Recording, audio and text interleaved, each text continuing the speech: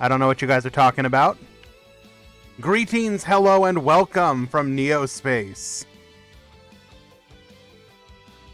We will get the tournament started in just one moment.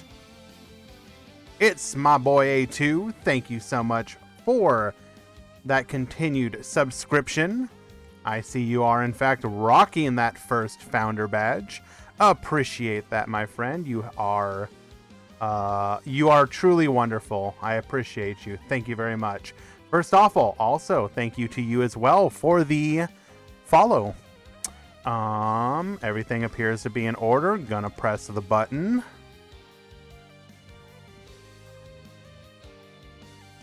The button has been pressed. We are gonna go ahead and do the things. We're gonna grab the bracket. We're gonna input the bracket. Oh, it's you. Hello, hello. And I need to fix my lighting because my cat just walked out of the window and I thought I had it set up perfect. The bracket is live. We're gonna go ahead and take care of that because I want better lighting. One moment.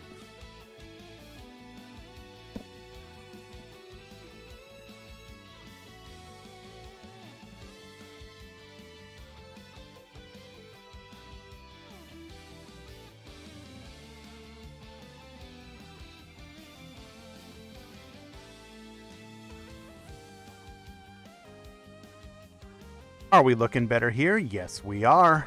I like that. Okay, bracket is done. Let us grab the other details that we're going to need.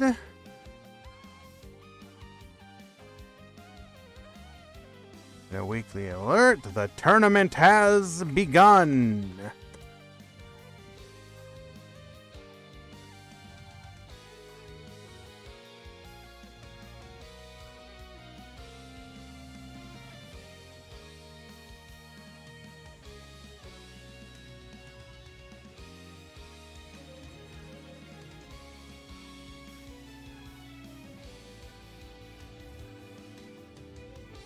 We are doing the things. Appreciate your guys' understanding. We will have gameplay live in just a moment.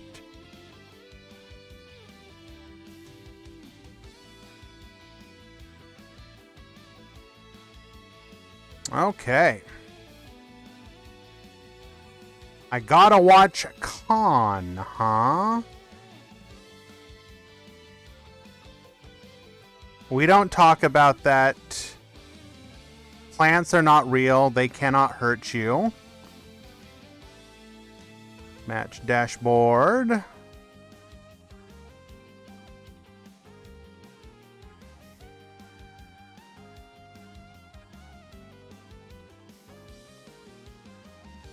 Okay. Junior Nova, thank you so much for the follow. Deathroy, what happened? We don't want to talk about that.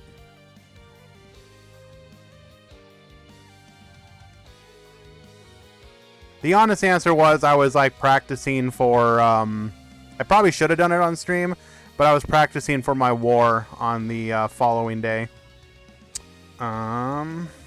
In Friends League. It was kind of a do or die, like we really needed to win that one. So I was putting a lot of effort into it. Okay. What do we have here? Do we got any spicy decks? Looks like a couple. Alright, alright.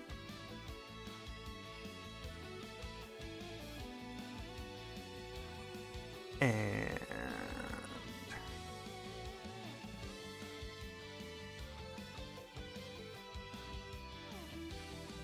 everybody appears to be getting started.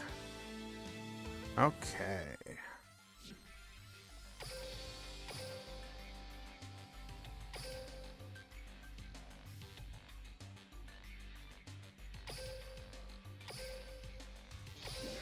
Rules are on the front page, Neo.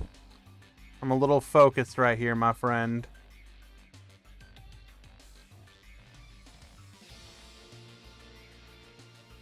Ah, yes. Let us have the discussion. I'm all about that. Rivalry is a fair card, and if you're complaining about it, you're just bad. True, true.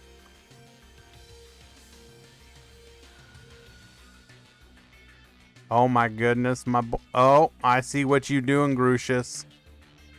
I like that. Do we have this match live? Yes, we do. Okay.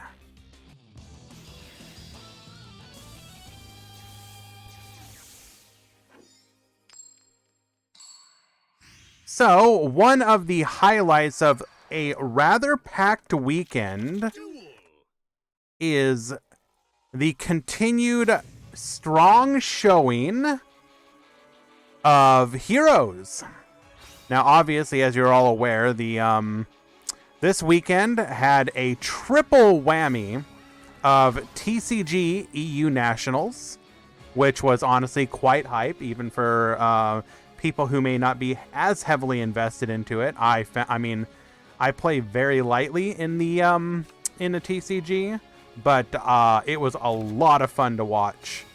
And also really like what it actually showed about the TCG meta was quite interesting. We will circle back around to that. We also had the strong showing of, well, actually we'll get back to this as well. We had the Master Duel KC Cup. Great timing, by the way, Konami having it the same time as the EU Nationals. You know, I don't think anyone could have done that any better. Very good communication between the different branches to make sure that that was coordinated. And then on top of that, all of that in the Duel Links world, we had the DLE GG Tour, one of, if not the largest Duel Links events going on in the community now. San W, thank you for the subscription, my friend.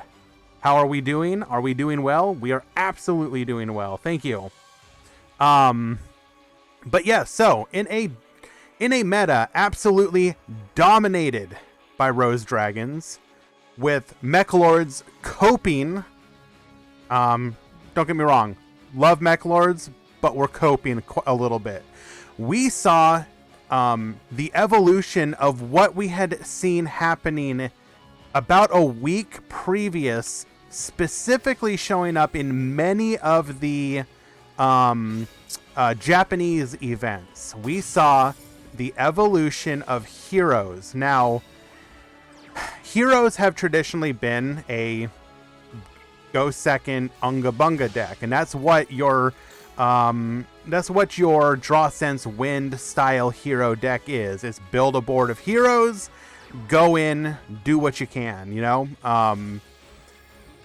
What we have seen are decks like Favorite Duel and Wounded Hero, and to a very lesser degree, Hero Alliance on the rise, specifically because what they are able to do is incorporate the powerful draw engine of Liquid and the ability to search Liquid either through Stratos or the newly released reinforcements of the army. Any way that you can get to Liquid, you want to find a way to abuse that. Draw 2, discard 1, because what you are doing is then going for a more hybrid back row control with strong offensive capabilities as well. Many of these hybrid versions are about 50-50 on back row to monsters, compared to something like Mech Lords, for example, is more of a 1/3 monsters, 2/3 back row. A lot of these hero variants are edging more half and half, and a lot of the cards that they are able to play are ones that are not just your not just your typical flip downs. They are playing stuff like Book of Moon, obviously, because it's a very powerful card. But you are also seeing the inclusion of cards such as Traptrix, Trap Hole Nightmare. You're seeing Void Trap Hole. Stuff of that nature that punishes the special summon of monsters such as Rox Rose Dragon. In the case of Traptrix, Trap Hole Nightmare, that will negate, like if the Rose Dragon attempts to bring back a Rox Rose, for example, to use as part of a summon, but also to get the additional search of like a Basil Rose, what you're going to see is that it is able to take advantage of sort of negating the advantage engine of the Rose Dragon. Like Rose Dragon, besides the powerful nature of their skill, one of the greatest powers of the Rose Dragon deck is just how well you are taking advantage of summon Rox Rose, search a card. Like you keep replenishing your resources. So if you can shut that engine down, particularly early, you are able to really hamper the Rose engine gameplay. So yeah, that's a long-winded way of saying that more control versions of heroes are having incredible success. We saw a wounded hero variant of the deck navigate its way to a victory in the GG Tour, which was very impressive. Very fun finals, by the way. Go watch it if you haven't. It is on their YouTube channel. Yeah. We good on everything here otherwise? Okay, yes. Kurokodairu, thank you so much for the mention of your spicy list. Spicy take on Rose Dragons. I will certainly take a gander, take a look. Do we have any more interesting news that we can talk about on that front? We got the leaks of the Paradox skills. Ba-ba-bum.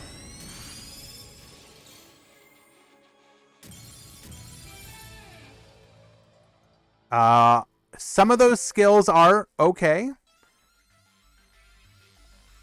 I don't know if any of them by themselves strictly scream like Malefics are gonna be top tier, but some of those skills are at least good for what the decks want to do.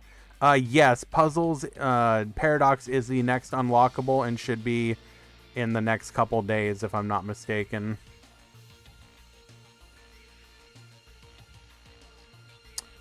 Bum.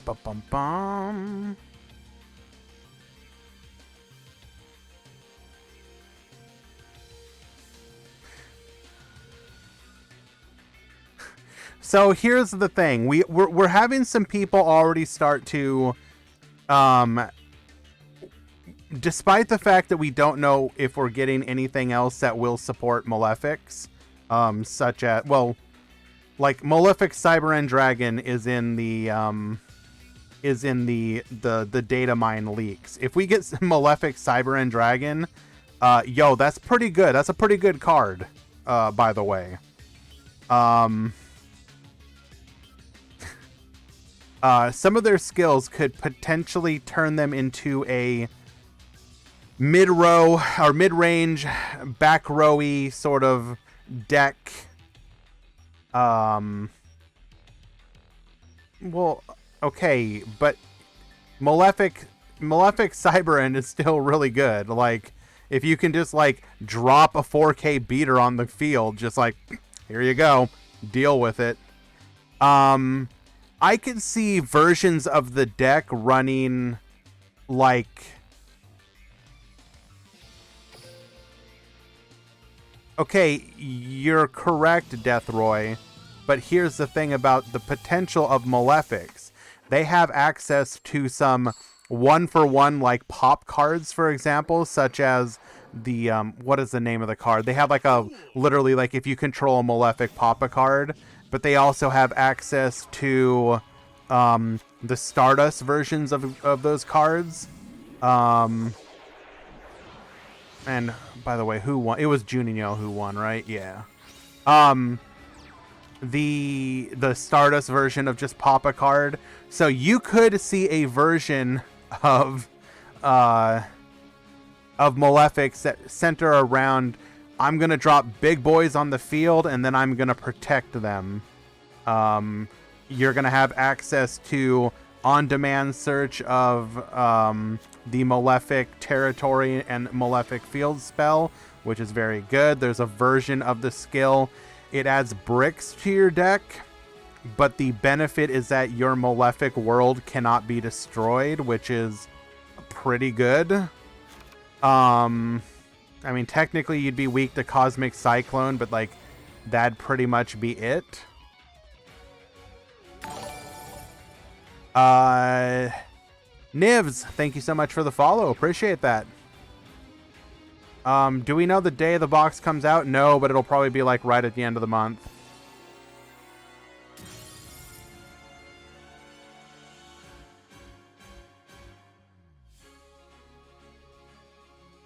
I would figure on the... when do we usually get them? It'd probably be a Monday or Tuesday. I mean, we don't really get Wednesday. So it could be the first. So it'll either be the 30th or the 1st, if I had to guess.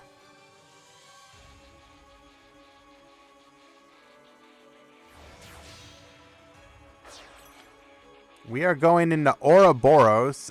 Interesting. So Ouroboros is going to flip down to put the material into the graveyard that will give us what we need.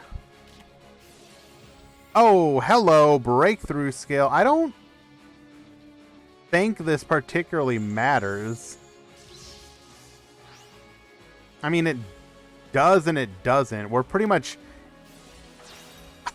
Oh, you were about to go after me with your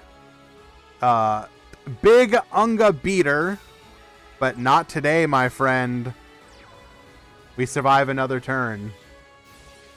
Do they usually ban list after KCGT, or it'll be the next KC Cup puzzles? It's possible it could be after Worlds, but it's usually after the KC Cup. I would not be surprised if they do it after. We're probably not going to get the ban list to like middle or announcement until like middle of the month, if I had to guess. Middle of September, rather.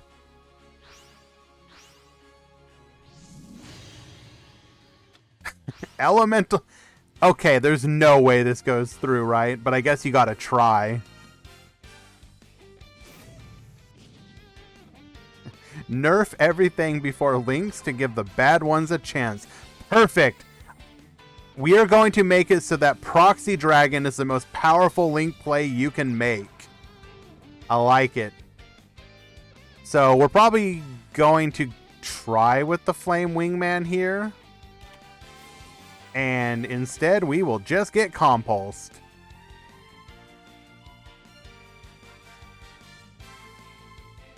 So we got to keep BRD for one KC Cup, probably.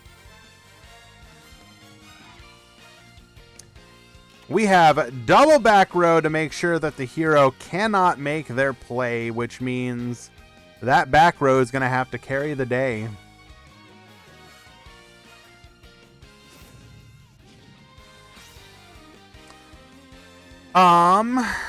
We will circle back around to more of this conversation about the Malefic stuff in just a little bit.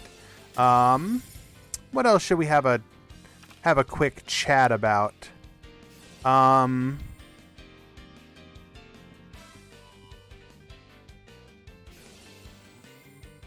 So in the leaks, we have Duloran, Tiger King of the Ice Barrier, Cyber End, Malefic Paradigm Dragon, the one Nipita was talking about. I'm actually not sure which one this one is again. Let me double check and read this. Must be special summoned from your hand by banishing one Malefic monster from your extra deck while Malefic Paradigm Dragon is not on the field. If Malefic World is not on the field, destroy this card. Once per turn, you can send one Malefic card from your deck to the graveyard. Return one of your banished level 8 Synchro monsters to the extra deck. Then you can special summon that monster from the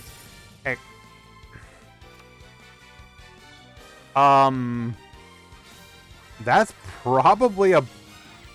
There's no way we get that right. That's actually pretty good.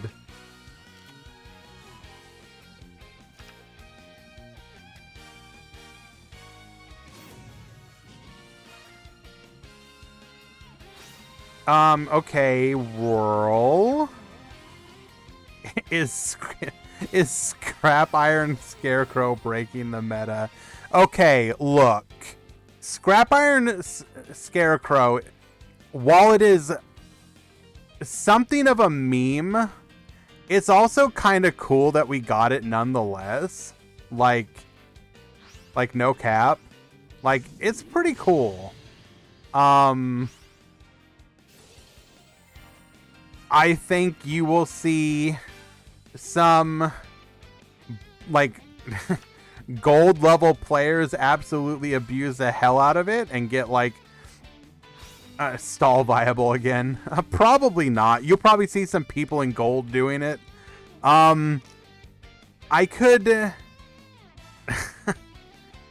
I was tempted, unironically. Do we still have the ability to...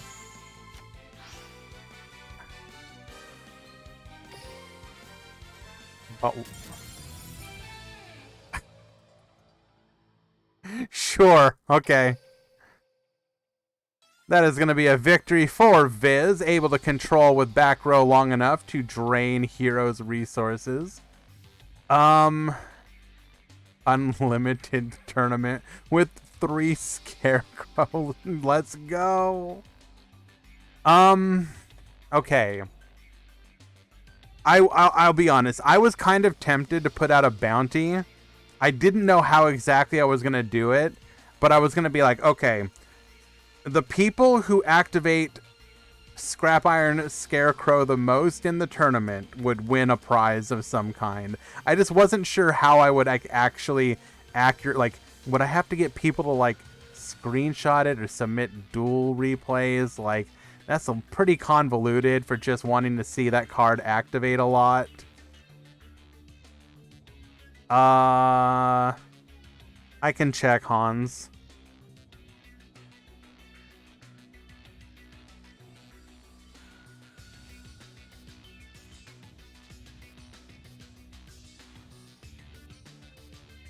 Looks like your opponent just hadn't confirmed yet.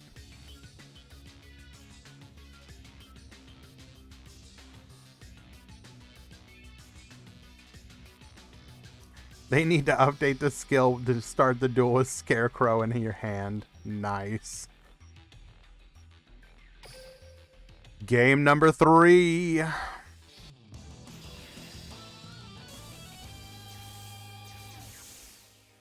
No, unironically, like, if your opponent doesn't MST it, it's going to be a bit of a headache. Will it win you the game? No, but it's definitely going to, like, be annoying AF.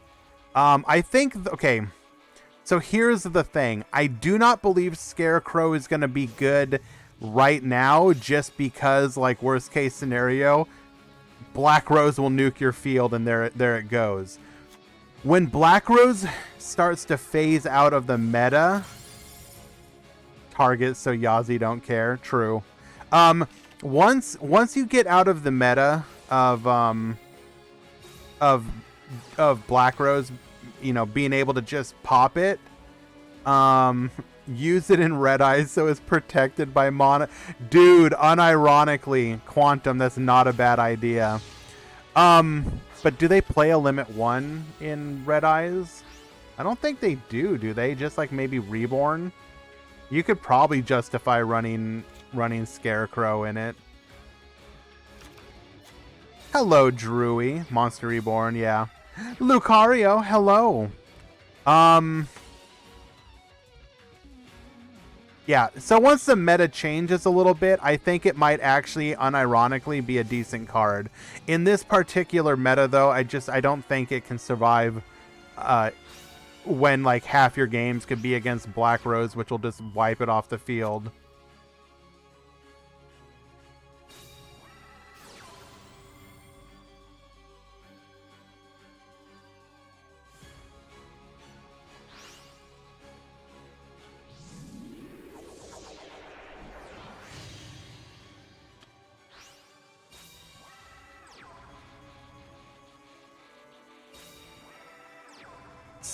They should be giving us Swift Scarecrow instead. Oh no. Now, Neos Knight, while sometimes seen as a bit of a meme, is a little bit better in this version of the deck for two reasons. One, it will clear the way for your other monsters to actually, get game for you. But two, oftentimes the favorite hero variant of the deck is running Forbidden Chalice. Forbidden Chalice will let you kind of cheese around the no battle damage restriction of Neos Knight. So a lot of times people, if you attack directly with Neos Knight, now people have to kind of sweat, like, does he have Chalice? Do I have to like actually stop this attack? So yeah, I think Neos Knight is actually, is unironically, a better choice than people realize.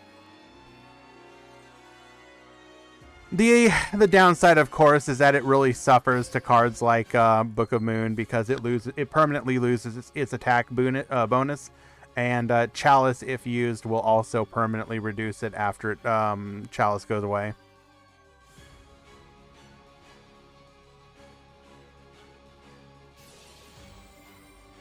Is the E-Teleport bundle true? We do not know, Kazumi, what the bundle is yet.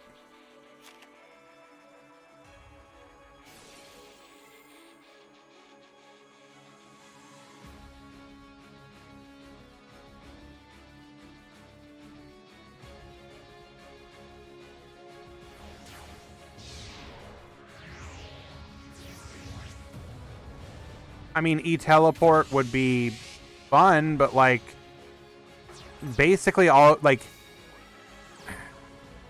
besides a few meme decks, like the most you could really do is some kind of Italian Ritual Beast. Oh my, wait. Would that unironically be a thing?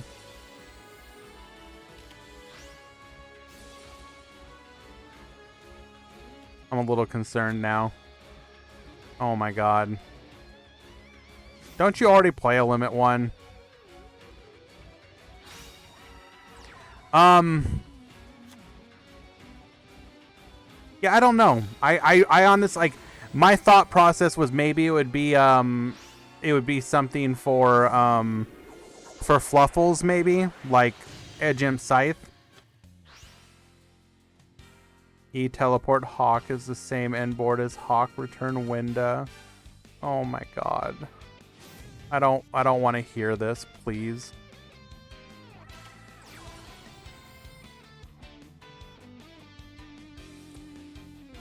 We are staring down 2 back row. We have... Do we have another back row? Oh, we do not have another back row. Book of Moon says no. This is a problem. The Dredian is going to be a bit of an issue. We got to start working on getting material off of it. It will be able to beat over this next turn in theory, and then go into a 2 material, which will be a 1.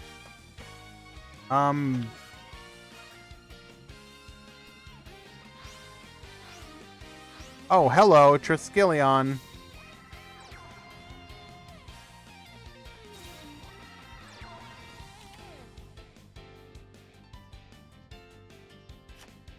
We're getting Dark Hole.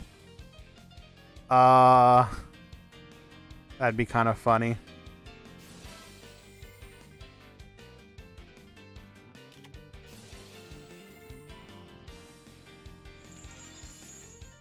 So Trisk is negated. We're going to take that out. We're going to be able to I don't know how you come back from this as Juninho.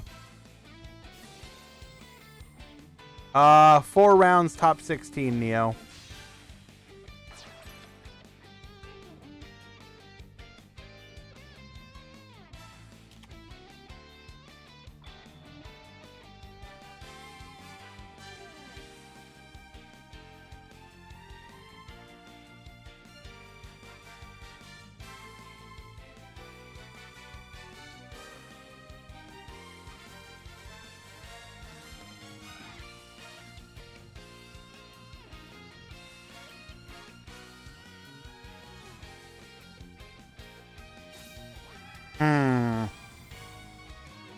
Well, Smash/Start GG is appearing to have some issues.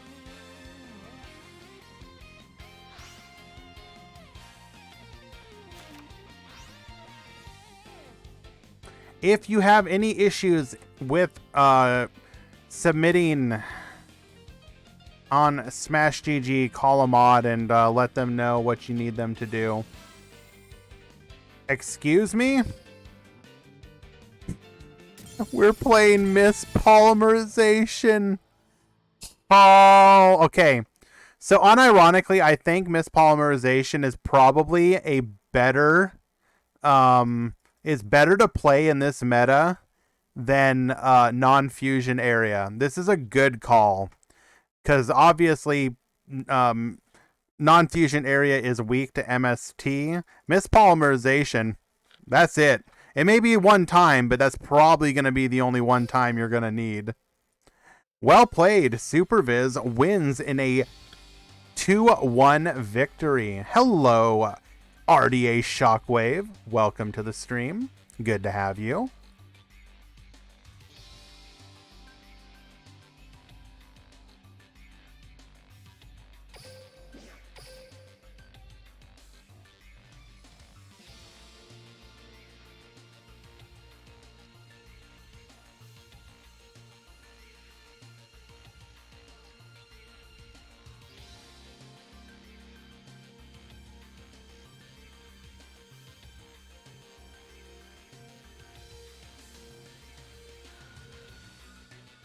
Nah, this is kind of annoying.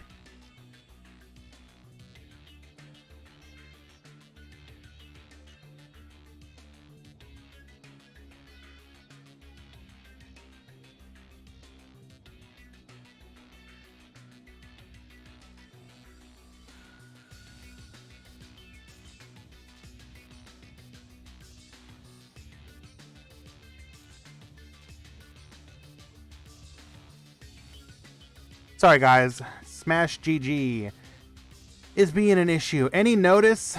The random blocks. What do you mean, Eli Lima?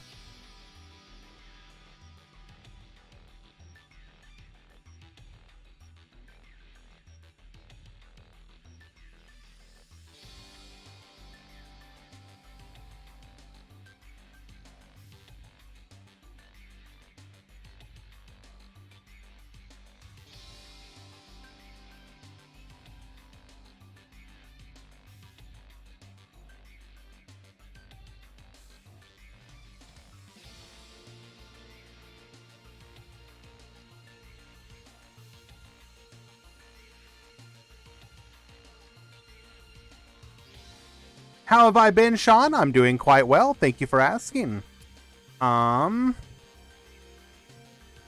This is really annoying. Bum, bum, bum.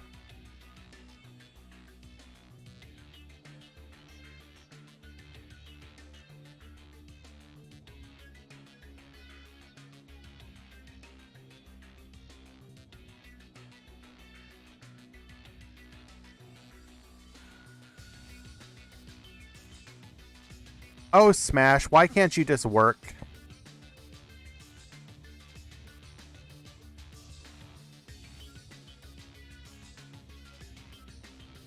Okay, I'm gonna find you guys another match for us to watch.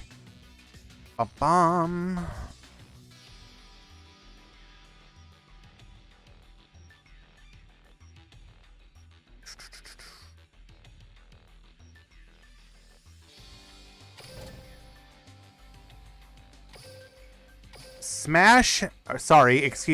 Start.gg and Breaking, name a more iconic duo.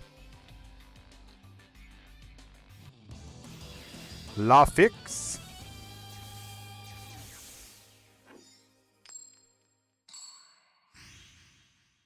We have Aaron at the top. We have LaFix at the bottom.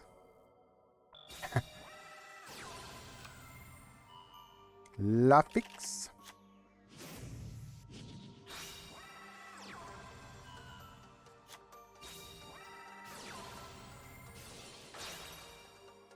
Oh, we are just straight. Now, if you guys weren't aware, Decade put out a video talking about how Lancia was the secret tech of the Duelist Cup and Master Duel. And we are seeing something similar happen in Duel Links. Lancia is again once upon... Excuse me? Are we using friggin' Rose Fairy? What in the world is going on here? Okay. Void Trap Hole, get negated. We're going to go ahead and... It was so nice, we'll try it twice. Take out the Stratos, ready to abduct Brave Neos. Activating Miracle Fusion once again into another Brave Neos. You can steal one of the boys, but not both of them. Getting in for 3k. The Abductor comes back to the field.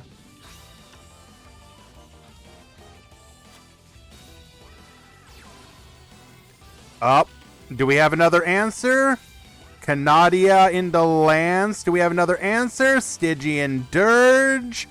Get abducting. Basil Rose. Can we do anything here? We can Basil again. Okay, but now your Zeta won't return. I don't believe you think it works the way you think it works, my friend. Well, okay, to be fair, he could attack, but, like, realistically, LaFix should probably just, like... Wait. Do we have just... We just have lethal here, right? Yeah, what am I talking about? Break sword one time. And just like that, Akiza is defeated. No superfans here. Only heroes. Only Giga Chad heroes.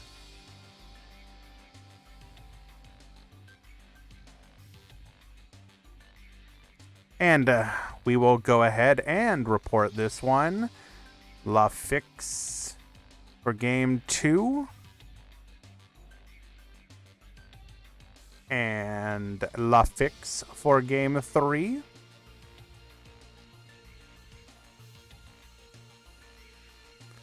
Push this through.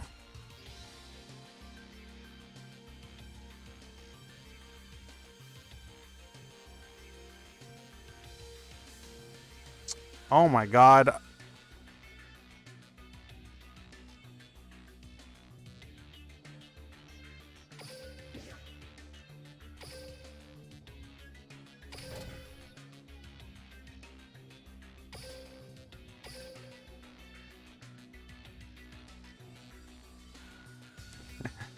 Hey, Aaron. People just be doing what they gotta do to survive, my friend. This is a 2-0 victory for Ghost. Okay. When you're in like a tier 0.5 meta, borderline tier 0, but not quite, like, you really can't be mad if people out here trying to find any way to defeat you. And I'm okay with that personally. What do we got here? We are in game number 3, last game of the round. Yeah, Aaron, where's the break sword, bro? We got Hash at the top. Looks like a hero mirror match. Hello. Yami at the bottom.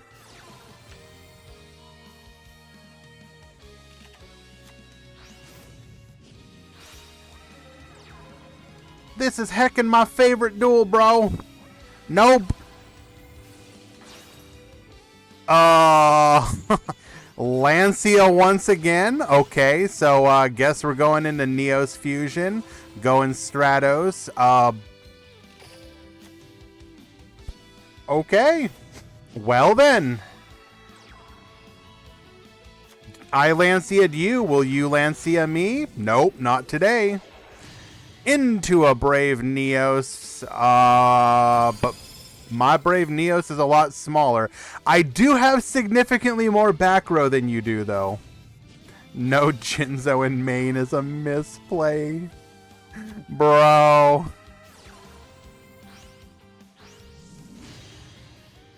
Second copy of Brave Neos.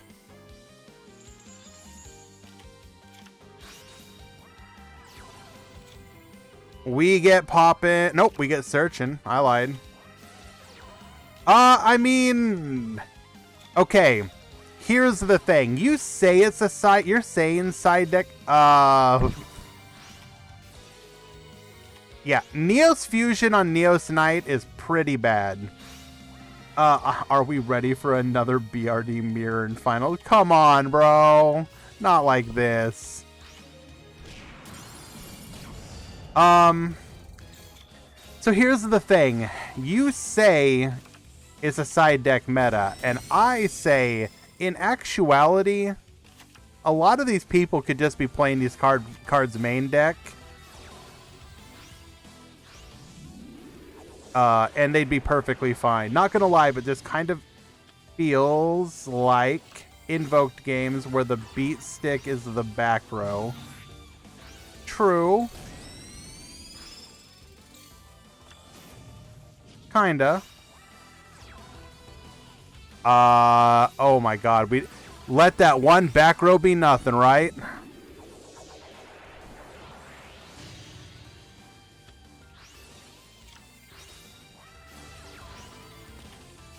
Karma cut be cutting. I think this duel suddenly switched right back into Yami's favor. Back and forth, grabbing a copy of Elemental Hero Stratos. Probably going to force out the back row here. No. We're going to go... Do we have another play, though? This should be the last activation of Elemental... or of a Favorite Duel. Yes, Liquid Soldier is unironically the reason that Favorite Duel became as strong as it is. The ability to draw two... Will I stream the whole event today? Yes, Neo. I will be streaming the full event today. For the foreseeable future.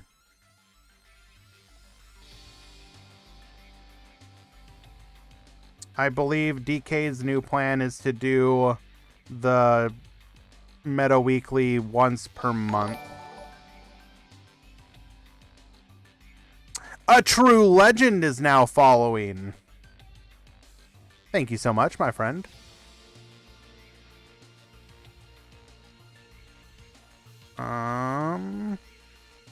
Okay, pings are working correctly. We are in round number 2.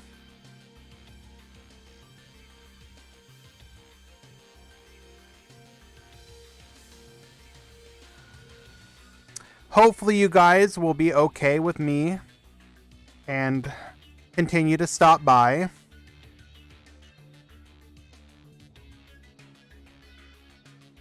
Kazumi, yes. Once per month. Around... Correct. I should have phrased that better. The Meta Weekly and the Meta Freakly are still going to be weekly. The Decade is going to stream it himself once per month. That's the current plan. It may change. I believe the idea is whenever a new box comes out, he will stream it, and then I will take care of it the other times of the month.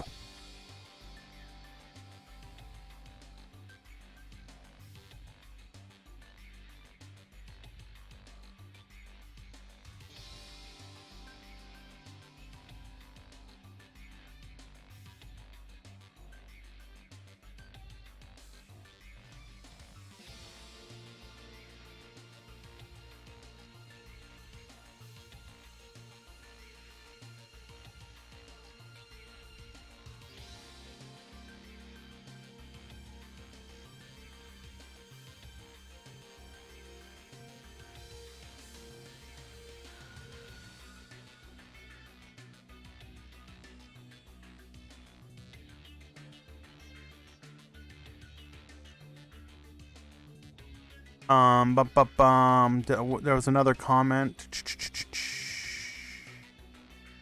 Boot kick. It's just a personal interest, as far as I'm aware. Being much more invested in Master Duel. A person should always focus their attention and energies where they are passionate. For example, the reason that I'm doing this is because I'm particularly passionate about the competitive community, the game by virtue of the competitive community. Like, I would find it exceedingly difficult to do this, what I'm doing now, for like Master Duel. I would be like completely checked out, completely disinterested. That may change if the meta in Master Duel becomes more interesting to me, but like right now I find it difficult to even go in and do my dailies, just because I cannot be bothered with just how boring that meta is. It's so weird. I'm okay with the fact that Rose Dragon is kind of borderline tier 0 right now, for example, because I know it's going to change. We're going to suffer through this for about a month, and then it's going to change. We're going to get a ban list, a new deck will come out, something will happen, and the problems that I have will change. Whereas in Master Duel, because they have not yet set like a schedule or precedence of when they are going to fix problematic issues, like I'm just because let me get back to that in a second. It is very important what happens in the next like 1 to 2 weeks in Master Duels as far as setting the tone and pace for how people can approach the game. As far as like, do you hate this meta? Are you unhappy with the way things are right now? Well, then just know that every 3 months you're going to get a major change, or maybe, you know, depending on the release of cards, like once you get to Sprite and Tearlaments and whatnot, obviously that's going to quote unquote change everything. But like, once you get a basis for understanding of like, okay, they're going to do a ban list X amount of times per year, they're going to do it at this point, then you at least have an idea of when you should start like, I'm not, please guys, by the way, I'm not trying to like dog on the game in any way, shape or form. I'm just merely explaining like the way I approach it. I need to understand as a player, like if I am unhappy with things, when can I pay serious attention again that it's going to change. So like right now, I am exceedingly excited to see what they're going to do. I am unbelievably excited because I am really hopeful. You know, we're in that like copium phase basically. I should probably find us a match, by the way. I'm so sorry. Holy mackerel, you are not joking, Kurokadairu. What the hell are you playing? We might have to watch you. But I also want to see, did Khan win his last round? Does he have a meme deck? What are you playing, Khan? Oh my god. Yeah, you're playing a meme deck. You know what? But we're going to go ahead and watch you. You're very passionate about this meme.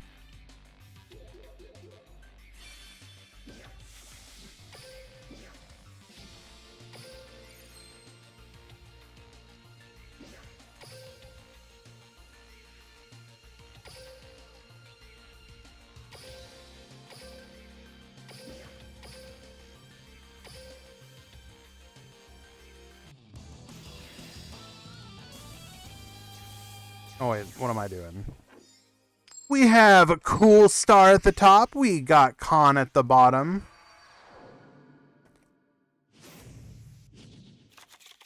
We are in round number 2. Bum bum. We have a mod call. Okay, my mods are on it. Perfect. How many ban lists have Master Duel had? They have had exactly 2 so far. One of which I would not call a proper ban list. It was more of a... It's similar to how when in Duel Links they announced, by the way, we're releasing this Limit 1 card, and it's going to be Limit 1. They did that with the Adventure Engine stuff when they released... they pre-announced that it was going to be Limit 2. So I don't really consider that a ban list. So they've had technically like 1 real ban list. And that was the one that okay,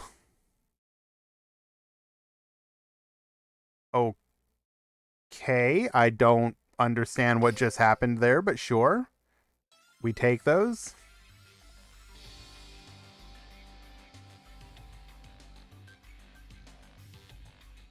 The first ban list arguably the first ban list arguably did take Drytron out of the meta.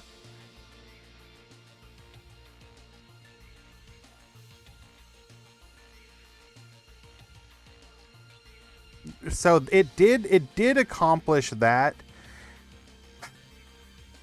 Stuff like Adamancipator, I don't believe the ban list removed Adamancipator. People just got tired of playing Adamancipator and wanted to play cool stuff like Sword Soul. Because, like, you saw the hit to Lyrilisk and the hit to Tri-Brigade did not stop those decks. So I don't... There's no way you're telling me the hit to Adamancipator stopped that deck. Like, no shot.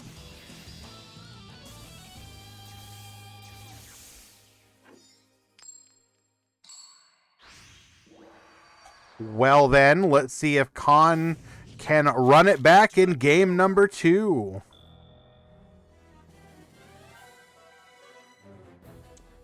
Missed a couple comments. Let's go back here. Thought he was gonna get back into Duel Links. DK's been pretty upfront about the fact that it's Vrain's World that would do anything. If it's Vrain's World or bust, in his opinion. As soon as a new...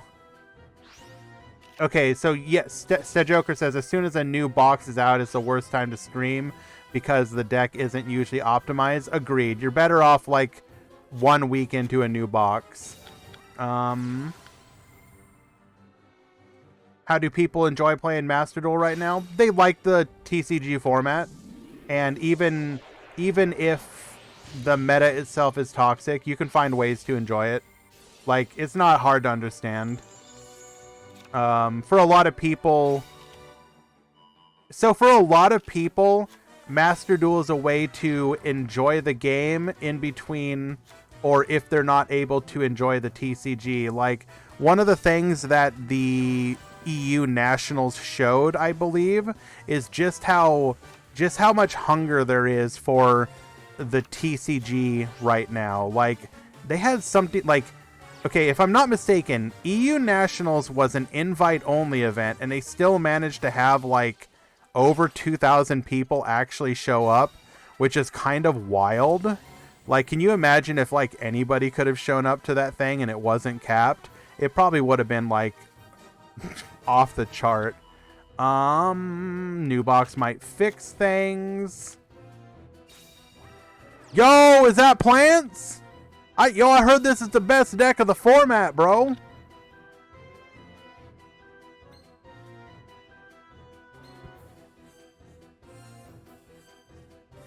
Let's see what else. Raspy Harmony, yeah, a couple hits to Rose would probably be enough to bring it down. I believe Black Rose is going to be meta for a while. Konami doesn't kill anime decks right away.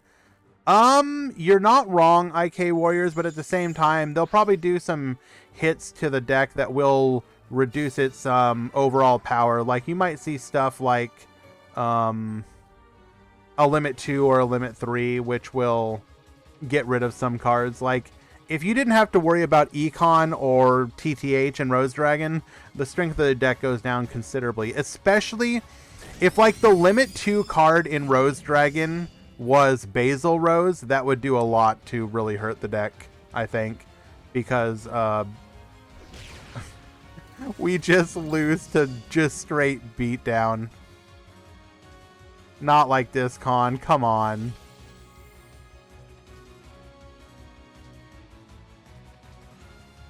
I'm expecting a new Master Duel ban list soon because the game just had its first cup, but it can't be bad like the first one. Agreed. It needs to be a very good ban list. Pretty sure Grand Harrier just said he's dogging on Master Duel. No. I mean, yes, but no.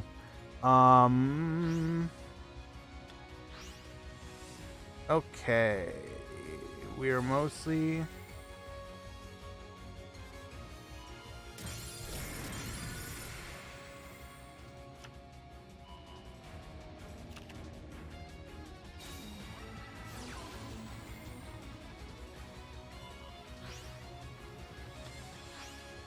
Okay, day one, someone in the Duelist and Con just got at... So, okay, guys, here's the thing. Rika is really cool in the TCG right now because they got some really cool cards recently. But, yo, they're still bad in Duel Links. Elmaz, yes. There should be like a small handful of them.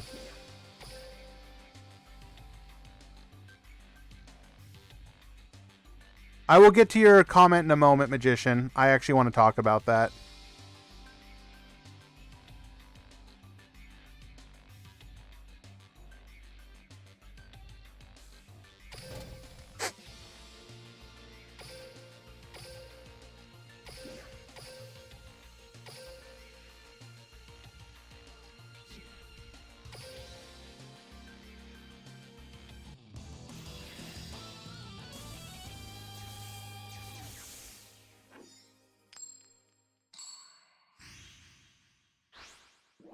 Kadairu versus Hans Andres. And Hans is currently up a game. This is actually kind of an interesting match, I think. Day one, someone in a Duels Cup went 20-3 and was only ranked 800 or something in Duel Links. A record like that would get you in the top 100 to 250. Master Duel has so many competitive players.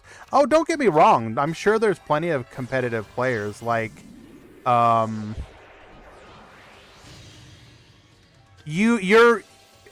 thing you need to consider, Dark Magician Lord, is twofold. One, obviously the game has a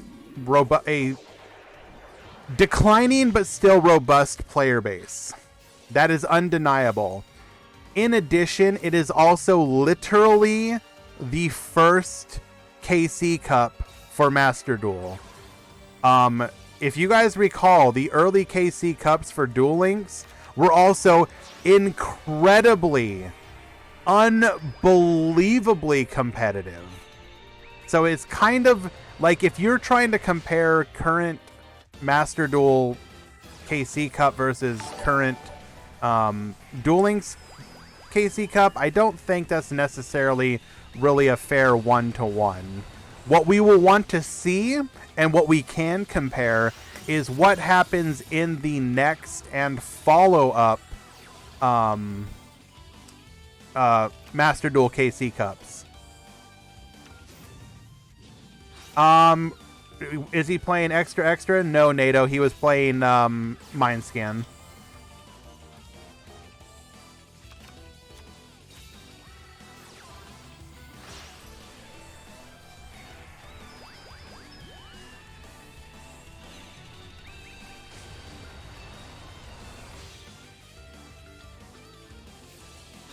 White Princess will stop any attempt at a victory on that turn. Oh my god, are we going to be able to bring this back? Okay, we haven't really shown anything so far. We do be just looking like a Rose Dragon deck. Nadirax09, hello to you as well.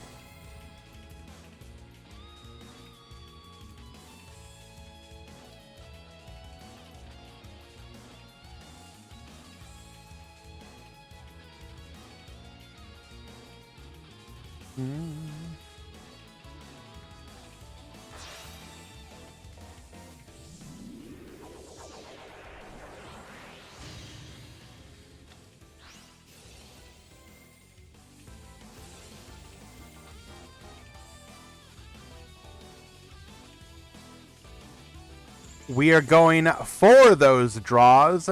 Draw 2, discard 1, add a Miracle Fusion to hand.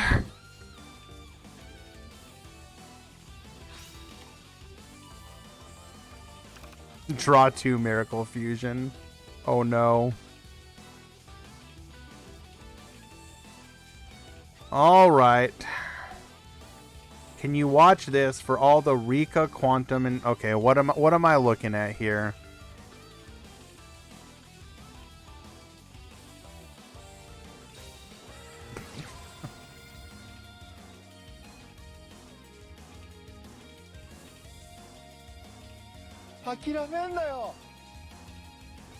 Okay, funny. I don't have my overlay set up right now, unfortunately, to show a YouTube video. I don't think I can do that. I'd have to set up a new scene, but that's pretty funny. Yeah, so it's gonna be hard to compare. It's like apples to oranges, or red apples to green apples. So it's kind of a bad comparison. What we will want to see is what is the next KC Cup like. I mean, who knows, or DC Cup. Oh my god, that shining is huge.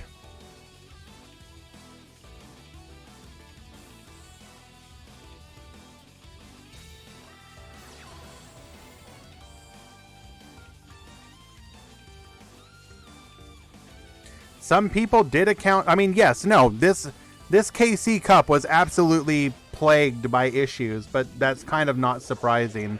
Many Duel Links KC Cups were also plagued by issues. I don't think it's really fair. Like, the only criticism I think that you can level against it is the issues with the crossplay. But I actually don't know if that's something that is solvable by them.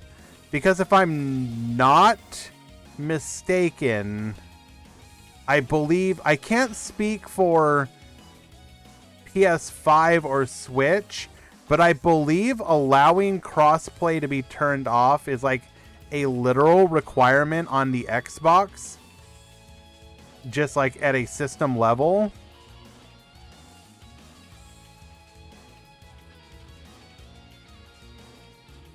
So that really is something that they probably should have taken into account with the way they were going to do things, I guess. I don't know. I don't know if it has an easy solution, though. But, like, that is something that they knew going into the DC Cup, or D Cup.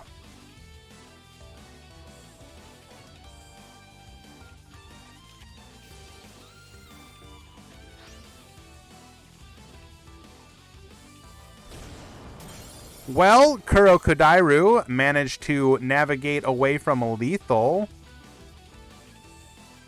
NF, it's still going to be... So, if you're the player getting tornadoed, it's still going to be all your monsters, but if you econ take your opponent's tornado, it would, like, have itself. It's still your monsters.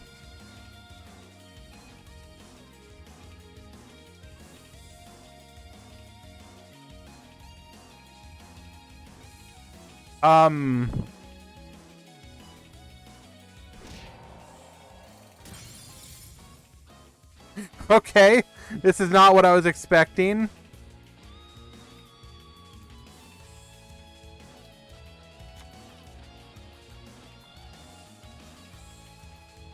Yes, Dark Magician Lord, and it remains to be seen if, like, I could almost see them yeeting the person even if they didn't cheat, just, like, by saying that they did cheat, which would be, like, really weird. I don't know. I don't want to claim that's what's going to happen, but you could imagine, you could envision... Are we going back into The Shining? Okay, sure. Yo, he's huge! Well, unfortunately, my boy Kurokadairu didn't get to show off the spice there. That was a pretty standard duel. Oh well, it happens. He is a spicy deck, though. Trust, trust.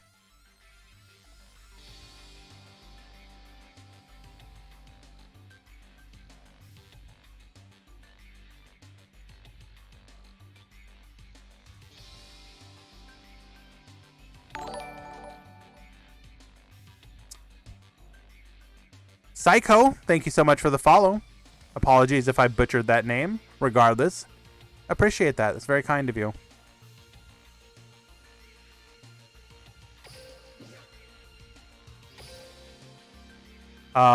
Do we have... Are you playing, Steven? Oh. Sure, bro. I got you.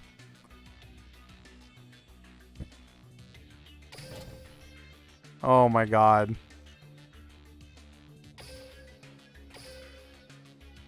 Do I need to watch the whole thing or just game 3?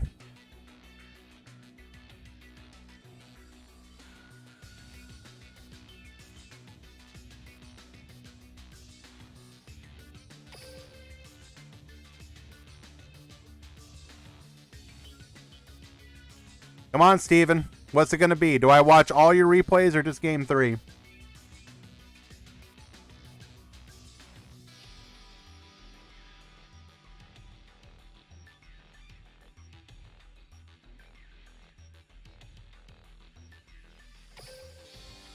All right. You got it, my friend. Steven Freshie.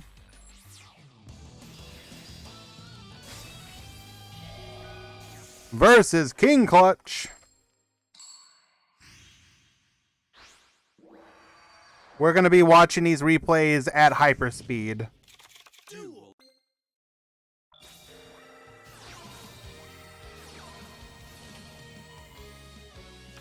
We've got Cruiser into King Golem and do set 1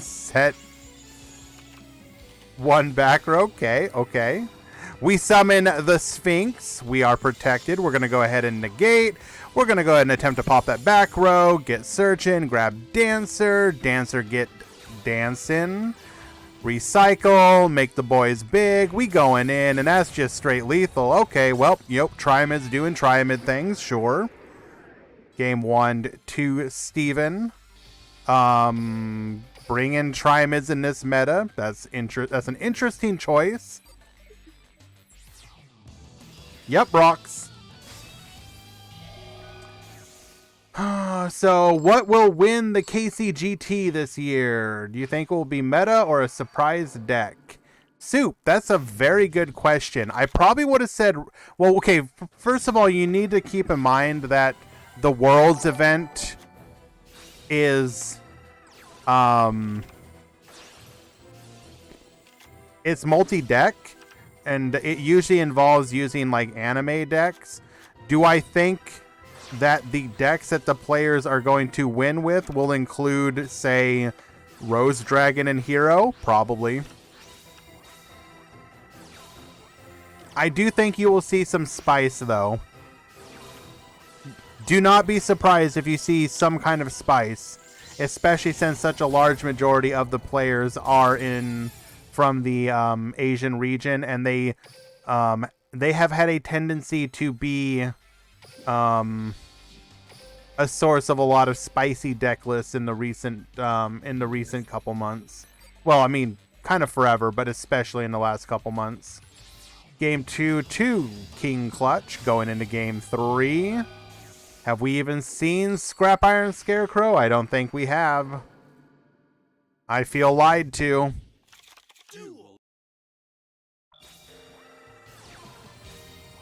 Cruiser into Master, get drawn, get... Okay, we set 2. Okay, so, oh, yep, Fiendish Chain. That's a Book of Moon, we don't care. Going into Vion, dumping, fusing. Ben X, thank you so much for... Oh my god, 6 months in advance. Jeez, bro, you did not have to do that. You don't, like... Yo, what if I'm not even here in 6 months, bro? Not saying that... Regardless. Thank you so much, my friend. What is even going on in this match, dude? So...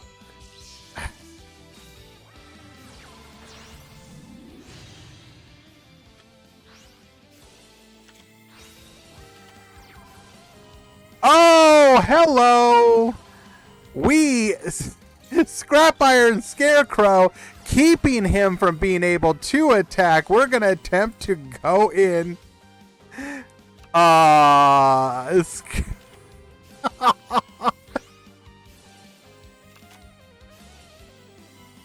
Unable to attack and destroy the Sphinx or the Hunter because of Scrap Iron Scarecrow. Giving us the time that we need to get even chunkier, going into a copy of Gorgonic. We're going to go ahead and reduce to 0 on the way out. We're going to go to the battle phase.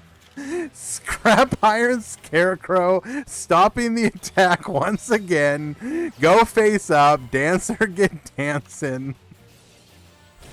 Going in for lethal damage. Oh my god. Unironically, Scrap Iron Scarecrow putting in the work in this match. He must have used it at least 5 separate times. And his opponent... Okay, to be fair, I do feel like his opponent misplayed by not cosmicking away the Scrap Iron Scarecrow. But who would have thought that he would have been in a position where he really needed it gone? There you go, boys. First on screen for Duel Links meta, Scrap Iron Scarecrow, overpowered AF, cannot finish the duel. Triamids, secret top tier? Question mark.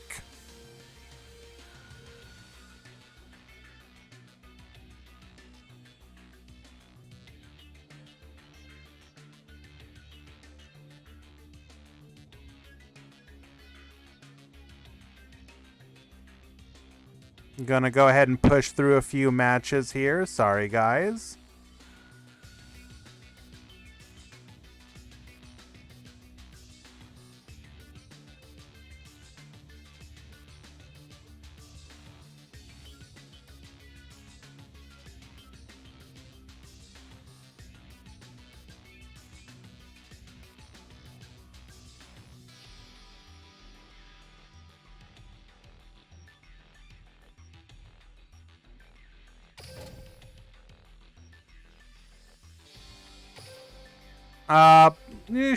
You're not wrong, Soup. But it's also kind of like... It can be weird because a lot of times a person won't try and pop the field spell unless you like give them the opportunity to, since they know that you can just chain in response. But yes, you're not wrong. Juninho against Tobio. This is a what? This is currently up a game for Tobio. Scrap Iron, tier 0.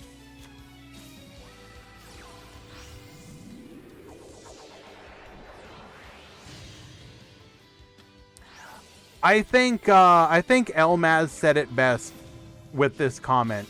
Scrap Iron will screw people in ranked for sure. 100% agree. Scrap Iron must have card in gold rank.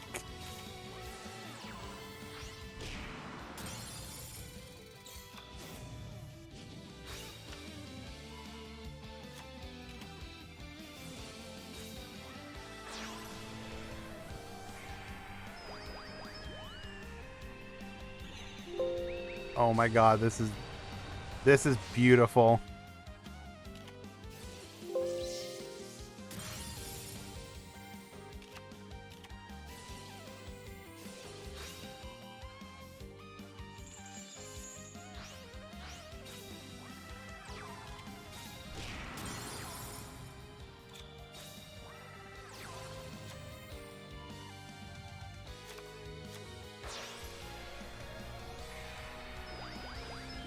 Try again, friends. Maybe next attack will get through.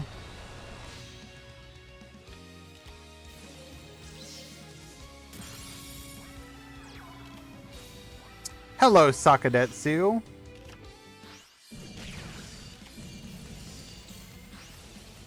Scrap Iron can be used to stop that big monster equipped with Power of the Guardians until you can find your copies of Spiritualism.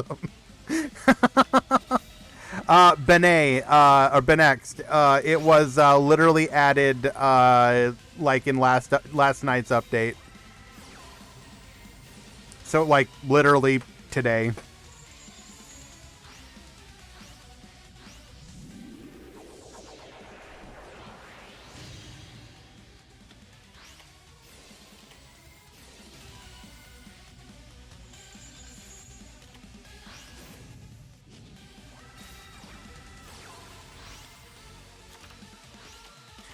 The best part is that you can instantly turn it prismatic. Out of curiosity, I think I need to go back and read, or I need to go back and double check. Steven, was your copy of Scrap Iron Scarecrow prismatic? Because I don't believe it was. Junin Yao winning game number 2, tying it up.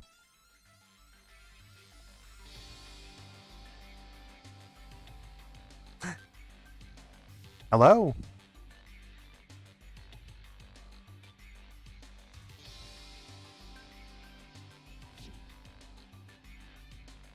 I'm sorry, but if your copy of Scrap Iron Scarecrow does not look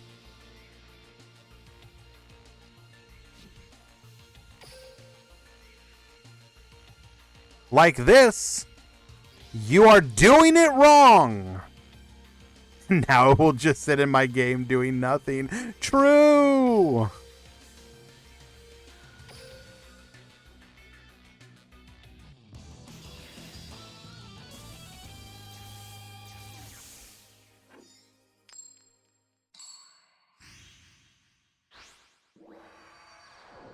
Game number 3. The Eternal Battle. The hero or the dragon, who will win?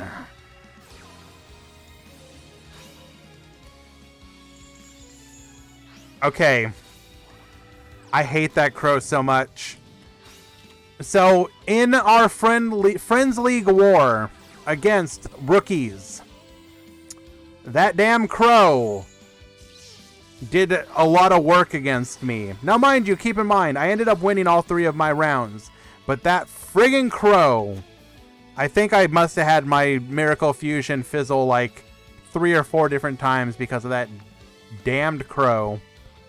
You gotta be real careful if you suspect your opponent might be on crow. You have to be willing to like commit yourself to the board. Like, put a copy of one of your heroes on the board, so that if you get crowed, you can at least still go into something.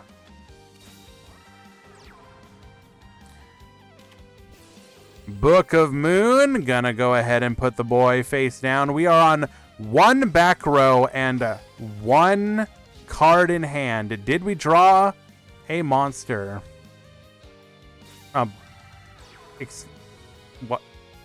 What F word?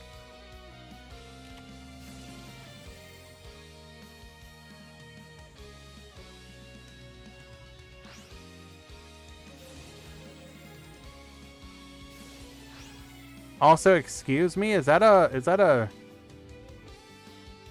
oh my god, 10k bits reward for Winda Keck Wait. Well, I'm not Keck waiting, I guess. Big sad. I guess I am Keck Wing.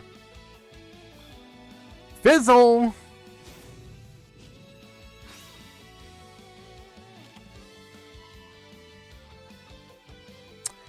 Unfortunately, I think this really crippled Juninho.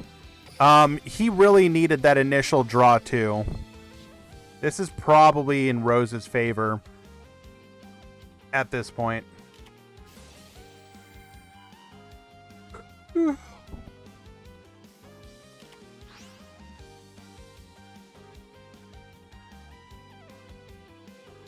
Dark Magician Lord, it's because they added a copy of Jinzo to the card trader.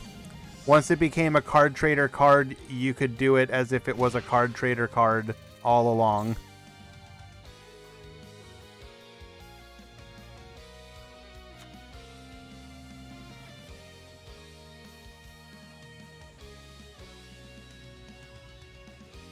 Hopefully, it will not be too long, Whirl.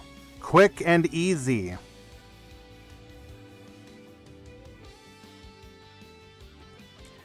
Talking about Crow, did you see the skill they gave to Black Wings?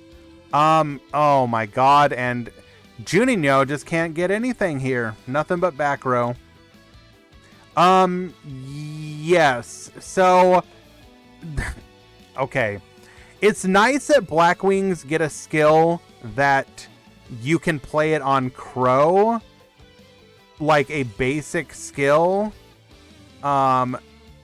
Problem is, I just don't think it's impactful enough for it to matter, unless specifically they're adding new Blackwing cards. If you don't get any new Blackwing cards, like, yeah, you can have fun in gold with your Mountain on Crow deck, but yeah. They would need something significant. It would be funny if they got some of the new support coming out for it in the TCG at the same time or earlier. No, Deathroy, they literally are, well, I mean, there's a lot of Blackwing cards we don't have, dude. But in addition to that, like, one, like, give them like Kalut and stuff. Like, come on, stop being cowards.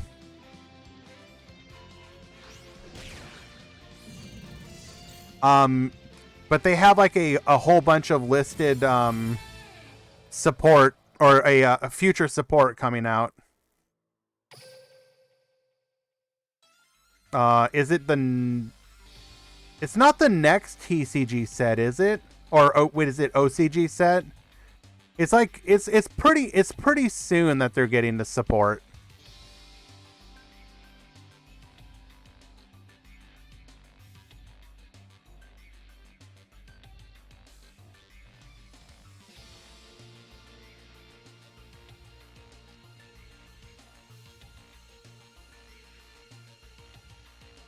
Oh my, wait, so wait a second. NATO, does that mean that it's TCG exclusive support? Because I don't believe they have it in... They don't have it in OCG, do they? Oh, OCG does have it? Oh. Well, that's disappointing then, because, like, the support actually looks like really, like... The support is actually pretty good.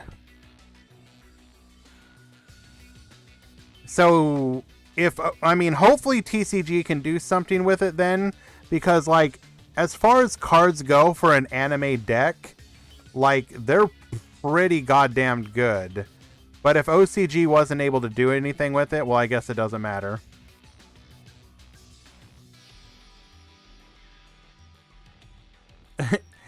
Testing every other Blackwing card is bad. True.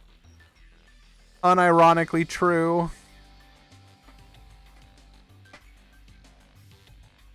Well, this may be a not so controversial hot take, but I am a firm believer that the TCG meta is much better than the OCG. There's a lot more diversity, and hopefully the TCG players will be able to find a way to make it do something. I would love for Blackwings to be some kind of meta.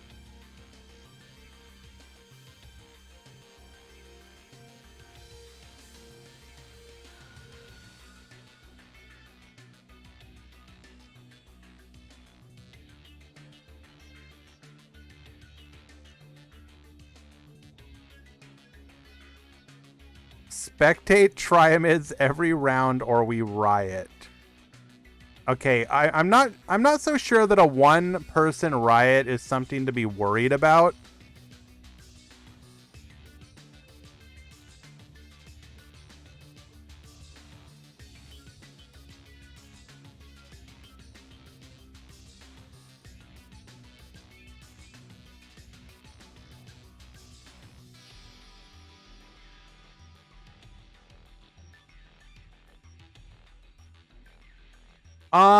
So I kind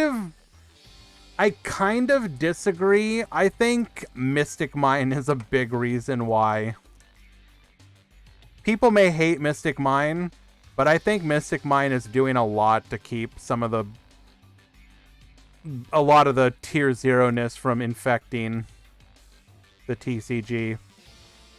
It might be a controversial hot take, but that is my belief.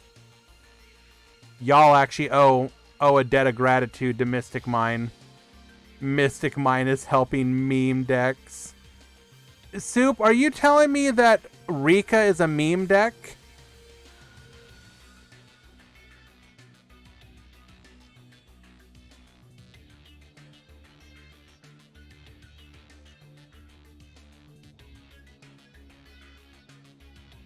Yeah. It's always hot take time. Nothing but the hottest of hot takes here, my friends.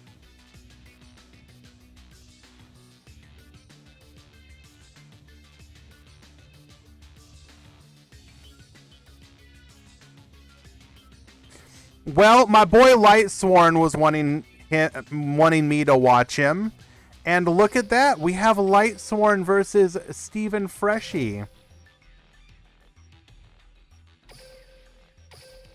Oh, I'm getting called out. All right. One moment.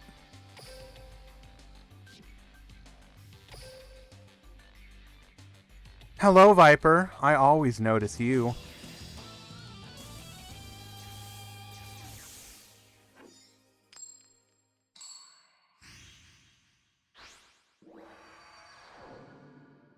Steven.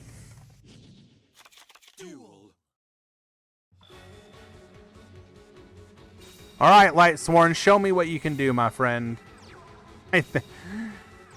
Okay. Unban Mystic Mine and Master Duel. Unironically do it. I would be on board. It would be the worst thing in the world, but I'm fully okay with it. I think Mystic Mine is healthier and better for a format than Max C. Agreed. Bad take. Literally every deck is playing Mystic Mine. It's not going to help your rogue deck be good. Disagree. I think it'll absolutely help rogue decks be good. I think anyone who doesn't like Mystic Mine hates the idea of... People who hate Mystic Mine are the same people who look at a card like Rivalry of Warlords and go like, oh, I don't want to have to play something like Twin Twisters in my deck to deal with it. If I can't stop it with my in-archetype card, I'm just gonna get mad.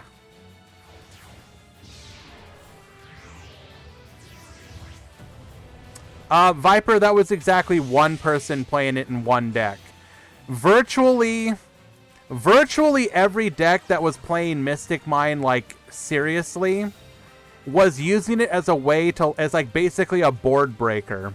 They would use Mystic Mine to make it so that their opponent's board, if your argument is just draw the out, I mean, isn't just draw the out like literally the argument for like everything? Well, my opponent built a board of like 5 negates. My only way of breaking it is like draw Dark Ruler no more or droplets. Just draw the out, bro. They literally can negate every card in your hand. Just draw the out, my friend.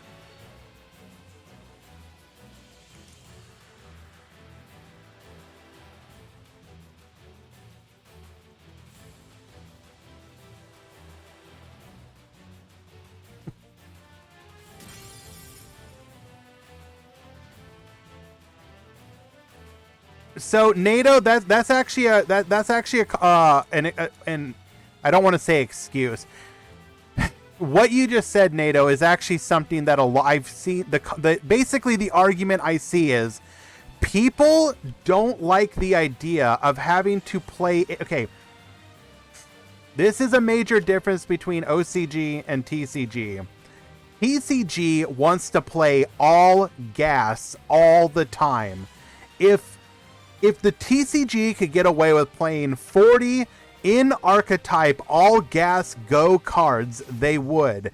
Every time that they have to play something that isn't a extender or a draw card, they actively get mad. They're like, I can't believe that I have to play this board breaker, or I can't believe I have to play this hand trap. Why couldn't I just have everything in my deck say special summon this monster to the board? Okay, so the idea that it's like, oh no, my opponent played one of the 3 major card types in the game. Like, trap cards exist. You need to be able to deal with them. People want the answer to back row to be, well, I just don't want your back row to be good enough for me to have to worry about it.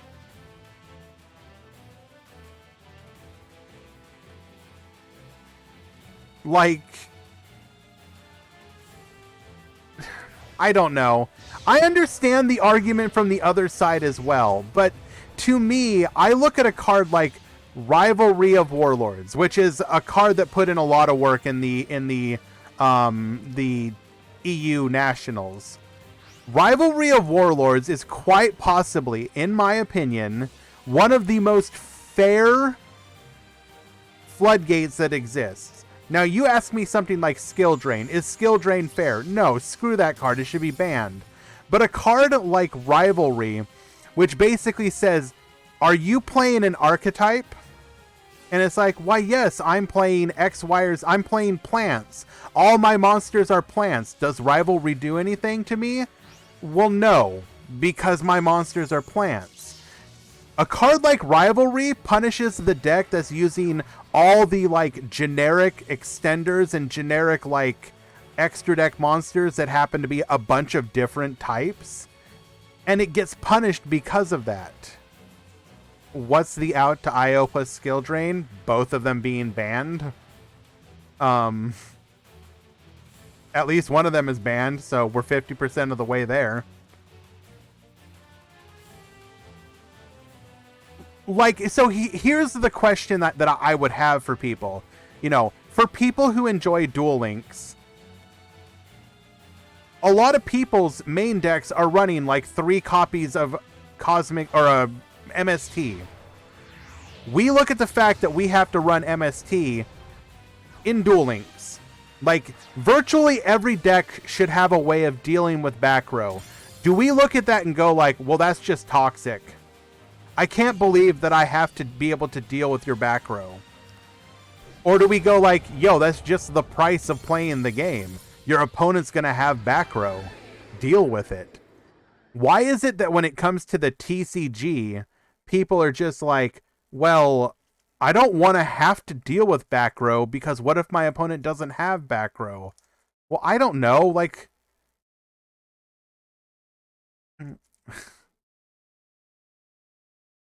Lightsworn winning game number 1. I noticed you, and I really enjoyed what you just did there. Double 4,000 beater, brute forcing its way to victory.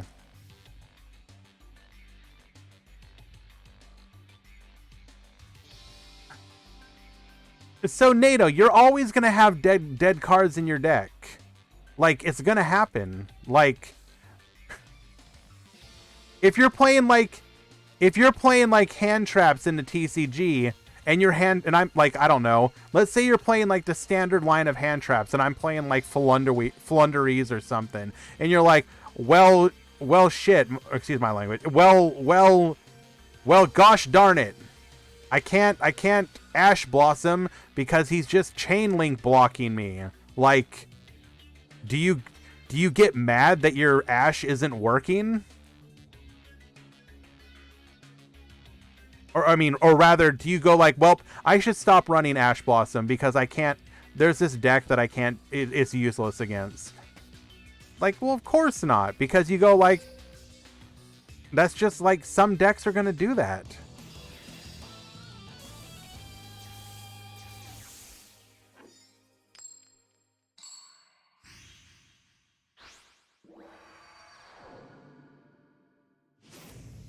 Now, if you want, okay, here's the thing. If you want to argue that they should introduce more cards that are...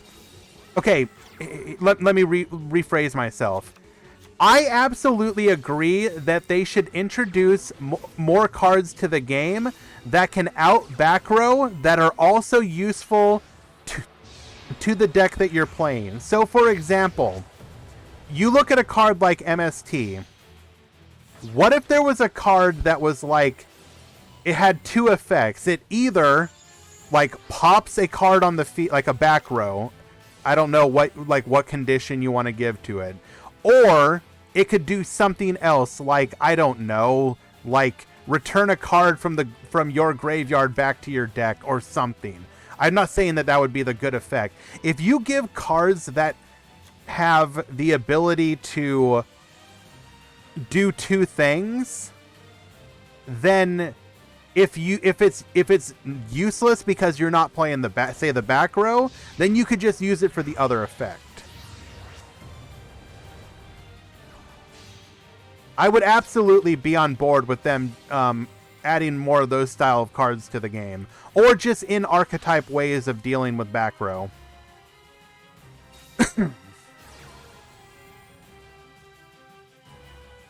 A good example is going to be like, look at how Konami... I'm not saying this is good, by the way, but look at how Konami has approached the fact that the time rules exist.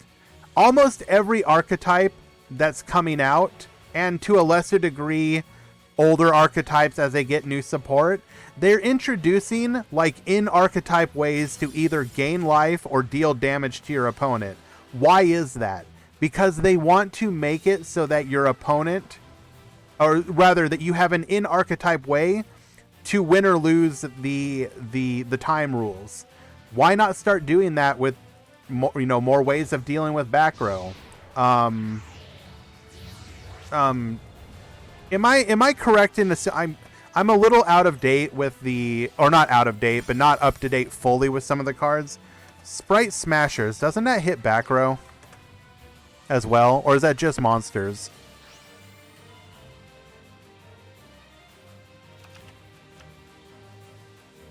Or what? No, what am I thinking of? Isn't there a card that like... Okay, yeah, so it can banish a card your opponent controls.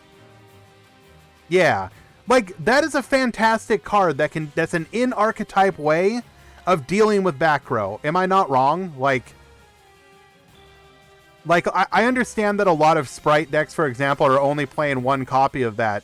But, like, is it really unfair to ask Sprite players, like, just play 3 friggin' Smashers? Like, get over it. Like, I'm sorry that you only want to play one because you want to search it one time just in case. But, like, you literally have in-archetype ways to deal with floodgates, and you're mad that you might have to, like, play it. I don't know. It just seems weird to me. It literally does stuff if you don't need to hit back row. But you just don't want to.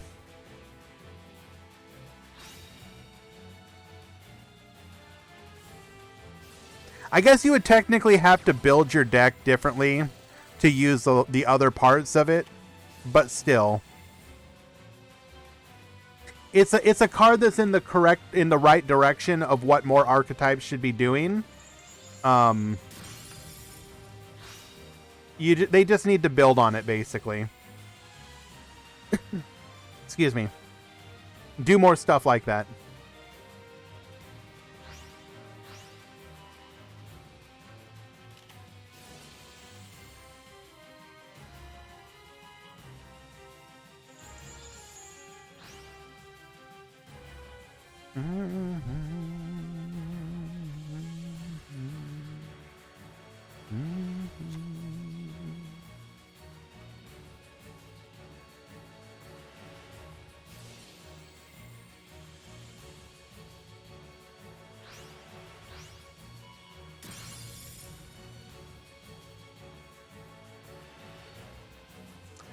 Lightsworn do be drawing what he needs.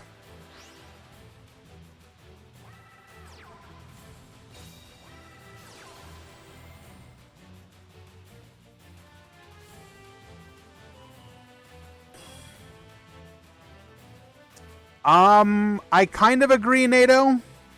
I'm not sure if you want to homogenize every deck to be exactly the same, but yeah. In many cases, like, that is a good example. Were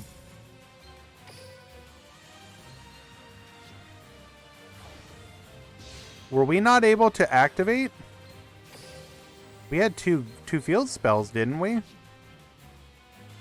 Did we already use it? We did. Okay. Yeah, Steven's just getting, it's just getting god-handed by the boy here. And yeah, sorry, I got a little into that conversation there. I apologize. Okay, here's the thing. I'm dropping some check mod chat or stream queue. Sure.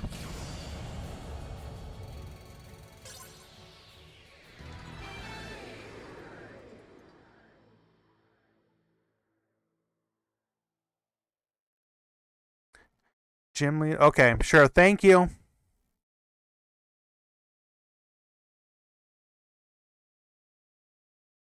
And Lightsworn winning in a 2-0 victory. Congratulations, my friend. You played... Well, you drew...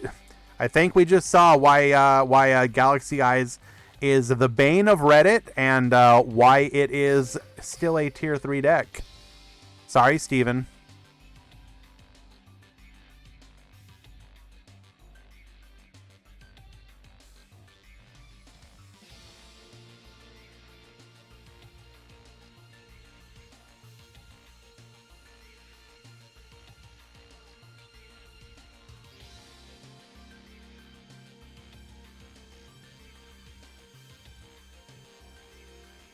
Okay.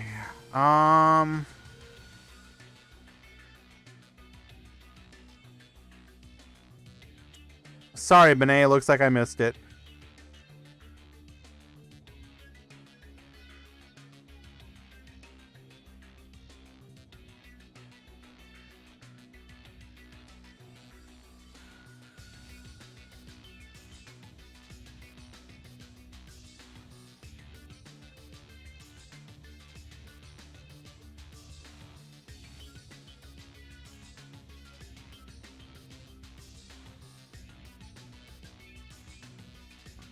Sorry, guys. Let me go ahead and find another match.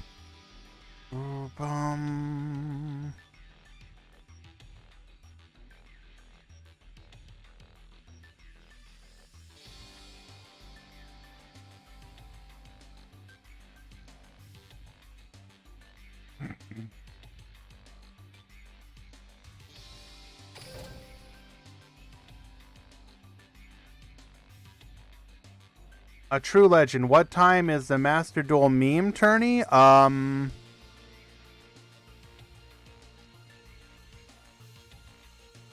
It is at 4 p.m. Eastern, which is it should be in 15 minutes. Excuse me. Sometime between 15 minutes and an hour and 15 from now, a true legend. You're gonna want to be watching, watch Decade in 15 plus minutes.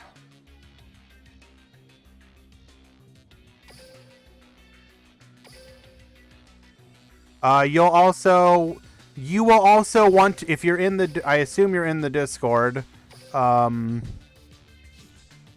you will want to, there's a meme channel, a meme tourney channel. You'll want to wait for the duel room to be posted there, so keep an eye on it. Excuse me.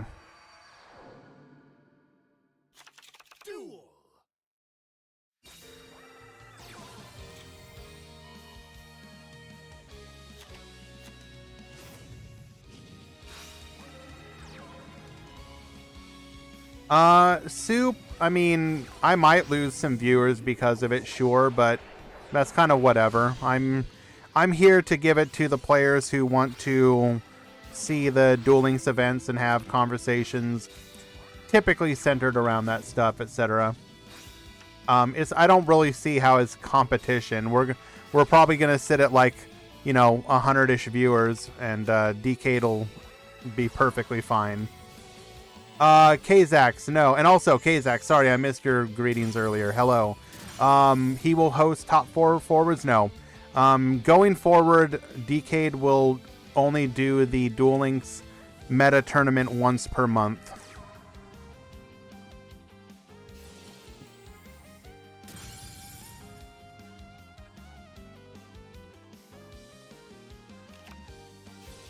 Was the DDD / Burning Abyss meta really that bad? I think at the time it was problematic. In hindsight, like, you're always able to rose-tinted goggles, that kind of stuff. It was incredibly frustrating when a deck like DDD would have that perfect setup, and you just knew that, like, well, I drew 2 back row and one of them is useless, so cool, I guess. Hopefully the other one is impactful enough to matter.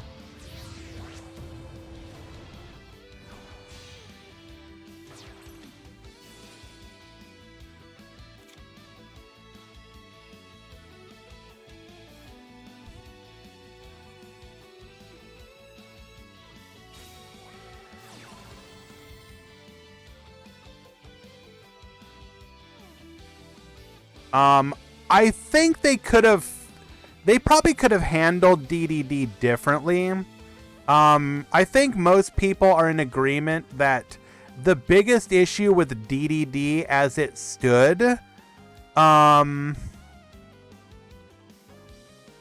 the biggest issue with DDD as it stood was access to the rank 8 synchro play, or rank 8 Xyz plays, such as the Galaxy line. If the skill had, like, Xeno-locked you to more DDD extra deck monsters, it probably would have been fine and you wouldn't have needed to hit it as much. But, I mean, it is what it is.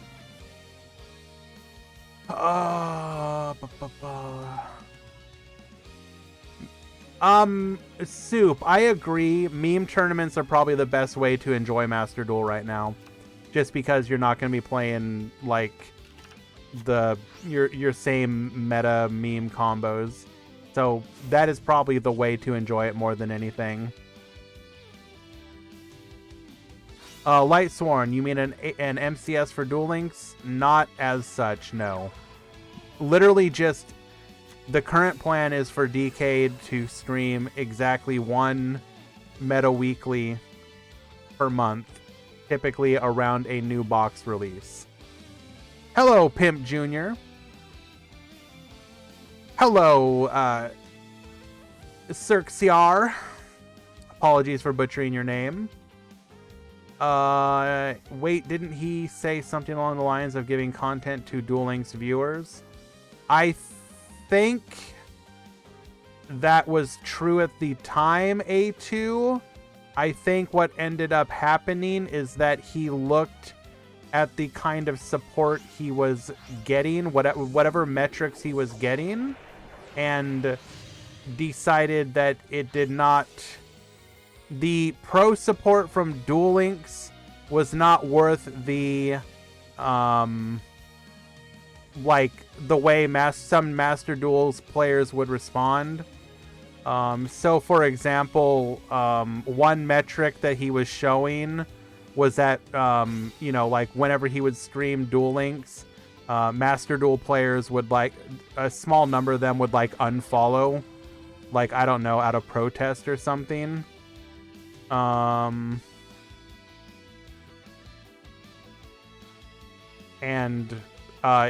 his current primary base is with the Master Duel players, so and also his current focus, like the stuff that he enjoys. So from that perspective, I think it's the correct thing to do for what he wants to do.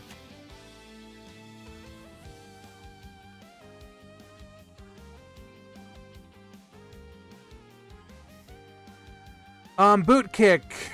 A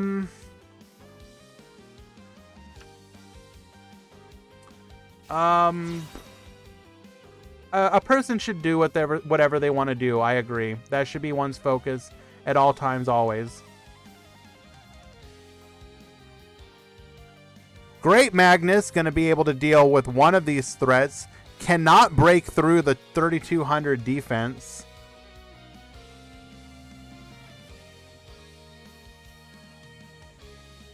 JG, I agree. Like, that was actually part of a comment that I made. Like, don't get me wrong, there are absolutely streamers that I follow that will sometimes play, like, I followed them because they played one thing, or I noticed them initially because they played something, but just because they play something else occasionally, I don't feel like you know what I do if, like, the streamers that I follow is playing something that I don't want to watch right now? I just don't go to the channel on that day.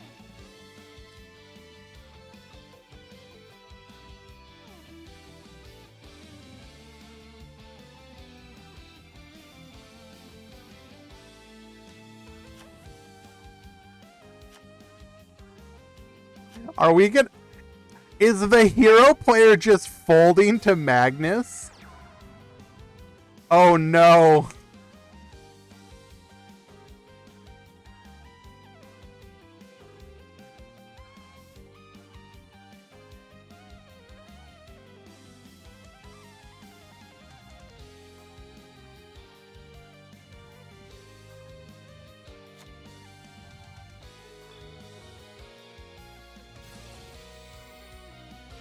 The last spin, we're probably going to go for whatever that back row is.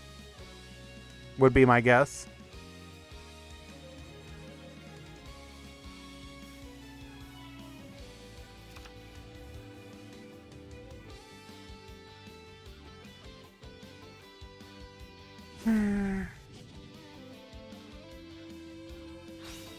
I understand paying attention to metrics, but I think the number one thing a person should always do is what they enjoy. Like, if you don't enjoy what you're doing, why are you doing it? Like, you know, I'm gonna be real with you guys. The first time, or not the first time, that's kind of an exaggeration.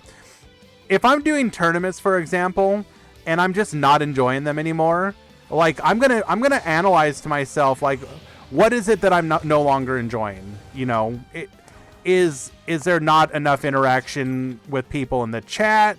Is it the fact that the meta is just boring and stale to me now? Like, what is it that I do not like about it? Okay, I've analyzed what it is. Do I feel like it is something that I can fix? Do I just need a break? Do I need to step away for a while? Do I need to do something else? Like, I have been burnt out on this game multiple times. like unironically. And usually when I get burnt out, I just sort of like, I stop playing for a little bit. Obviously it's a little bit different now that I'm streaming, but when I wasn't streaming, I would stop playing for a bit and just focus. QWERTY just absolutely destroying with a 5100 attack, direct attack, by the way. Very nice. Mechlord's still the best deck, by the way. We are now 1-1. Like, and one of the things that I ended up noticing was that I almost always wanted to come back at some point. Now that may change eventually. You know, I may no longer want to come back, but I think it's completely okay to get burnt out, take a break. Like, you can't do the same thing all the time, always. Like, it's just not possible. The game has to be absolutely, like, even the most engaging game is going to eventually, like, get boring. And you step away for a while, you know, focus on other things, and then if it's something that you're truly passionate about, you'll come back and be like, oh, okay, like, everything's changed, I can get back into it, and, exactly, Hugh. Like, I have been playing Yu-Gi-Oh! Like, this is extremely boomer of me. I have been playing Yu-Gi-Oh! Since the game launched. On and off, on and off. And, you know, here I am, like, friggin' 20 years later. You just need, it's okay to take breaks and analyze it.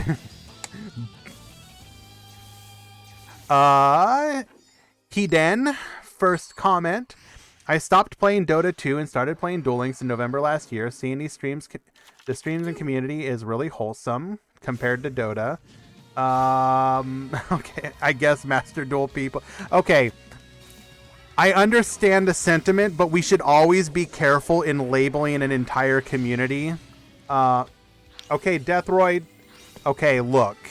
Literally my first deck, while everyone else is playing, you know, like Blue Eyes Beatdown or like, you know, Summoning Flute with Lord of D and whatnot, I played freaking Harpy Ladies. Like, I don't know, man. I just wanted to play, like, yo, the pretty lady on the show had the cool monsters. And, yeah, basically. I was simping 20 years ago. I'm not gonna lie.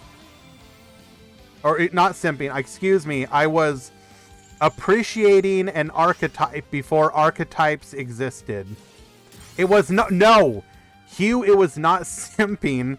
It was appreciating archetypes before archetypes existed.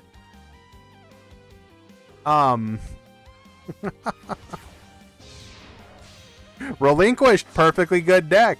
Another deck that I played early on, because I was always that person that was like, I'm not gonna like, oh my god. I was that, like, counterculture person that was like, well, I'm not going to play what's meta. Why would I play meta? Meta's boring. So one of the early on archetypes that I tried to make work was, like, fire monsters. And specifically, the reason it was fire monsters was because of Solar Flare Dragon. I was always aiming for the Solar Flare lock. I'm going to get 2 copies of Solar Flare Dragon on the field.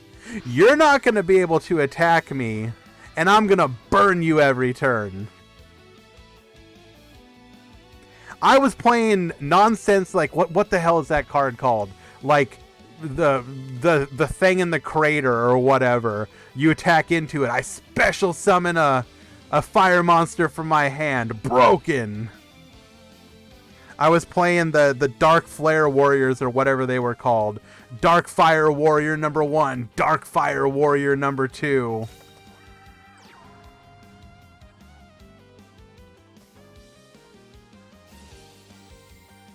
Yes, Benet. Excuse me, did we just steal Flame Wingman? That is extremely rude. Pump Princess. I'm pretty sure I moved on at that point. I wasn't specifically a burn player. I just liked the fire deck because I was always that person looking for a theme before themes existed, if that makes any sense. Hello, Zeto Mason. I won a locals like 20 years ago and won a secret rare Jinzo. I wish I still had it, but at the time, in one of my... Was it the first OTS pack or one of the first that had Mechanical Chaser? I legit pulled a Mechanical Chaser in like one of my first OTS packs. And it was wild. I almost never got lucky with that stuff. And the fact that I did, I think it was like, I don't know, my second or third OTS pack, and I pulled friggin' Mechanical Chaser. 1850 can defeat any monster on the field that isn't a tribute.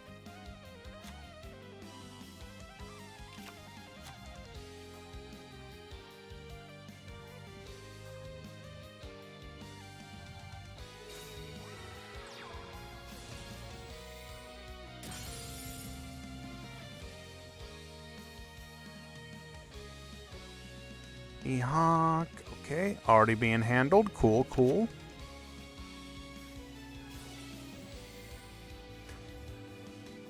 Well, I wish I could express just how upset I am by the fact that I had so many cards back in the day that if I still had them now would be worth so much goddamn money. But I just, for whatever reason, I either traded them at the time, because I was like, I kind of struggled for money early on. Like, I'm perfectly financially sound now and have been for a while. But like early on, as a you know, when I was younger, like it was really hard for me to like get cards. So I would oftentimes like trade or sell cards, like just to make sure I could have a deck.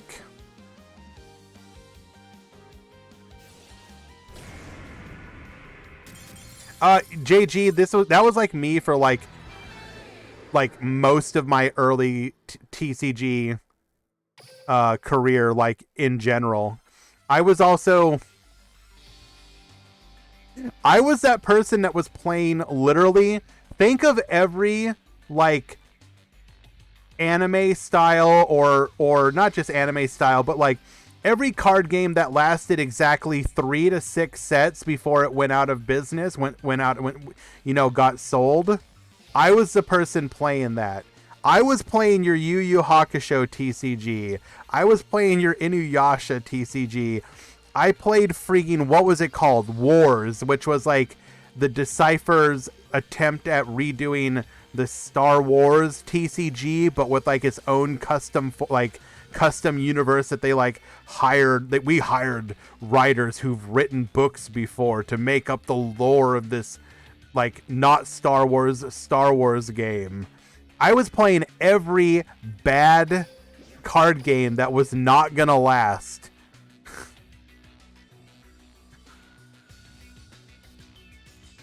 Oh, Hugh, like I legit probably had like a couple $1,000 in credit card debt early on that I had to work off just because I wanted to be able to buy boxes of bad card games.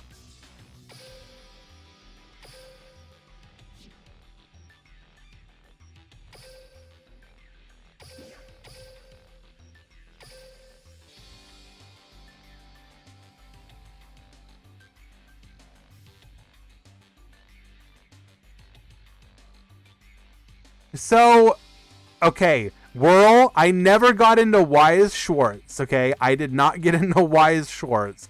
However, I played, the score the Score Dragon Ball card game, the Panini Dragon Ball card game. I played Inuyasha. I played Yu Yu Hakusho. I played what the hell else? Okay, I think I almost got into Wise Schwartz. Did Wise Schwartz have a Disgaea set, or was that a different card game?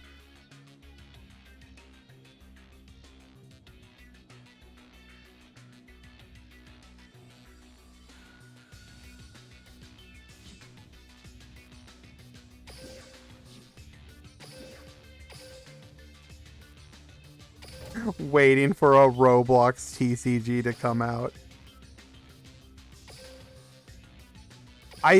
Maybe it was Wise Schwartz, but I was really big into Disgaea for a while. And I found out that there was a set, or there was a Disgaea set for one of those card games, and I would have bought it, except that it was out of stock and they never like got it back into stock. And so I was saved from getting into whatever that bad card game was.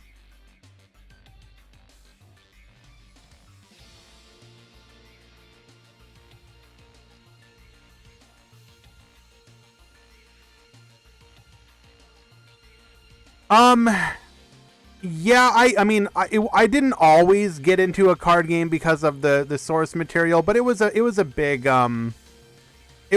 part of why. Is there a Duel Links TCG? Yes, it's called Speed Duel. Unironically, and I will fight almost anyone on this, the actual card game mechanics of the Yu Yu Hakusho card game are legit one of the best card game systems I have ever played. Any chance 2-2 have a chance to top? I believe so. Let me double check. I mean, almost assuredly they do. I just need to calculate how many people it is. 4 rounds, top 16. 2 to 3 of them will.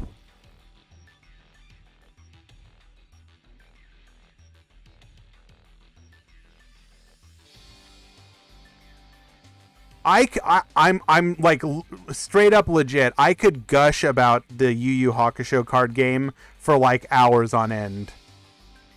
The format of the game was you built a team of 4 fighters. Okay, it was literally reenacting. It was like reenacting the Dark Tournament in Yu Yu Hakusho. So you would build a team.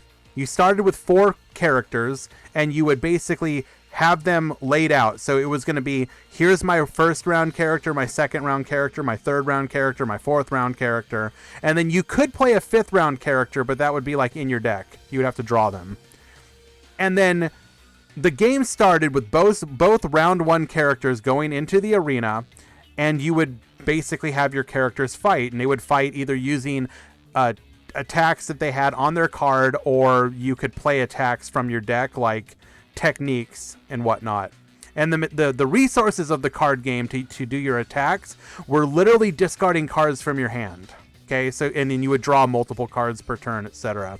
Now the really cool mechanic to the game was the fact that like you could pick and choose which matches you wanted to focus on and which ones you wanted to throw. So you might be like, okay, round 1, I'm going to throw this match because I want to build up my characters for round 2, 3, and 4. And you had to win 3 out of 5 matches to win the whole set. And so there was like this layer of strategy of like, well, I can see that they're trying to stall on this character, so I want to like OTK them as quickly as possible to get them out of there because I don't want to give them a chance to build up their other round characters. And then there were like cards that would like destroy cards that were specifically attached to characters that were on the sidelines. And so it was like you didn't want to put too many cards on those characters because they could be vulnerable to that stuff. And then every team had like a special ability that you would usually build around. Julian, thank you so much for the follow. We are in round 4, by the way, just waiting for the matches to populate. But yeah, it was a lot of fun. It lasted like exactly 6 sets before I believe the company went out of business. And the power creep in that game was like, imagine having the power creep of the Yu-Gi-Oh TCG that you've seen over 20 years in 6 sets. That's about how bad it was. Well, close. Maybe not that bad, but really close. So like it got to the point where it was like, once you were in set 6, you could play like late set 4 and maybe set 5 characters, or like the set 6 characters would just like outclass everybody like ridiculously so. It's complicated in explanation, but actually playing it wasn't. It was hilarious though, because unironically, so the team that I played was one called Team Genkai. Okay? And their whole focus was on the idea of territories. Basically, you wanted to fight in a specific location. Now, one of the characters' name was Yu Kaito, okay? This is important for 2 reasons. His whole territory was, you couldn't actually fight while you were in his territory. You'd have to have like word games. So the way it was represented in the card game is that while he was in the arena with his territory, neither player could attack. Yes, word games. And so what you did is every turn you chose a word and you forbid it. And then if either player, not characters in game, but if either player said that word, their fighter took a point of damage. And once you took 4 points of damage, that match was over. So what you would do is so the character's name was Yu Kaito Taboo Master. Okay? So on the first turn, you would forbid the word you, Y-U-U. Turn 2, forbid Kaito. Turn 3, taboo. Turn 4, master. And then what you would do is on turn, like once you forbid the 4th word, you would play a card to get rid of your territory so that you can now attack. And one of his attacks was literally, you chose a letter, okay? Any letter in the game, in the alphabet. Your opponent had to say the name of a card in play that started with that letter. So you because Y was like a relatively obscure letter for a card, most of the time if you chose Y, they had to say the name Yu Kaito Taboo Master. So their character would instantly take 4 points of damage and be KO'd even from full health. So you can imagine like a younger version of me basically saying to my opponent, say it. Say my name. I'm choosing Y. Say my name. And they would be like, Yu Kaito Taboo Master. It was like, don't get me wrong, my opponent, like usually, you know, the community for this game was relatively small, so people were usually into it, but you could just imagine these people being like, please don't make me say your name. And I'm like, I'm gonna make you say my name, dude. Don't make me say your name, please, I'm begging you. Oh, you gonna say my name. And they're doing everything in their power to like get rid of the territory or to beat you some other way, just so that they did not have to say your name. Oh, it was amazing.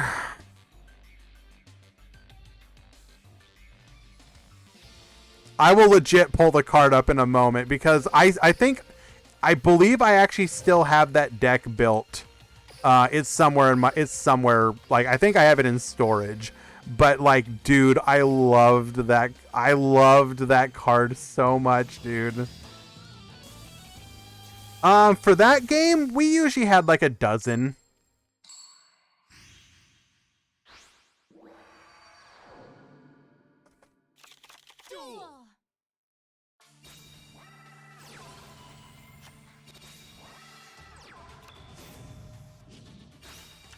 Alrighty, we got ourselves some Phantom Knights.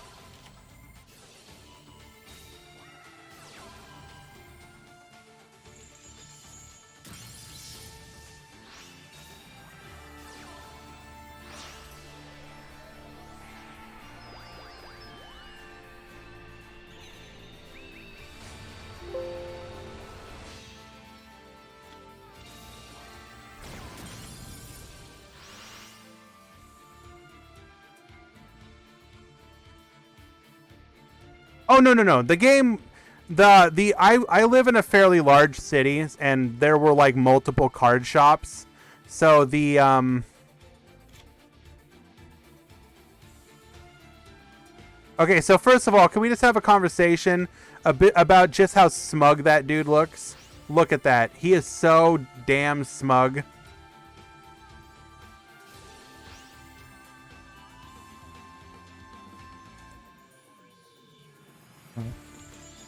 Look at that attack. Say it. When you perform this attack, choose a letter. Your opponent must say the name of a card in play that begins with that letter.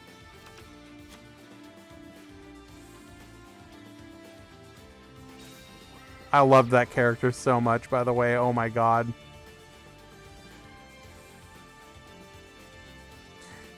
Aggressive PK.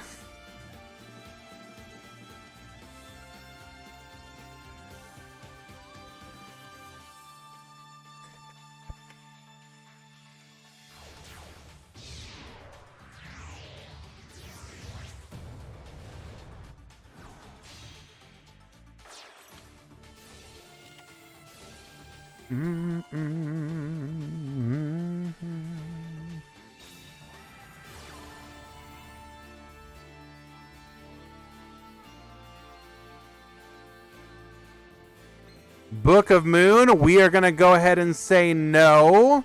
Do we have one more back row that can interrupt it? That's probably just a Basil Rose, right?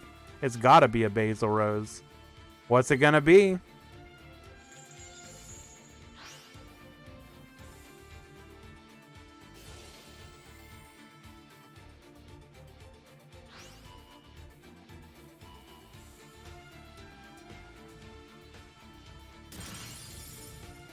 Enemy. We were thinking about that. We were thinking about that.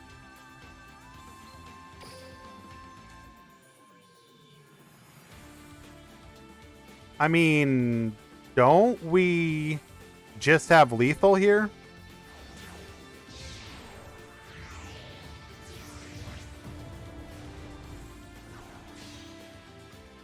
Oh, wait a second. Okay, wait. No, yeah, we can do this. We just... No coaching. I think there is a way this can be messed up. No coaching.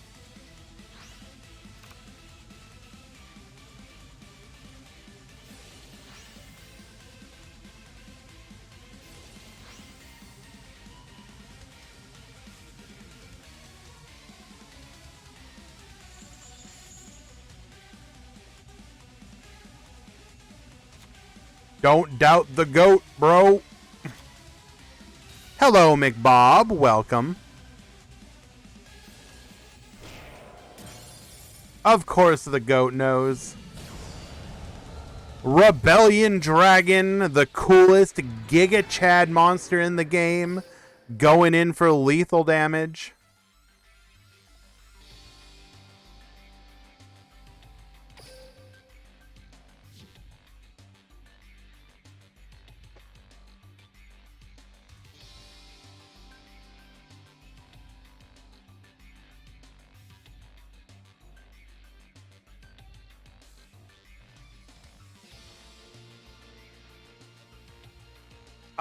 I think Phantom Knights are Phantom Knights are an extremely solid deck. I think there is no shot that they don't get better in the future. Unless they specifically get no more of their support, it is so easy for PKs to get even better in the future. Not even like discounting like losing cards off of the ban list. They will absolutely, it is like almost impossible for them to not get future support that will make them a relevant deck again. Yeah, they have so much support.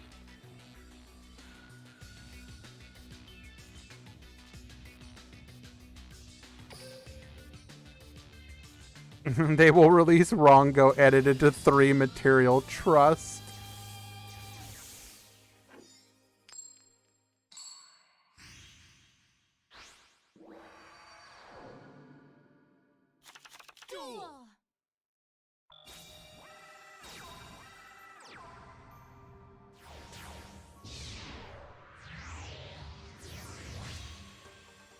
Do you think Shade could come to the game? I think it might be problematic. It could probably come, I guess.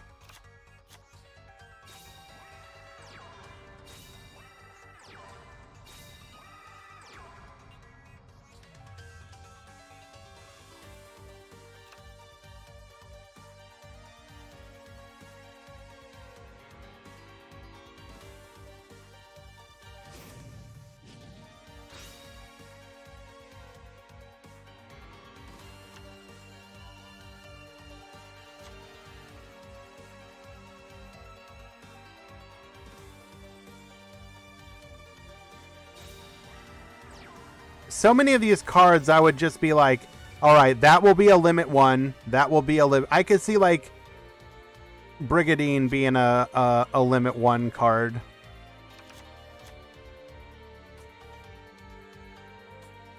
Like literally, we could play a game of like every card that could be a limit 1.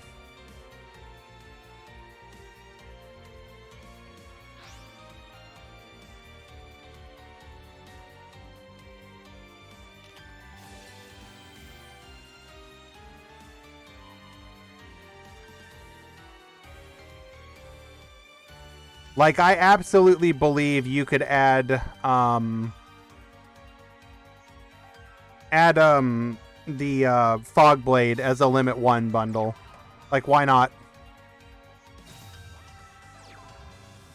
Tell me one reason why it can't be a limit 1.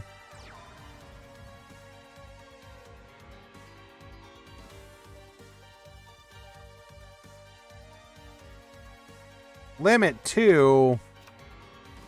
But then you could, like, you have limit 2s. No.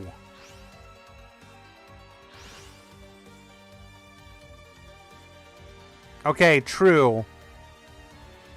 You could... you could not run Rhoda then. Fogblade can't be limit 1 because base cards must be unlimited. Fair.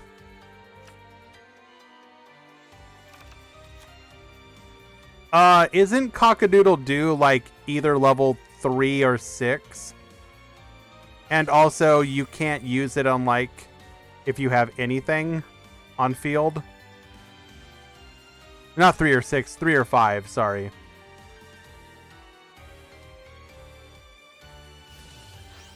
Soup, you're telling me that you couldn't just add a 3rd copy of Dice It and YOLO? I think you could.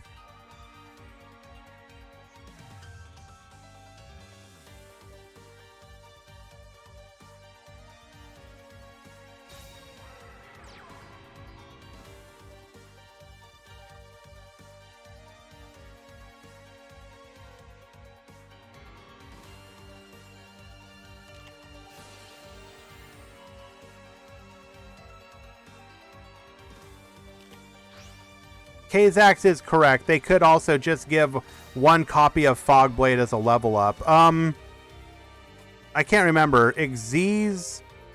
Zexal World is at level 40 right now, right? So if they did a level 45 increase, we could do like 1 copy of Fogblade. Yo, Lightsworn, congratulations, my friend. You won your game. Well done. Just chill out then and wait for the top 16.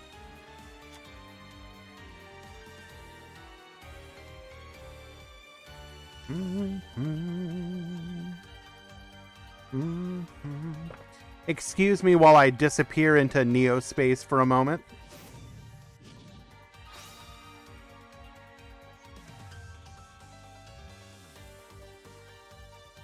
I was asking a question. I wasn't saying it definitively. I could not remember what the level cap was. I'm sorry.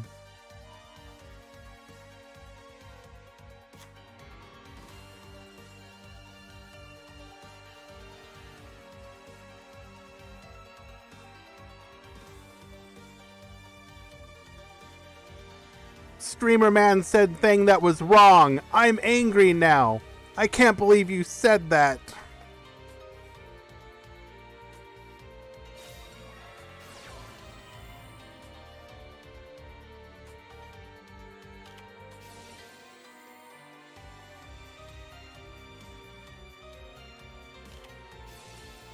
Oh, you want to get even more toxic? Fogblade as a card flipper campaign so that people can miss it.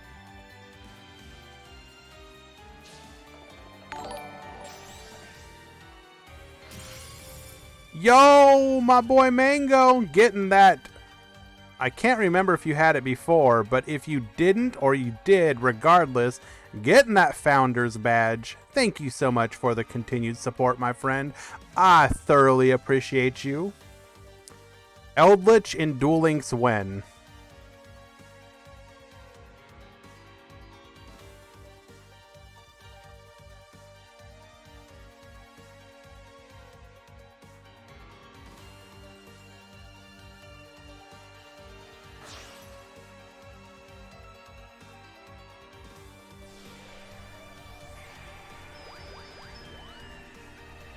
Unironically, Deathroy, I'm really excited by Ectoplasmer.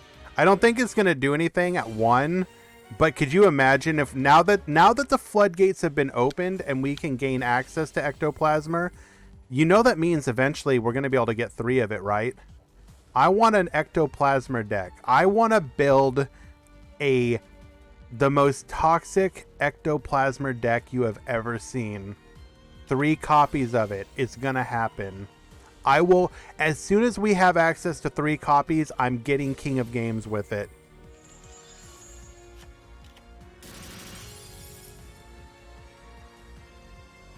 I'm building Reptilian. No, why? Why Ice Barrier? I didn't say Ice Barrier. Hello, Dancer. Welcome. Deathroy, it doesn't matter. If you have 3 copies of it, life finds a way. There you go. 1 copy of Plasma. Or sorry, not Plasma. 3 copies of Ectoplasmer. 1 copy of Scrap Iron Scarecrow. Megamorph will be unbanned by then, so perfect. I'll be playing 3 copies of that. I believe they're mentioning ice barriers because Lauren is in the leaks. I believe.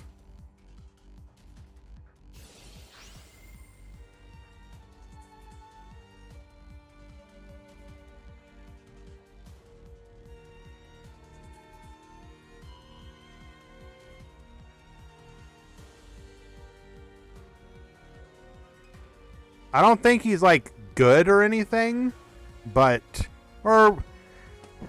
you can target any number of face-up cards you control, return those cards to the hand, and if you do, this card gains 500 attack for each card returned until the end of this turn.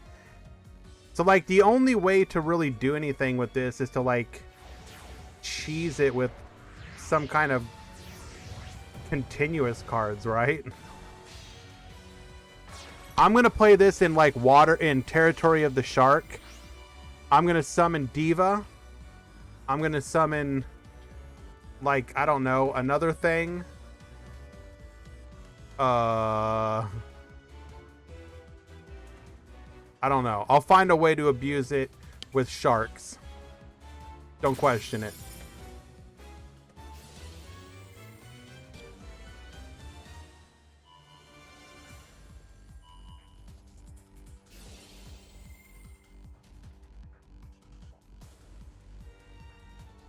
Yeah, no, it's literally in the leaked cards for like, yo, here's some like mid cards we can give you. Well, I don't know about mid. Okay, maybe Malefic Cyber and Dragon's actually a pretty good card.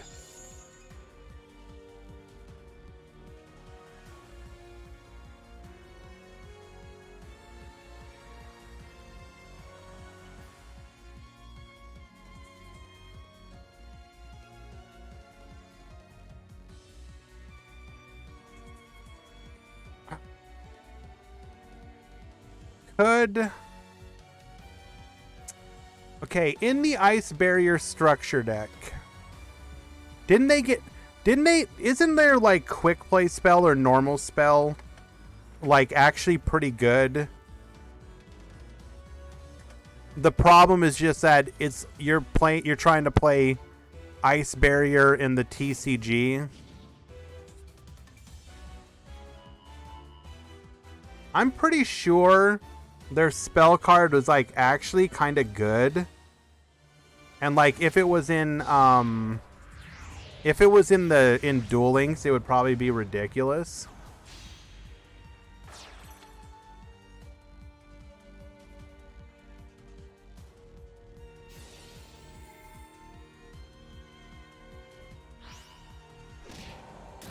Is it wins? Oh, yeah, wins over the ice barrier.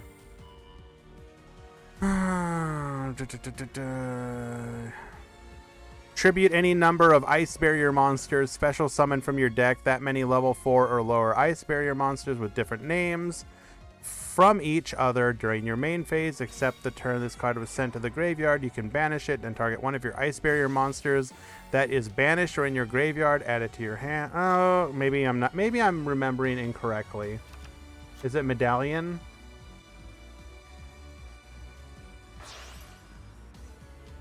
I haven't paid attention to competitive play in a while. Is anyone using Ignister Prominence? Since I do not recognize the name of that card, I'm going to say no. Are you talking about like Master Duel?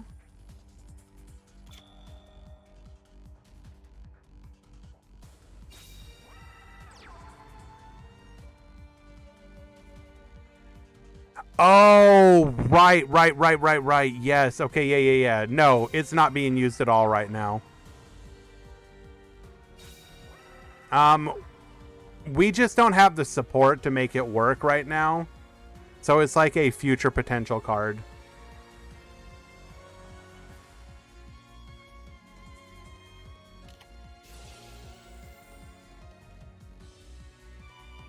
Is it selection? Oh, it is selection. Okay.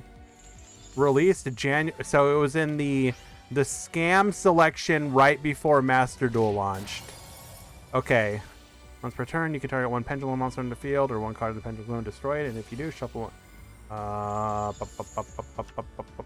That could be pretty good. I mean, no duh, could be pretty good. Can you make a Rampage Dragon using a banished Cyber End Dragon? I don't.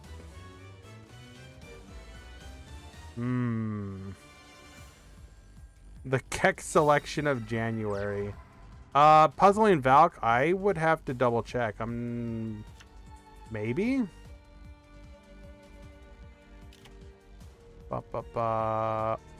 Cybernetic Overflow. Not Overflow.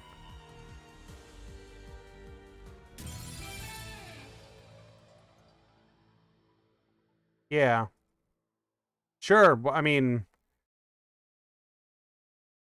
super big down, winning game number 2.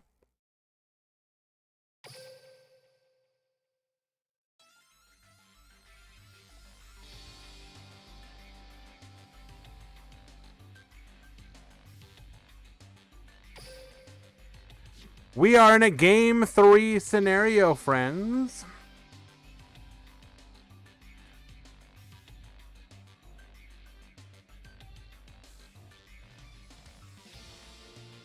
Rampage.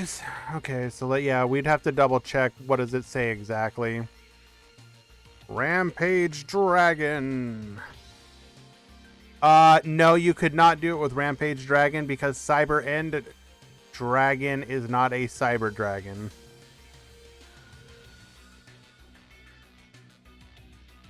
Can we also talk about how Konami has not leaked New World release? So if I'm not mistaken, it's Brad HD has talked about this. I think it has to do with the fact that it's gonna be like with Tokyo the TGS Tokyo Game Show.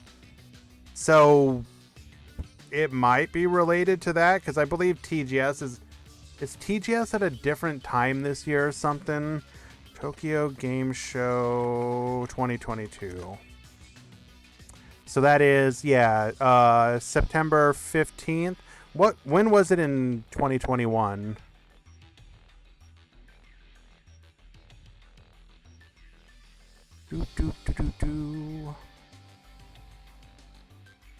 Is it earlier?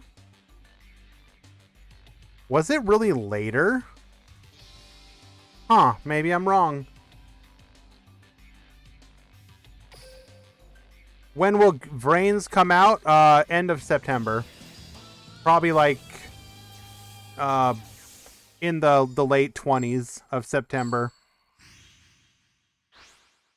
You know what card could come to prominence right now? Starlight Road. I actually thought about that. Problem is there's better cards to play than Starlight Road. Like, if you could play Starlight Road, why not play a card like Trap Tricks Trap Hole Nightmare? Now, Starlight Road is a good, probably a good side deck card, specifically for people who don't have access to other cards, like other options as a free-to-play option. But I think there's just better options for us, unfortunately, especially ones that you could main deck.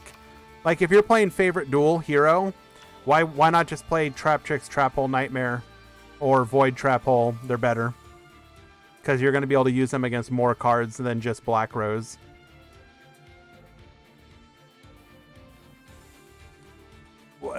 Oh, Dancer, it's not sometime in September Copium. Like, it's literally for 5 years, it has always been like September 25th to 29th. Like, New World. World. Let's just check the world announcements. So, when did Arc 5 World get announced? Or the so Arc 5 World was released early, so like September 23rd?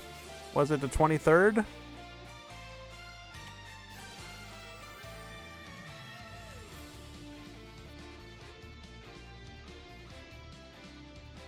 So, okay, Arc 5 was September 28th.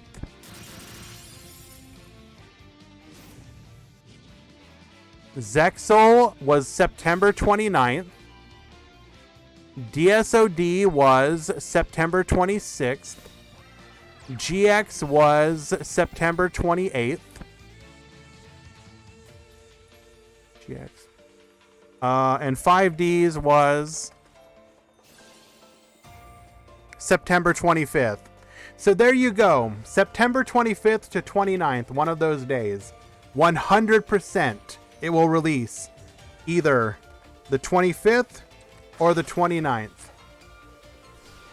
$1 billion on that.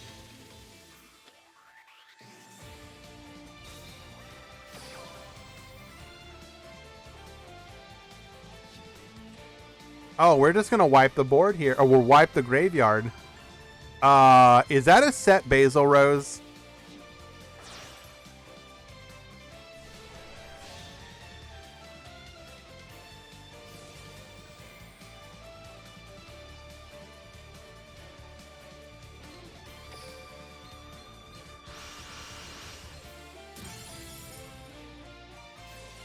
When you just have everything. King taken out. Turn 3 OTK. Hugh, probably. Unfortunately, our PK brother being put down by the queen herself. No mercy from her.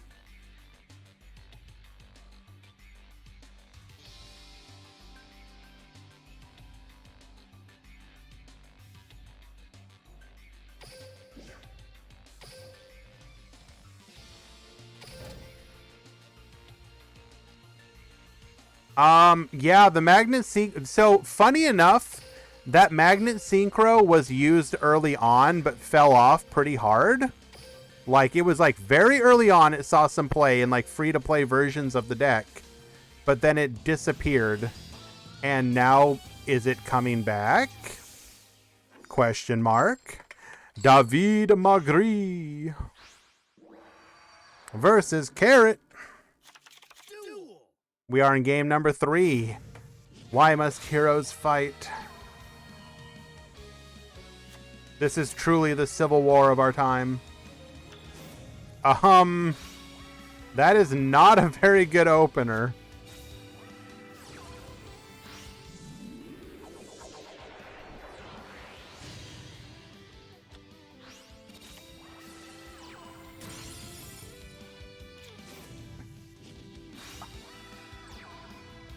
It does appear to be a favorite dual mirror.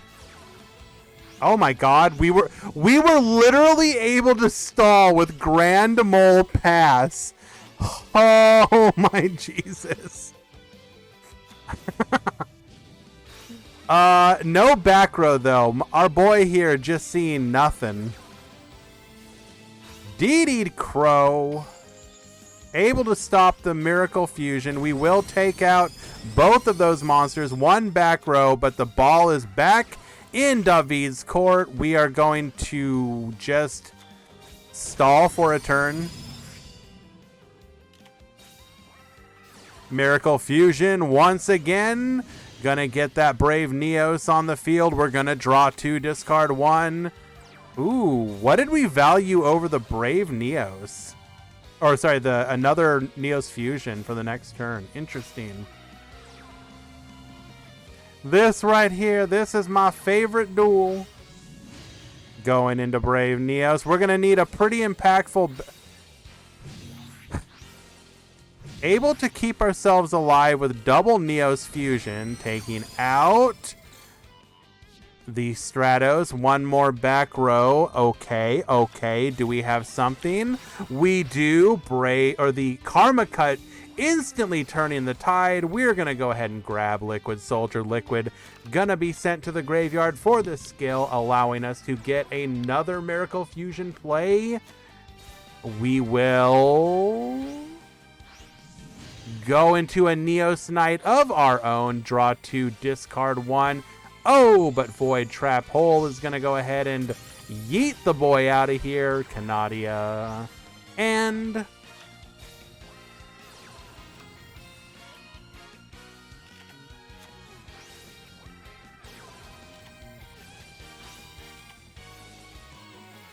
oh, we activating everything here. Okay. All right. Lethal damage out of nowhere. David Magri. I don't even know what to say. He's in chat right now saying literally had 0 on the timer. Truly had the blessing of the game. And he will go ahead and confirm his spot in the top 16. Congratulations, my friend. I believe you were the final match of the round. So we're going to go ahead and push these through.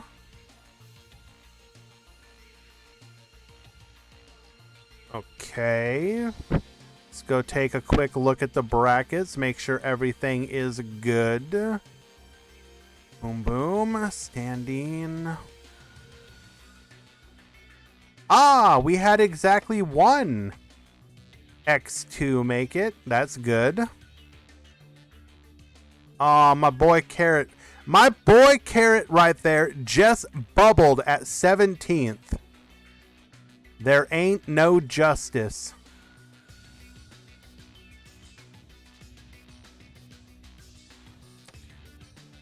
Alrighty, give me just 1 second. I'm going to go ahead and push this through ASAP. Just going to make sure that we get that posted into the announcement channel. Top cut.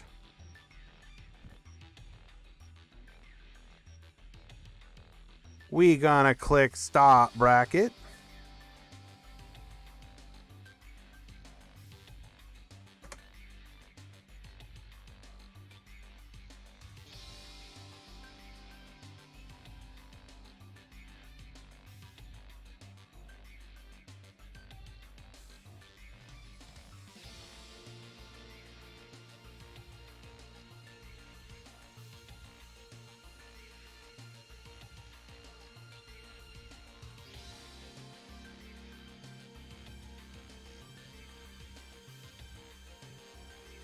I cannot ping law fix in the Discord. Why can I not do that? What is your name there?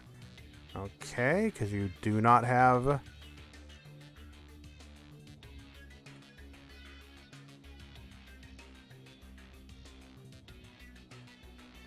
Literally doesn't have the announcement channel live. Giga Chad. Relying on Start GG alone. Giga Chad.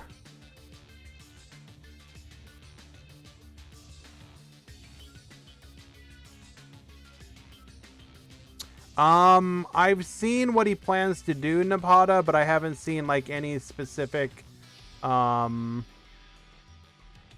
article on it yet. If it's on the Master Duel website, I haven't been there today.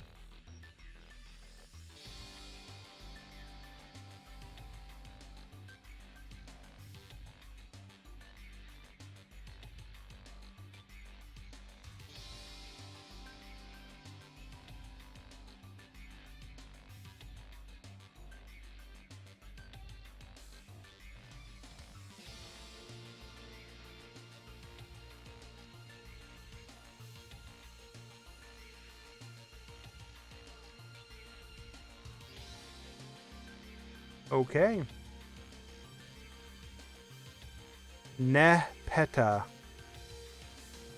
I will try and remember that. I'm sorry about that. Alrighty, Top Cut has begun. These are going to be your pairings today, friends. Go ahead and show it on screen.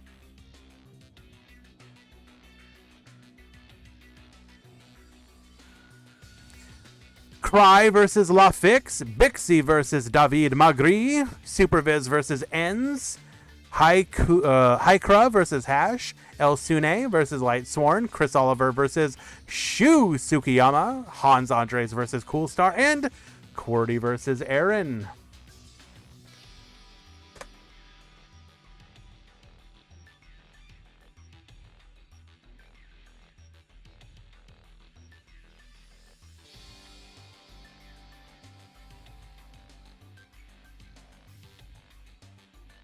Let us find an interesting match, shall we?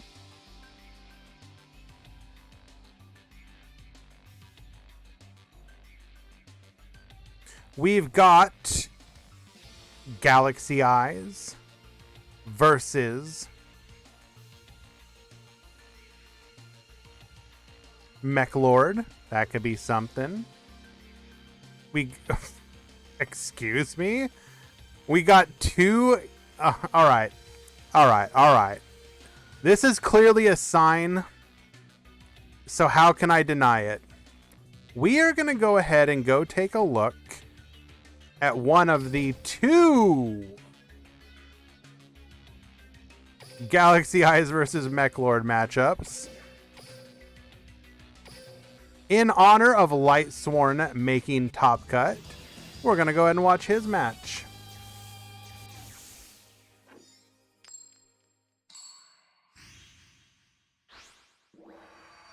This is no longer top 4. It is, in fact, top 16.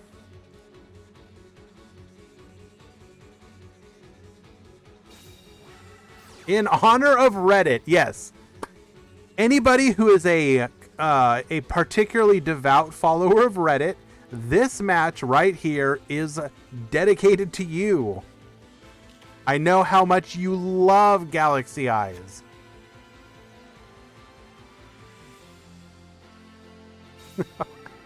I'll be honest with you guys, like, I didn't even realize this was a thing on the Reddit, like that, like, they really hate Galaxy Eyes.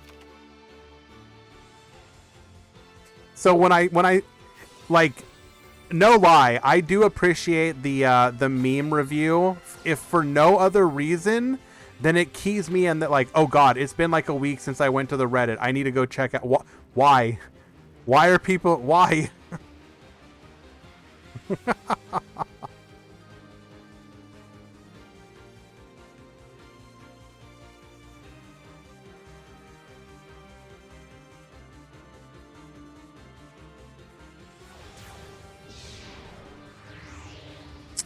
Alrighty.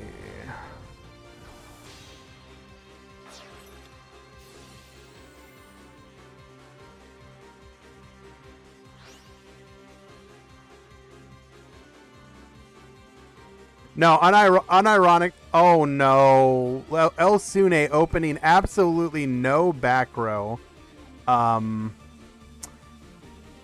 You do not want that to happen. He's gonna be hoping that he has like what exactly Weisel and Weisel. Oh wait, no. Oh, we're not done yet. Never mind. Wasn't paying attention. I was gonna say, no back row is like instant death. Okay, this is a much better starting hand.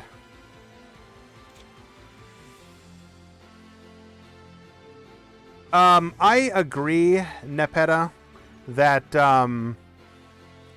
the downside of not being able to play like really impactful cards like, oh, I don't know, Kiteroid or White Princess is a pretty heavy price to pay for the consistency skill. I agree.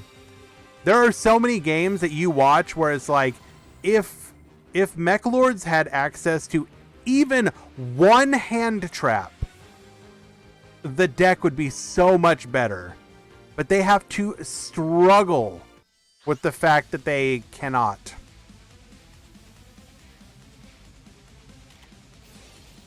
Floodgate. We going face down. Do we have a follow-up? I don't think we do. Oh. Oh. Galaxy Zero one time. Monster Reborn one time. Oh, we still in it, boys. Bring back the Galaxy Eyes Dragon. Oof. I'm going to go ahead and ban you, I think. Sorry. And we go face down once again. Unfortunate.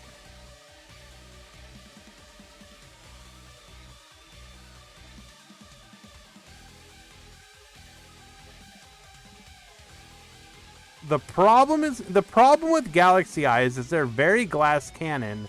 They very rarely have defensive cards. So it is going to be almost impossible for Elsune to not like just steamroll the boy here.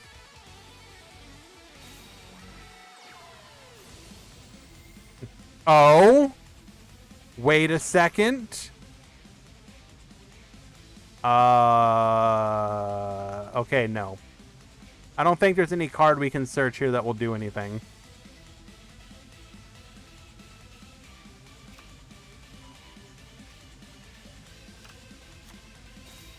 Yep.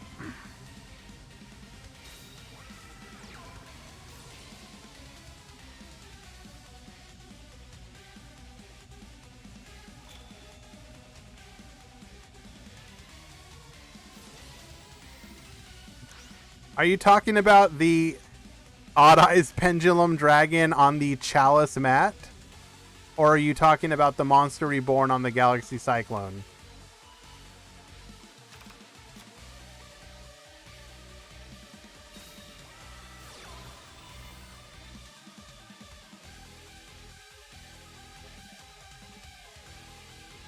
Eh.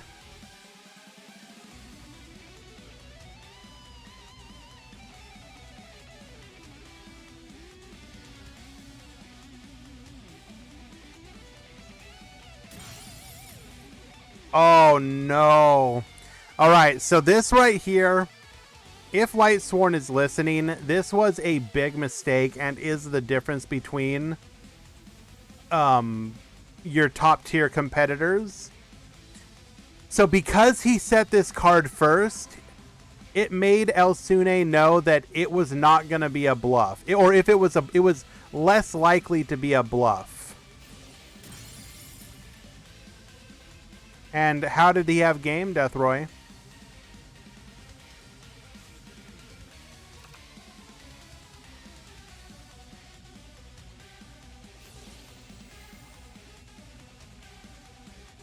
Oh, you're talking about searching for Galaxy Cyclone with the Galaxy Wizard? Yeah, okay, I see what you're talking about.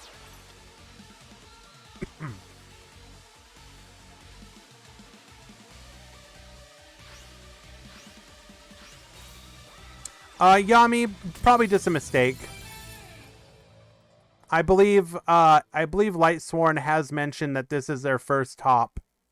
So I would ask that you guys be a little kind to them.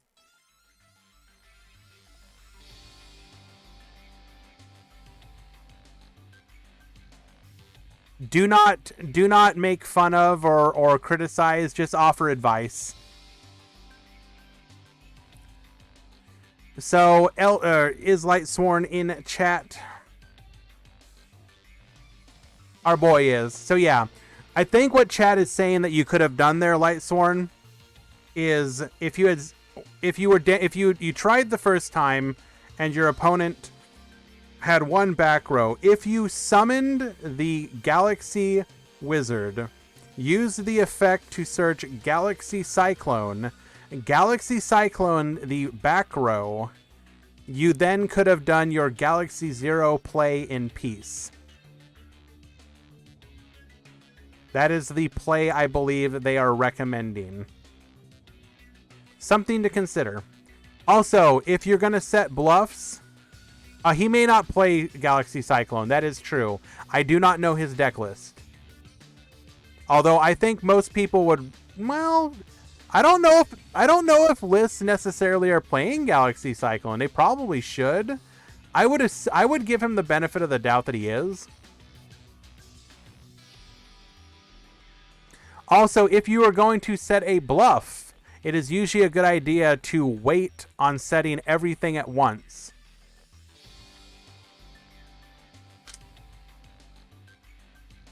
But don't worry, my friend. We are game number 2. You can run it back. Elsune has the L in their name. They are an easy mark.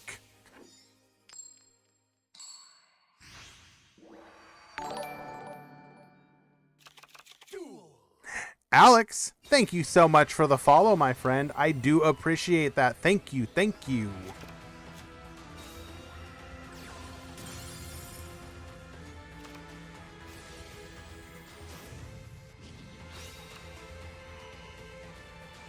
Elsune is able to Boon of the Mechlord Emperor, however.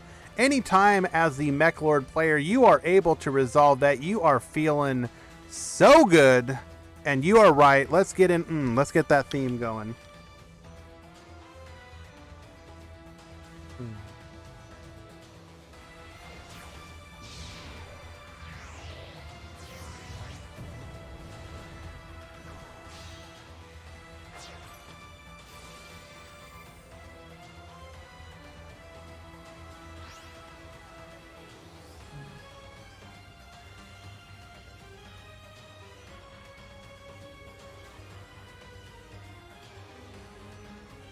We vibing in Neospace. You got it, my friend.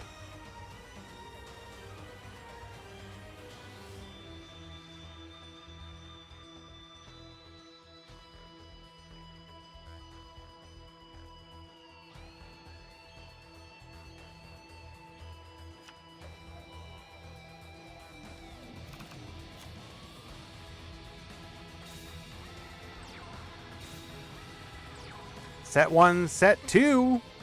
Once again, Lightsworn has an imposing back row to deal with. Can he do it?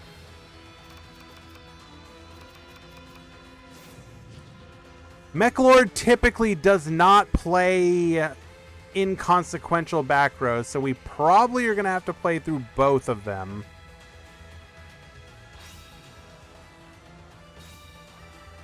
I mean, it is possible for them to be something like they do play like, oh, there we go.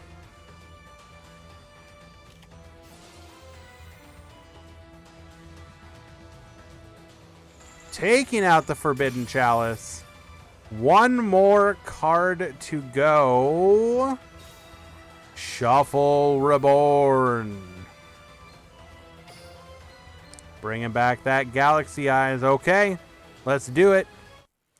What is that back row? Book of Moon. Oh, no. Hit the wrong one.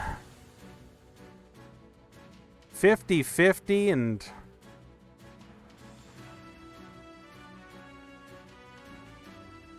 That is a real shame. To be fair, though, I think Chalice actually would have been pretty impactful as well, because we could have stopped the pop, and I believe that would have stopped any attempt at lethal that turn. So he kind of didn't matter which one he hit, as if he didn't have a response to the other.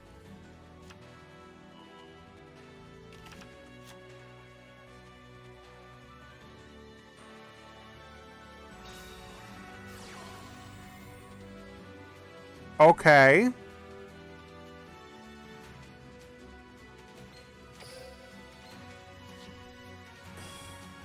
Bringing back the Galaxy Knight. Shuffle Reborn on the Galaxy Zero. Did we draw a Galaxy Expedition? Pepega Expedition?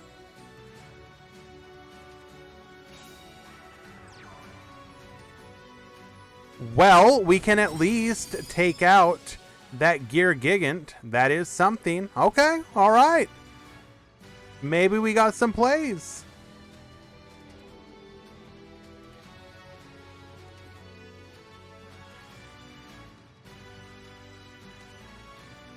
Back rows, not bluffs. We believe.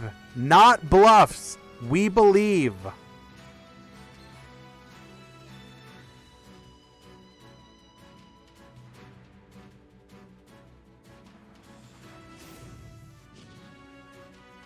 Activating Mech Lord Refinement. We're gonna get searching. Boom, boom, boom.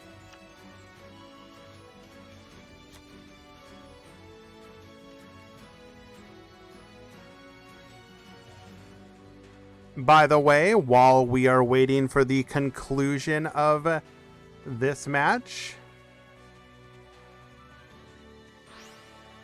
the breakdown for today.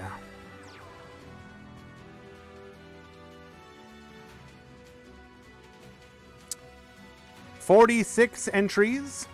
Black Rose at 12. Elemental Hero at 12. Galaxy Eyes at 3. Heroes at 3. Mech Lords at 3.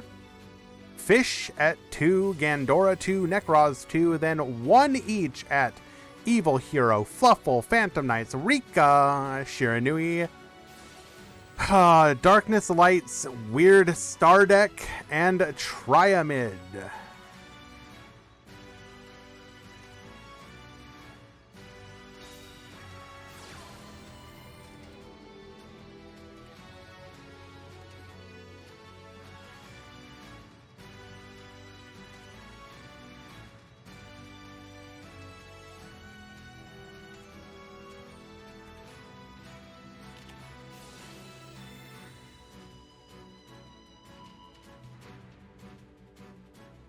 And like a boss, we are going to stop this lethal play.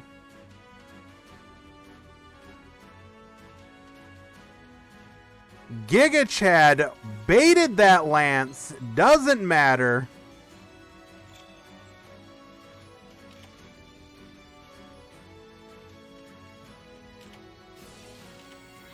Oh no. And then we get floodgated. Such a masterful outplay, and then Elsune, Destroyer of Joy. Okay, your top 16.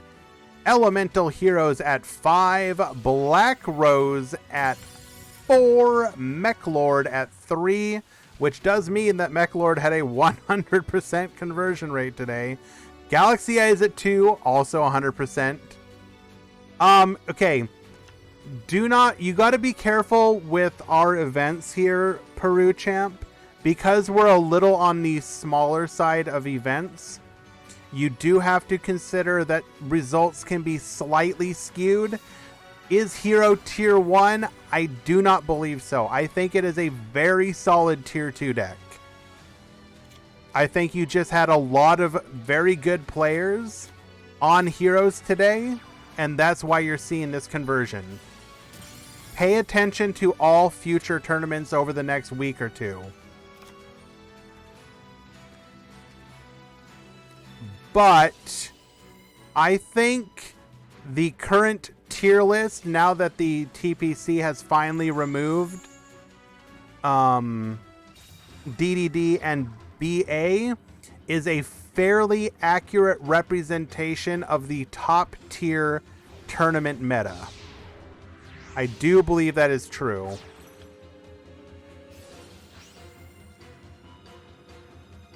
Wait, what do you mean what? Am I...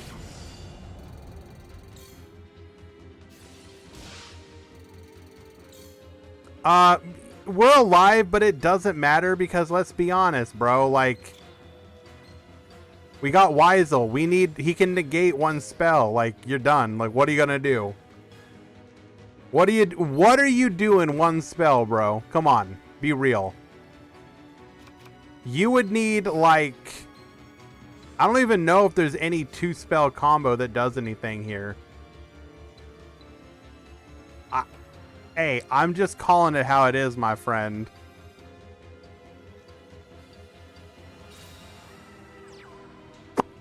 What? Okay, you revive. What are you reviving?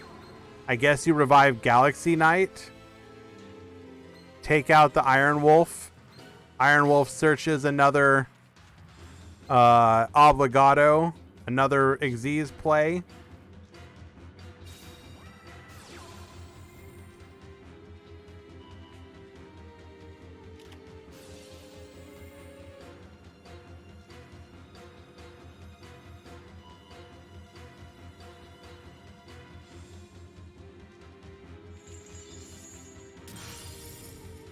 What'd we take out? Galaxy Expedition. Yep.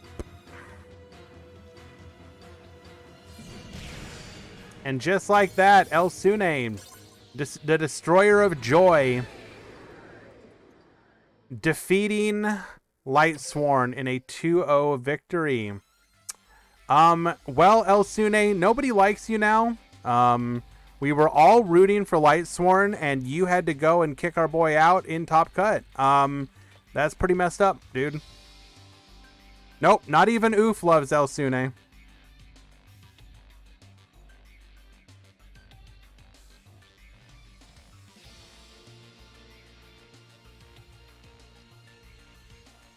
Absolutely nobody.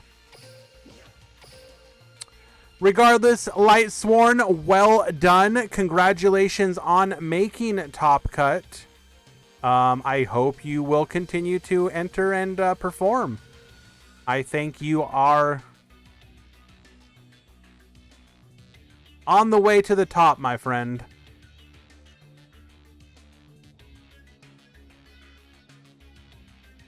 Oh god, what did Chris Oliver enter with? Oh, it's actually a deck and not a meme. Nice.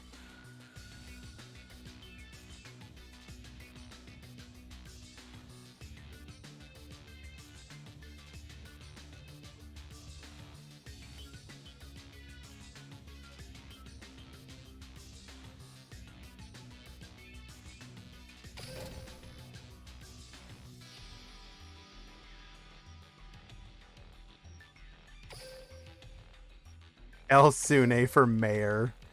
Okay, no, come on now. None of this. I don't want like you guys rallying around Elsune now.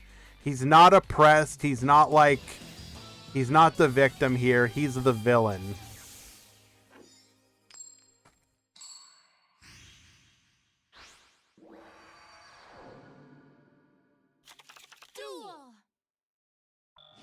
Game 3, we have Heroes versus Rose Dragons. The winner of this one will go on to play Bixie, who defeated David Magri in a 2-0 victory.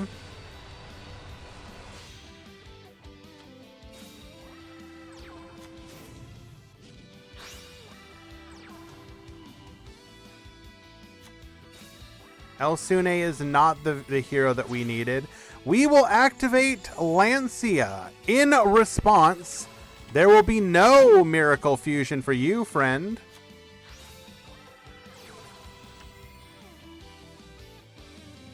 If it's favorite duel, I'm a resident sleeper. Oh no. Come on now. We are literally on Stratos Pass. Okay then. Well, I mean, that could be a problem.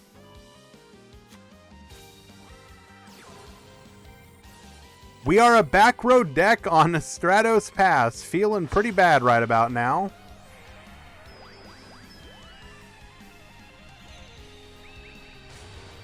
I'm rooting for the one who doesn't set 3 staples.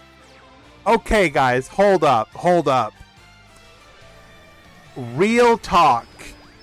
I understand if the back row is like Book of Moon, if the back row is Canadia, but are you seriously telling me that when somebody activates like Void Trap Hole or Trap Tricks Trap Hole Nightmare, that you're like, I can't believe they're playing those staple cards. Everybody plays Trap Tricks Trap Hole Nightmare. I can't believe it. What a meta sheep. Come on. I refuse to believe it. All staples are cringe. Okay, hold up. Are you telling me that any back row card is a staple?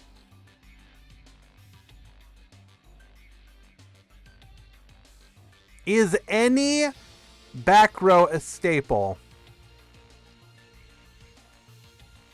Play archetypical back row like the anime intended.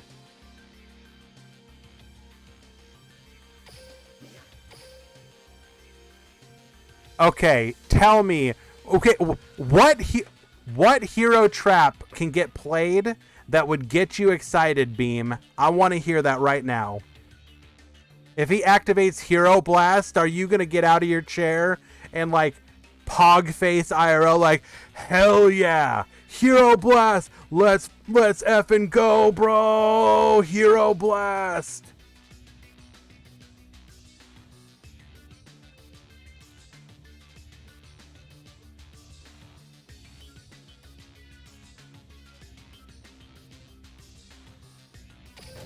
All right. Talk of Trunade will get you a ban. Sorry, Elmaz. Goodbye. Ironically. Do you mean unironically?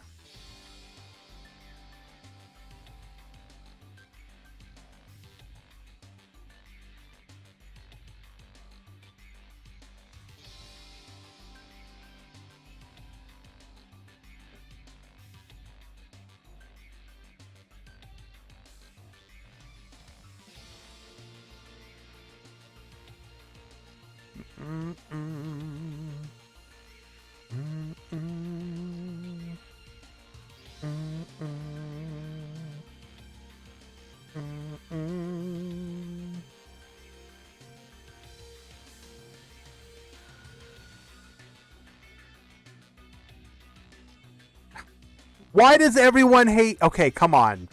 Heroes, a new version of Heroes exists. Everybody, I hate it.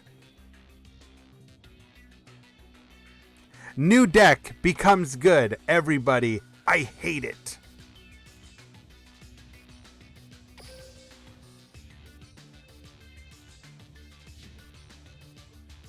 I can't believe Malefics are good. I hate it. They added Cruel Whale and Edge and Scythe to the game. I've always hated Fright Furs.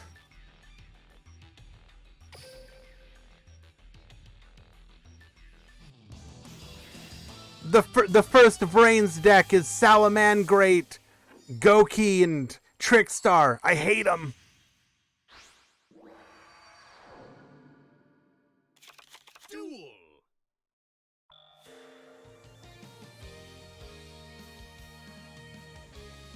You either die a hero or watch yourself become the favorite duel hero. Oh no.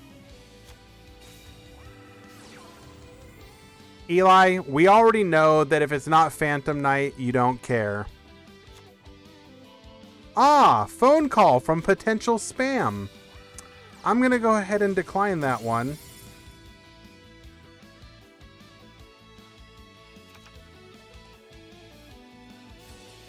Do we get to boon here? Yes, we do. No, I can't root for either of these decks. They're meta sheep. I'm leaving. Send me a direct message on Discord when this match is over. I'm heckin' leaving.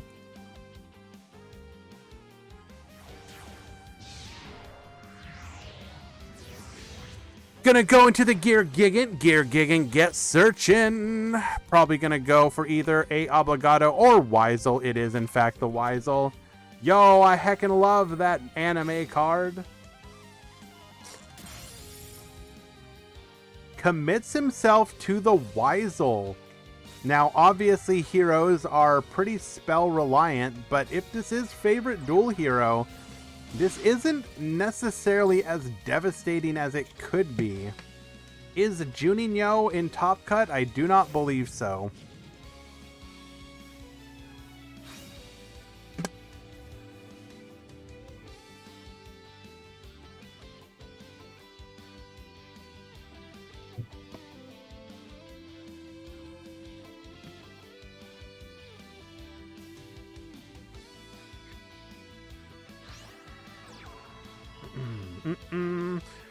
There's spell number 1, Miracle Fusion. Probably gonna negate that.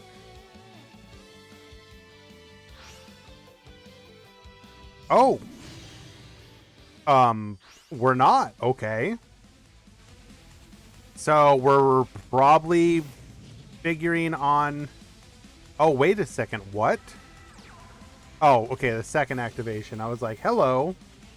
Are we just getting another Miracle Fusion?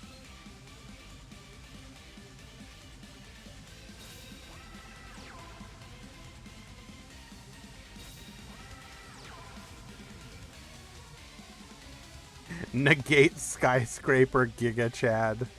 True. Compulse, and even if you had a copy of Lance, it wouldn't matter because negate. You're going back to the extra deck. Get out of here.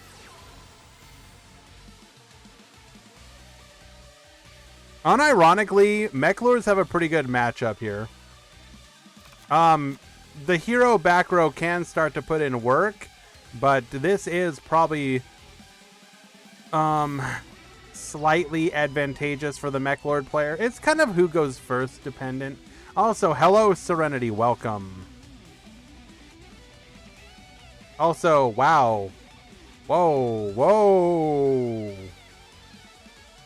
That is not the way that a Sky Angel should be talking, huh?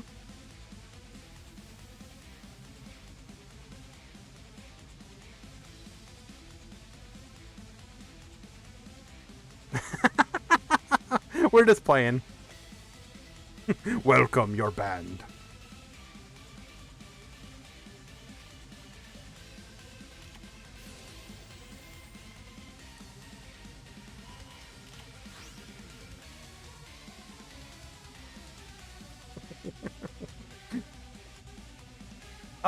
So we're gonna put that Obligato face down. I don't think it was really gonna matter too terribly much. Gonna go in for 2,500. I mean, it really depends on what that other back row is. I think you might have wanted to put the Weisel face down here.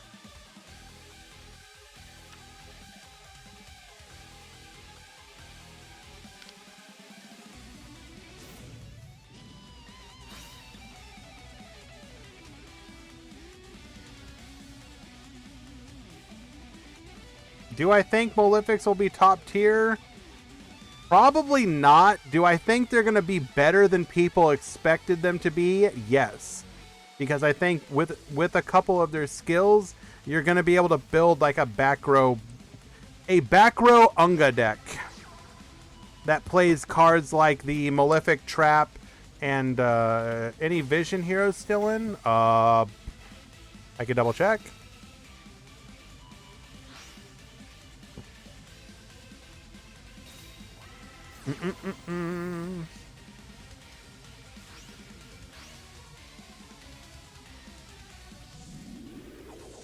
There is one in top 8. Hypercoder, thank you so much for the follow, my friend. I do appreciate that.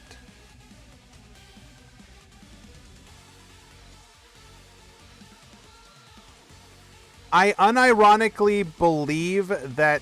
Okay, hold up. What did I miss here? Activating Karma Cut. Okay, that solved that problem. Not able to go for lethal, though.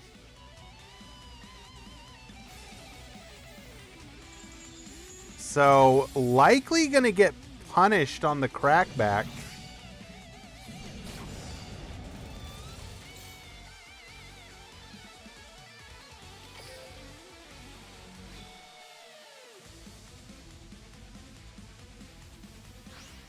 Oh, there we go. There's the boy. Triskelion hits the field. We got no back row.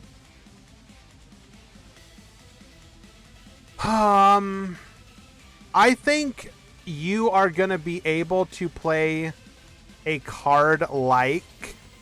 where is it at? Let me go ahead and bring it up.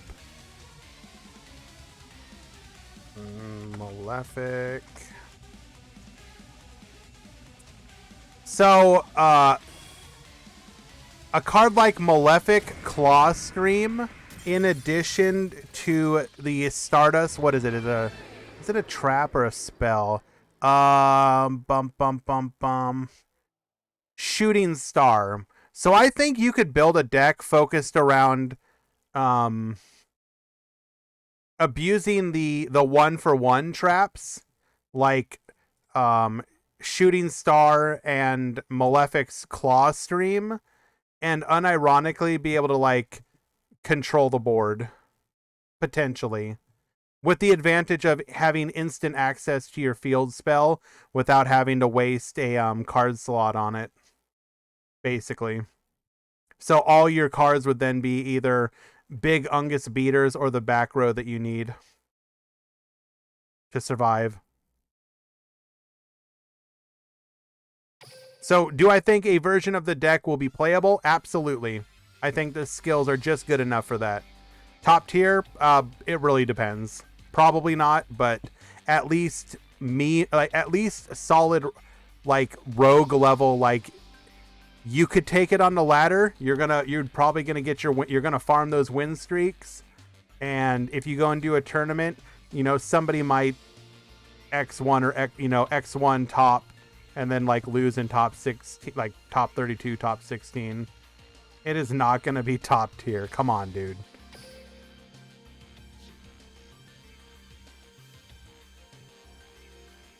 Bro.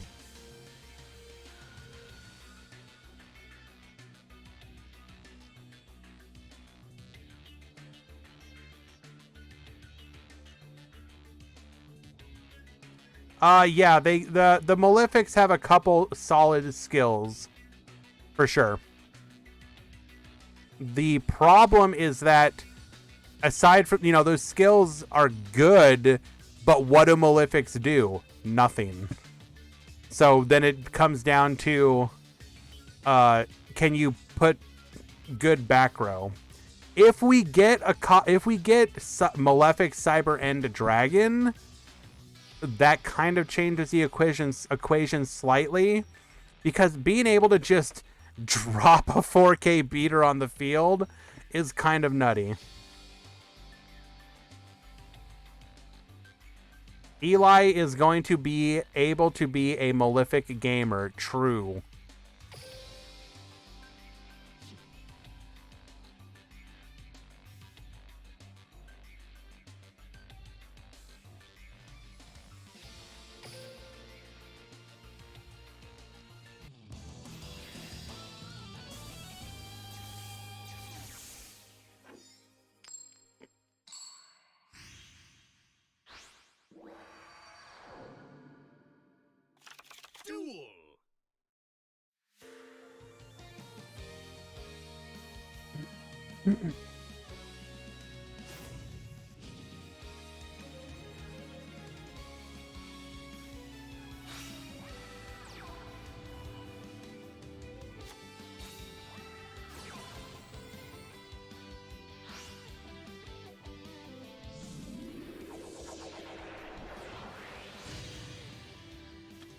I believe people are expecting this to be the probable go-to skill.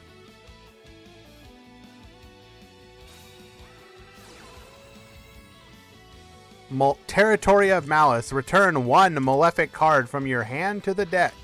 Add one Malefic territory to your hand from outside your deck. Then add a Malefic world to the bottom of your deck.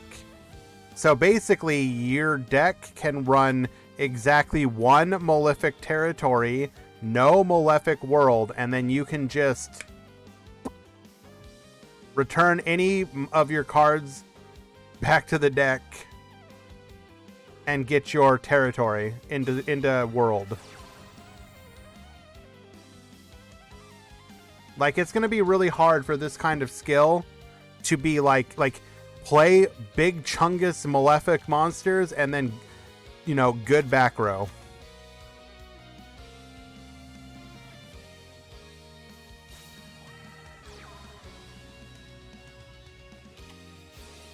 I think the other potential skill is which one? It's the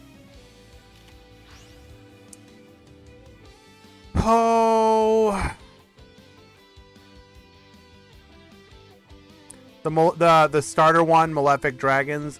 Add some bricks to your deck, but in return your Malefic world can't be destroyed. That's pretty good.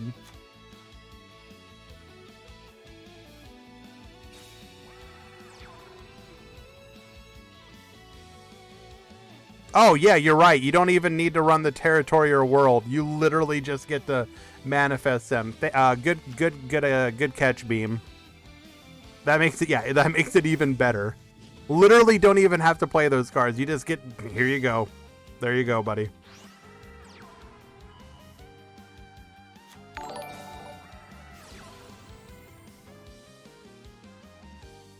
Matthew Samay, 1. Thank you so much for the follow. Appreciate that. You're very kind. Well, it appears that the hero player is quite on the crackback. It is going to come down to what is that set card.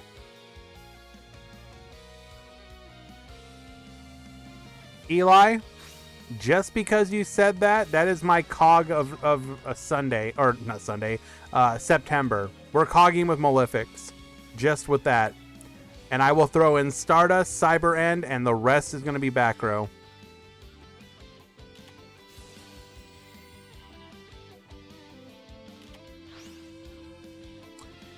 Electing to put... Was there a reason to not put the Neos in... Okay. This does stop us from... No way. Oh, he's doing it. Forbidden Chalice on the Neos Knight. The cheeky tech getting in that 2900 lethal. You thought you stopped me, but you did not.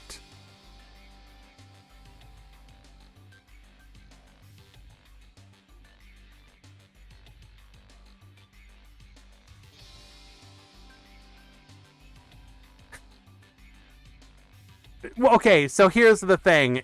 Because I'm going to probably try and be a little more active with my cog climbs in September, if I get to the point, I'm going to probably do a Decade style where I won't actually get King of Games until the very end of the month. So we are going to King of Games with Malefics and then surrender our way down.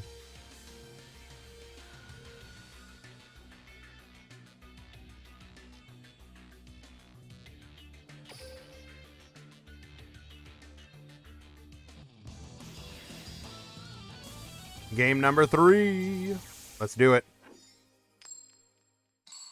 Big Punchy Heroes versus evil robots from the future who want to kill you.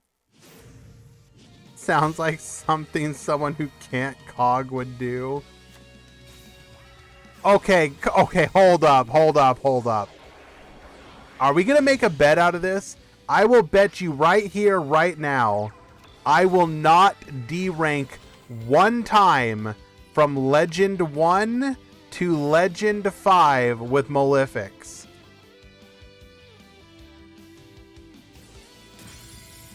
We'll still do that at some point, Elmaz.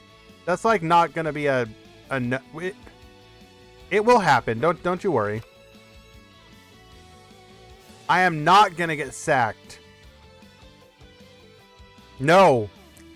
I'm saying it right here. I will bet somebody. Let's come up with a bet. Anyways. What are we gonna go into here, Mr. Mechlord player? We are gonna go into the Ouroboros. We're going to attempt to flip you down. You'll stay at Legend 1 and never D-rank, so it's true. Alright, come on.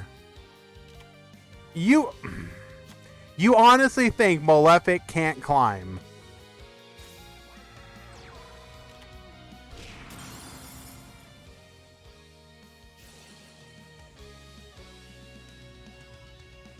Can Malefic get cog? Obviously.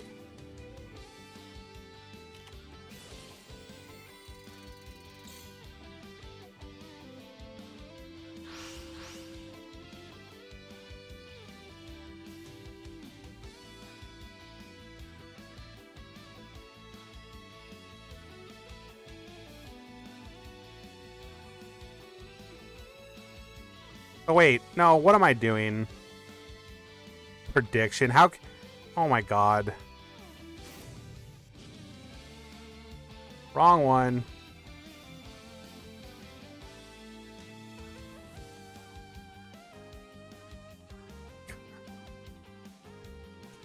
Malefic. Hickok. Yes. Because Giga Chad. No, you're high on copium. There we go.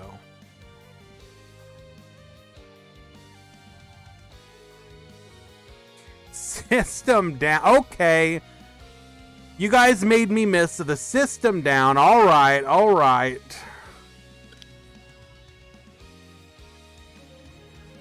As they say, it's not the deck, it's the player. Rude.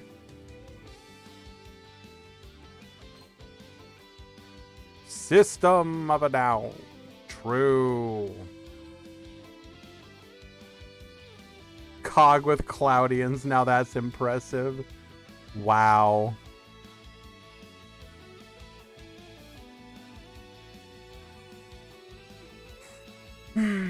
Some hardcore haters going on in here right now. That's all I'm gonna say. Don't know how to feel about that.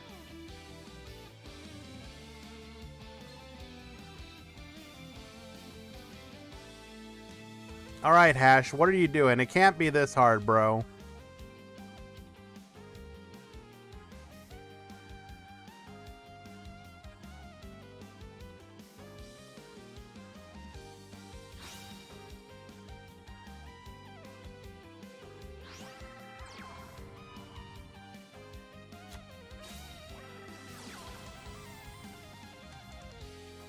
Oh, I do see a whole lot of believers on this poll. That's what I want to see. At least you can take pride in the fact that we're not all yes men.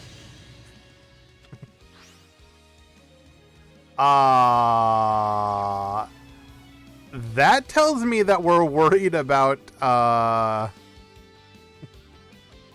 we're worried about Triskelion. Okay. All right.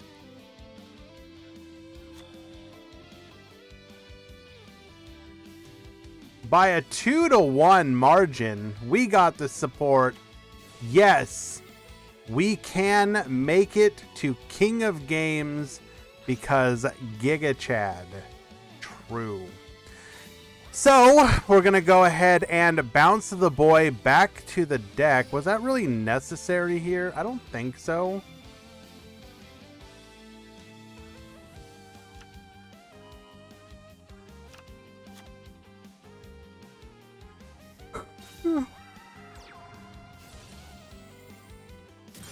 Meanwhile, in the rest of top 8, Elsune on Mech Lords has defeated Shu on Heroes, proceeding into the top 4. And Aaron on Rose Dragon has defeated Cool Star on normal Heroes. So they are facing off in the top 4.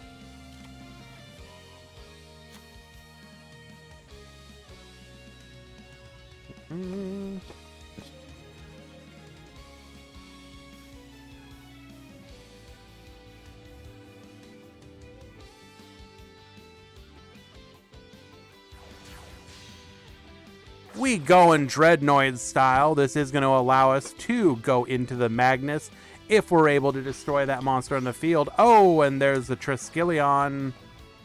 We are threatening all sorts of disruption and lethal. That back row is going to need to be important. But as we had that monster in defense from before, we can almost assuredly assume it is not. And just like that, dead card. Super Viz defeating Hash in a 2-1 victory. Mech Lords continuing their climb towards the top. Well done, Super Viz. OTK boring. Okay, come on now. It wasn't even an OTK. He was at 3,000 life. That was also top 8, not top 16. Why did I put 9?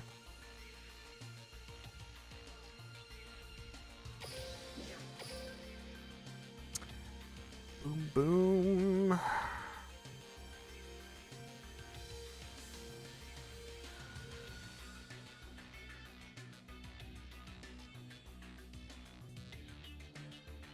Well, we could watch a Rose Dragon mirror match, but I think we're gonna not do that.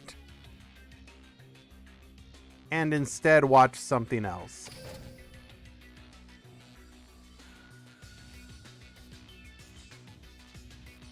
Favorite duel needing to be nerfed. Now I know Reddit sent you. True.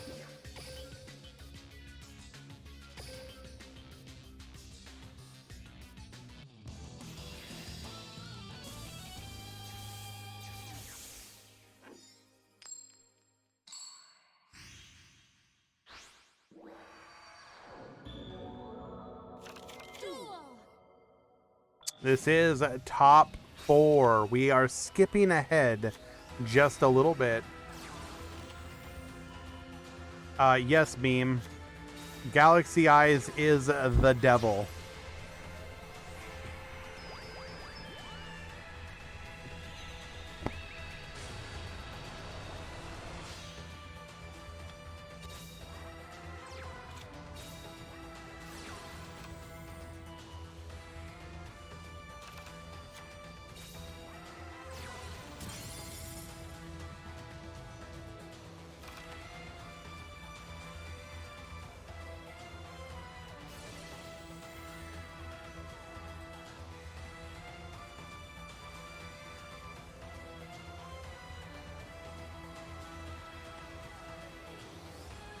Unironically, oof, I believe there were a couple people main decking straight flush, and I'm not even joking.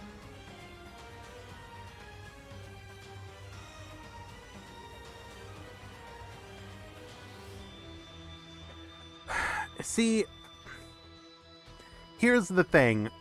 Yes, the skill is extremely strong in the current form that it is. But at the end of the day, you're still trying to make sure you beat your opponent down with exactly Neos Knight, Brave Neos, and Flame Wingman. Like, come on, guys. I don't know. It just doesn't feel like a problem.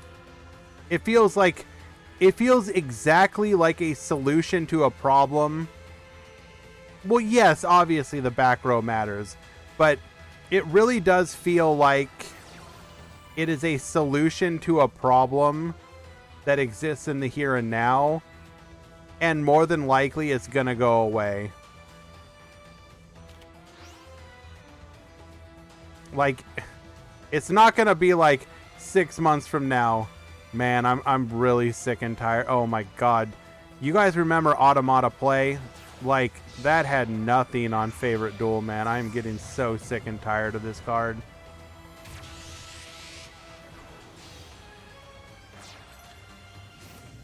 There's no way. Like, we have something to stop this, right? Surely. Surely we have something to stop this.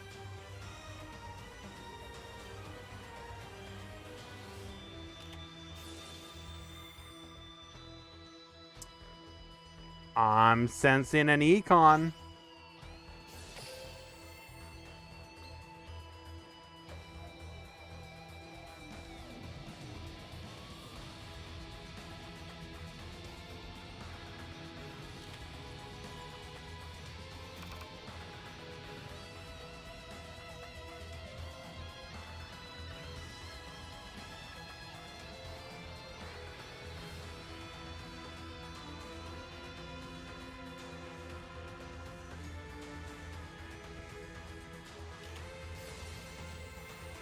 There you go. The econ take. We will be able to bring our Zeta back to the field, face up. Gonna be able to begin the abduction process.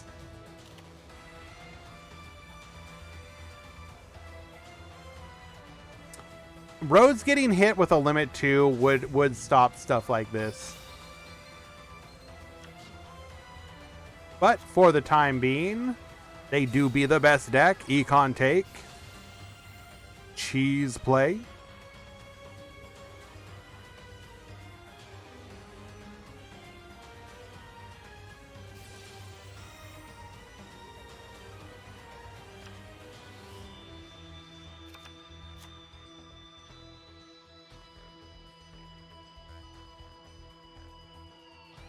What is the game plan? We can abduct, but do we have the ability to lethal here?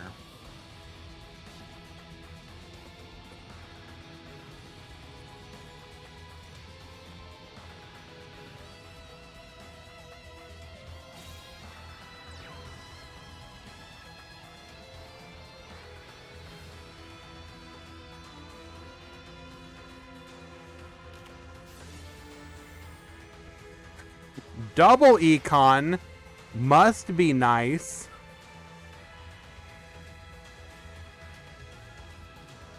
Okay. This does open up, and that back row is just dead. Okay. Well then.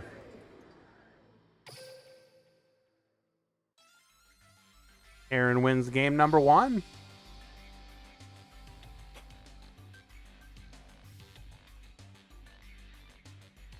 Well, see, here's the thing. Like 1401, I don't know if you follow the TCG at all, but like you're seeing econ unironically being played by sprites, if I'm not mistaken.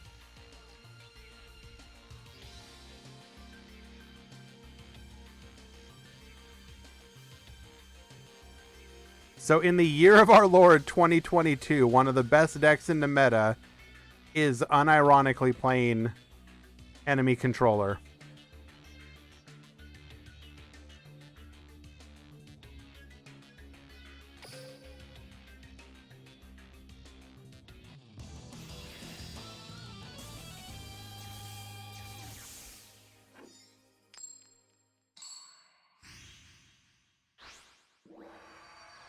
Yes, that too, because you can, because when you are facing nothing but mirror matches, just econ take their dude and then either stop them from doing their plays or just overlay over them.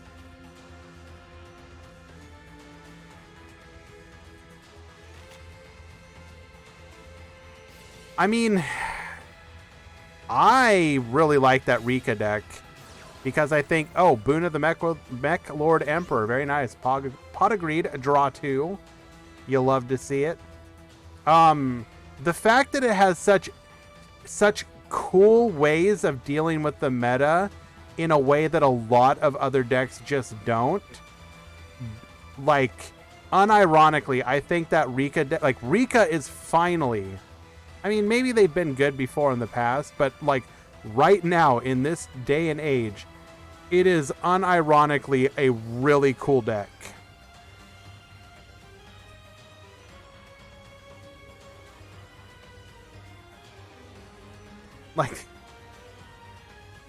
Like, if I'm not mistaken, one of the strengths of the deck is like you can literally like play through and around stuff like Dark Ruler because you're just like, well, cool, you Dark Ruler, but I'm gonna go ahead and like do this thing that tributes as cost.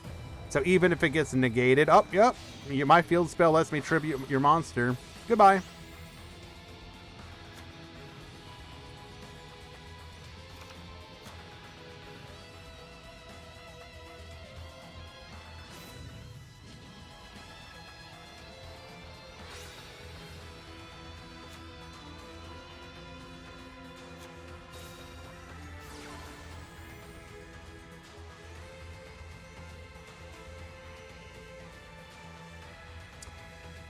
Okay, Mech Lord Refinement for the Assembly. Probably going to search the...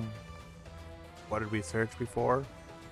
We grabbed the Weisel, so probably just grab a Avogadro or Triskelion. Hello, Swag!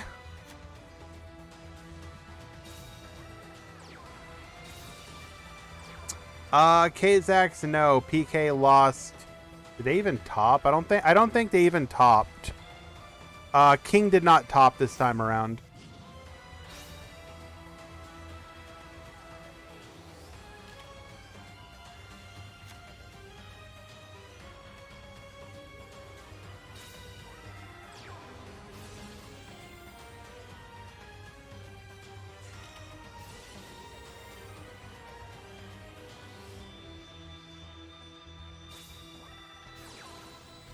In response to the Floodgate, we're going to go ahead and econ take. We are getting cheese played all over the place. Hello. Forbidden Lance? No. Not today, Satan.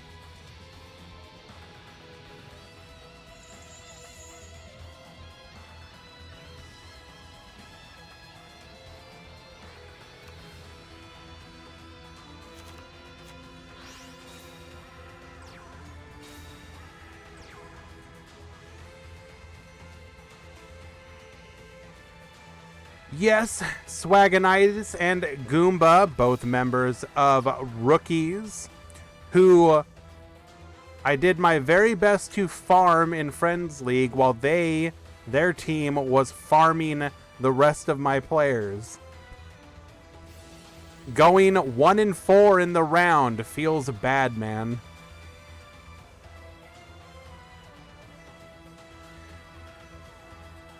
Trying my very best to carry my team on my back, but it just wasn't enough.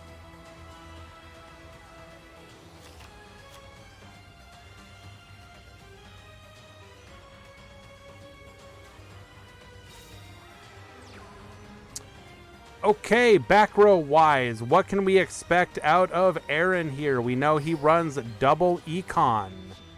So do not have to worry about TTH most likely. There is likely a copy of the Basil Rose. Nah, I love my team. My team are good people. We've had some good seasons. We've also just had a couple bad ones. It happens. But I was actually pretty proud of my team. We 2 seasons in a row made it to top 8. And we'll do it again. It'll happen.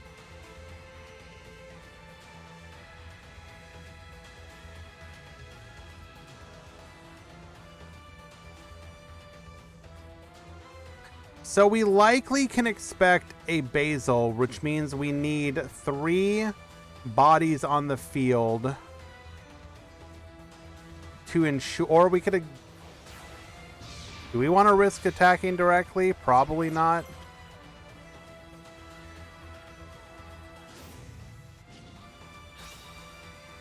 I don't know if I'd want last man standing. I'd rather just get my ass beat. I'd rather get beat early and then move on.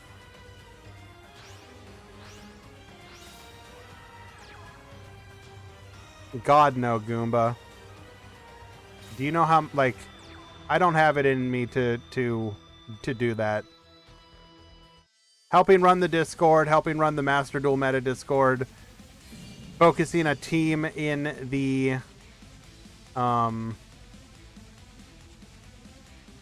in a league, working full time, doing the streaming partial time, like sometimes I just want to cry, bro.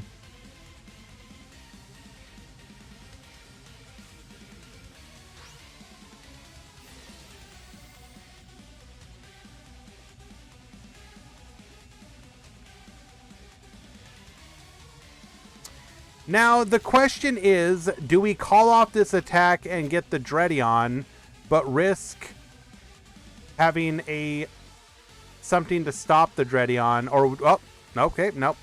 Didn't even question it. We're gonna try and get that Magnus.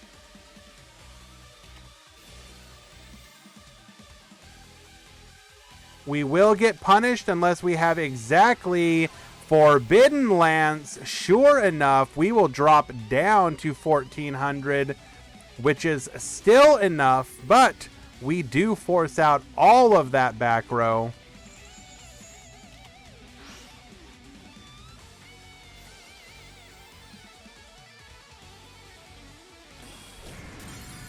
Sucking up the Ruddy Rose. Okay. I mean, that back row is going to have to be something else because we can... Oh my god, and we're about to punish. Taking out the Book of Moon. Oh, this is not right. Oh.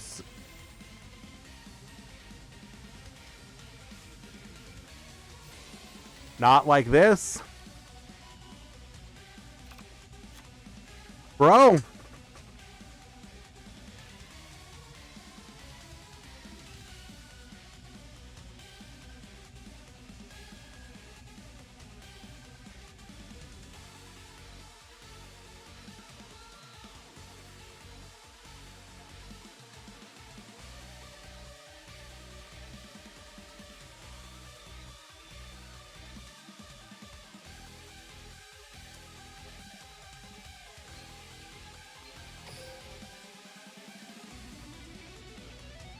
Our boy Aaron out here just blessed.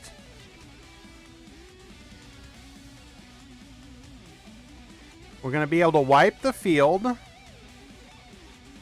Likely does not have access to a Ruddy. Probably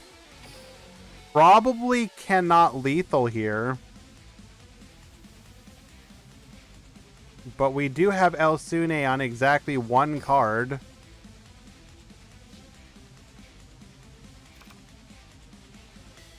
One card in hand is the Basil, 1 unknown.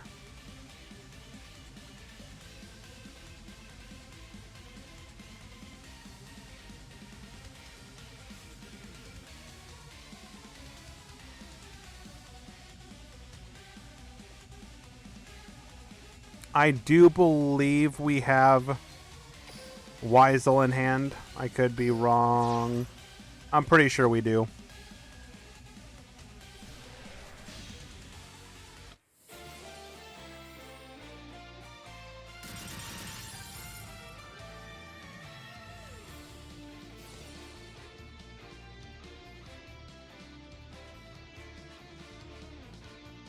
Chain your Basil now or forever hold it in peace.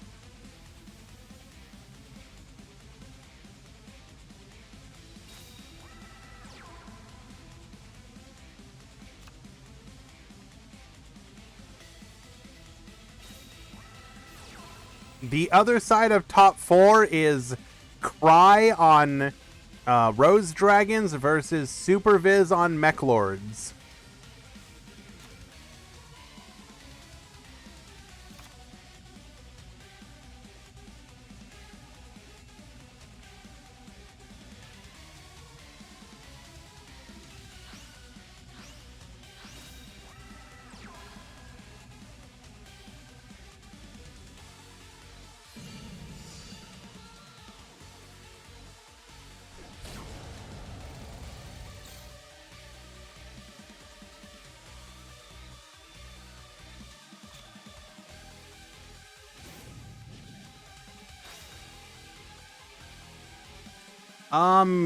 This Triskelion feels like it was a mistake.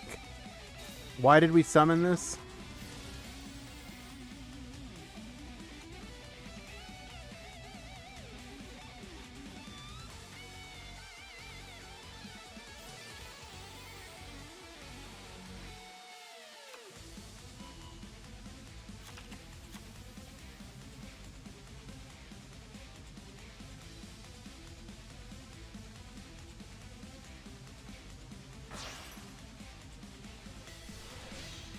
Second Black Rose Dragon is going to be able to wipe the field once again. Set Basil Rose is going to float, bringing back that Black Rose Dragon.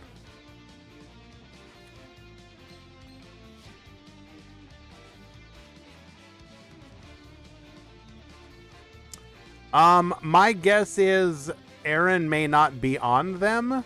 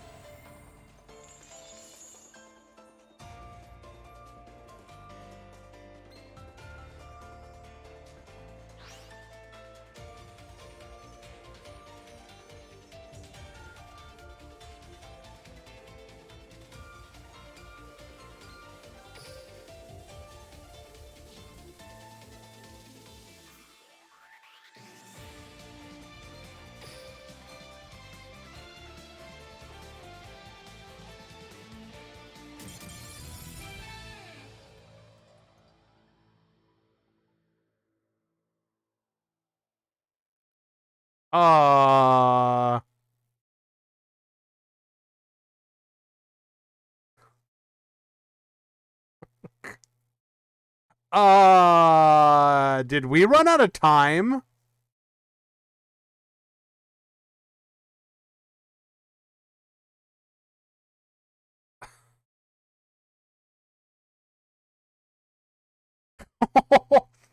Wow. Well, we take those. No, we honor. That's a time limit loss, dude. Like, play faster. It wasn't even lethal on board, so like.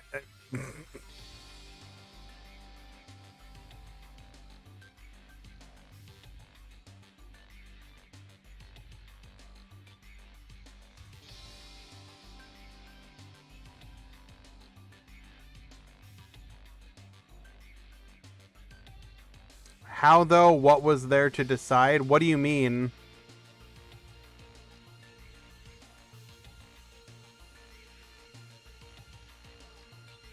If you lose the time, that's on you, dude. Like, you have X amount of time, you should know your deck and play quickly. If you waste a lot of time, that's like just unfortunately on you.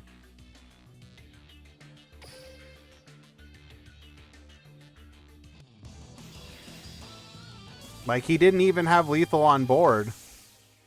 Like, it would be one thing if you could make the argument of, like, he's in battle phase, he's attacking an open field, it's gonna be lethal with this attack, like, but it wasn't even lethal.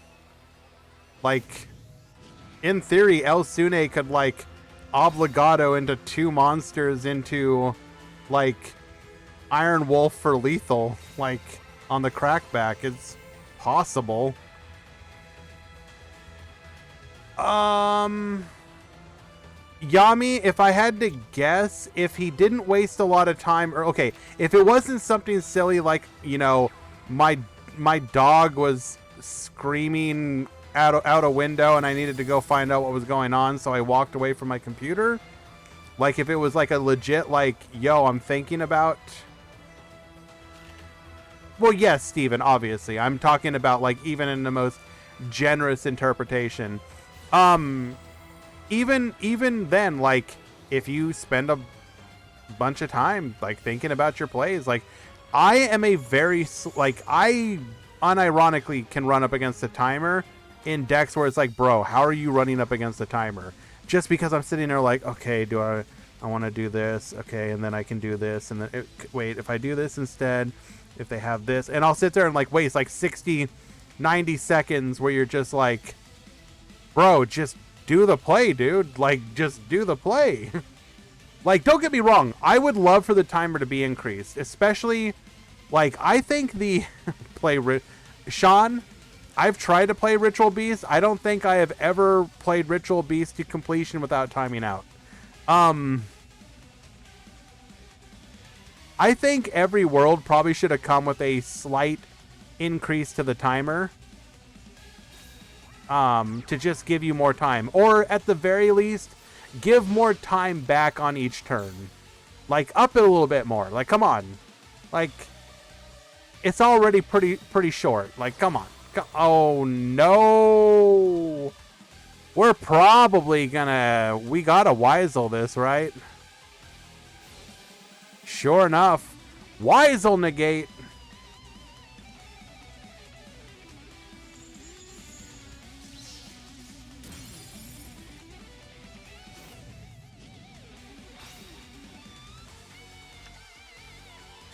Again, Steven, I'm agreeing with you. I'm simply stating that, in my opinion, in even the most generous interpretation, you would be like, yeah, no, it's on you, bro. You're attacking directly for lethal, no cards on board or in field, and you time out? Like, sorry, bro.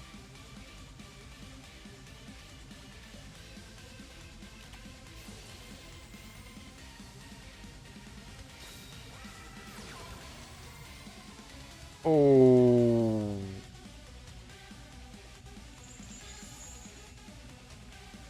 Bro!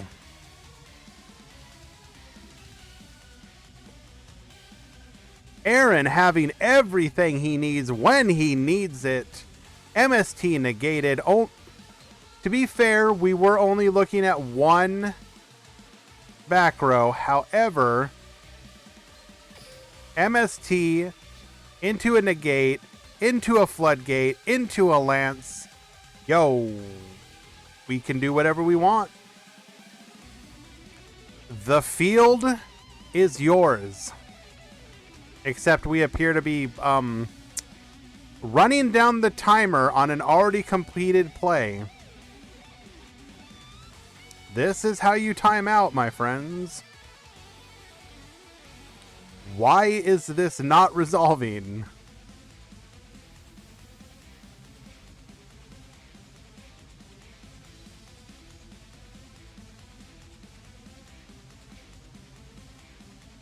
It's not timing out, it's establishing dominance.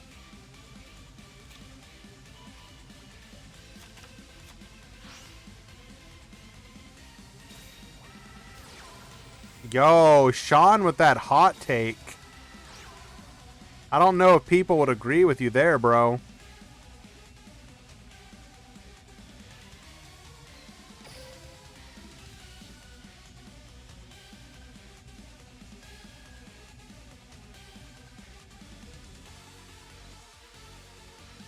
By the way, friends, while we take a slight break in the action here, I just want to give a huge shout out to everybody that is still here and chilling.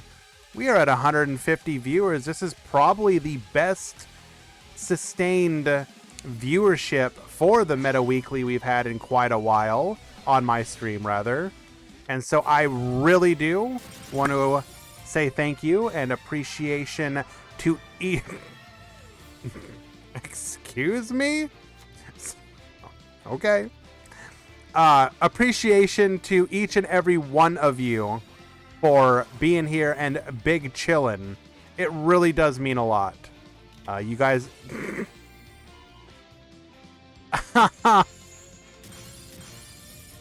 MST on MST, and... Alright. Well, here comes the boy.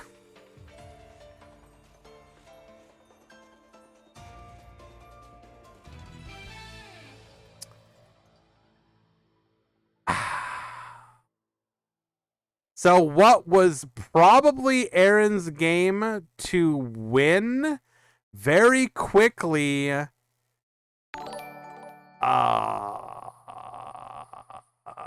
congratulations, Alsune, Meklar's best deck. And A2, thank you so much, my brother, gifting that sub to EUCon of all people.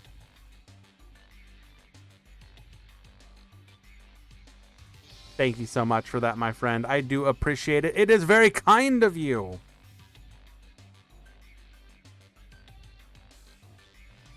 Oh, Elsune is quite stoppable, but sometimes those things just happen. Congratulations to you as well, Aaron. We were joshing you a little bit, but you are a fantastic player, and I do appreciate watching you each and every time that you join our events. I know you are one of the better players, if not one of the best in the community, and you will clap back next time, bro. We will hop over to the other side of the bracket, where Cry is currently up game number 1.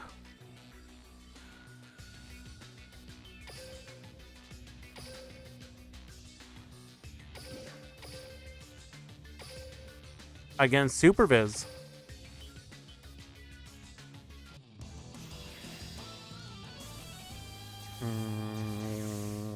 Okay.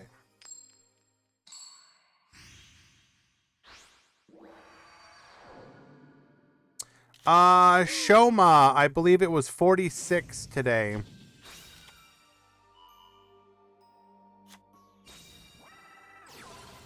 So a little less than it's been lately, but around the same amount.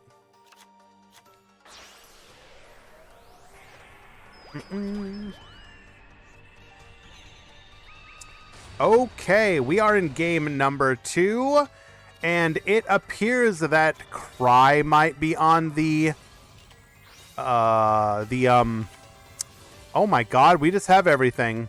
Sorry. He might be on the Yazi, not Yazi, the Yang Zing version of the deck. It happens, Shoma. I know you're in almost every one of the events, so it is all good, my friend.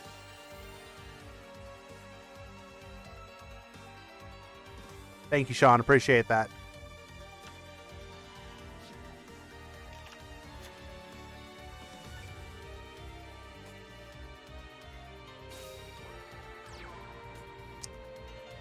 So we do have 2 back row as the... Oh, God. Do not... Come on. Don't copy pasta that, Steven. We do have 2 back row against the Rose Dragon player here. We're going to go into a Zeta. Zeta will, of course, be able to begin the abduction. Oh, my God. I swear to God, people.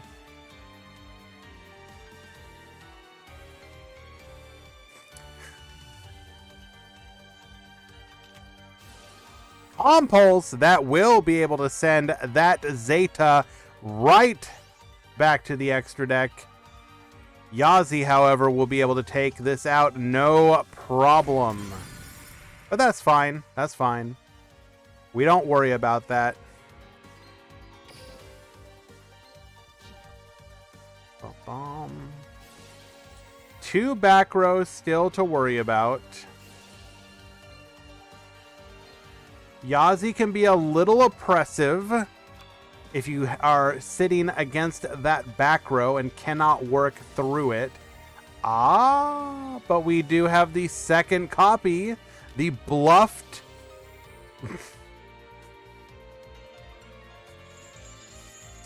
So at least we know we only have one back row to deal with. I guess that's something. Discarding the Triskelion. Was Trisk not live? Trisk was not live. Okay, sure. Do we go for it here? Do we just YOLO it here, bro? Like... Alright, guys, you got one card in hand. You don't know what it is. You have activated your... Wait, did we activate the skill already? Yeah, so this is the second activation. We can search for a Trisk. We can go for it. Your opponent is sitting on one back row and is desperately stopping your Mech Lord assembly. Do you go for it? Yep, you go for it. Does not matter. Show us back row, Book of Moon. Lance one time? Lance one time.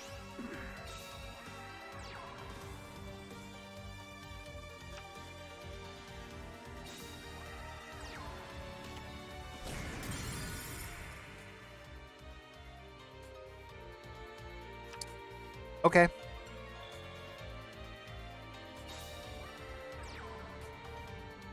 What?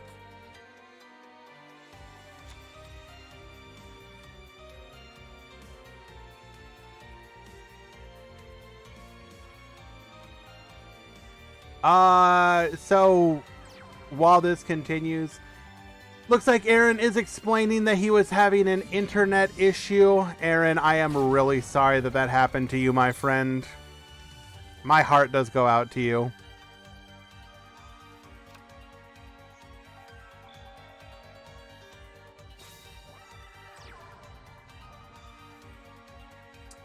Surely one of these back row can stop it.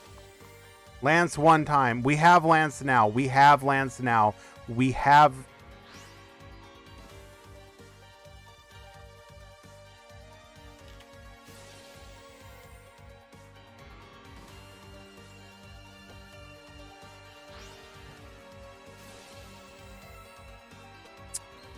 Yazi.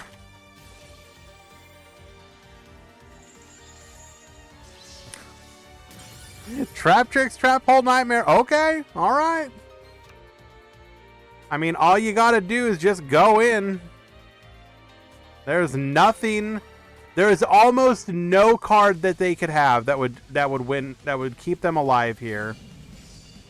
Drowning one time. Unfortunate. And Cry will win it in a 2-0 victory. Superviz, I'm sorry, brother. You tried, but yo, Yazi's a pain.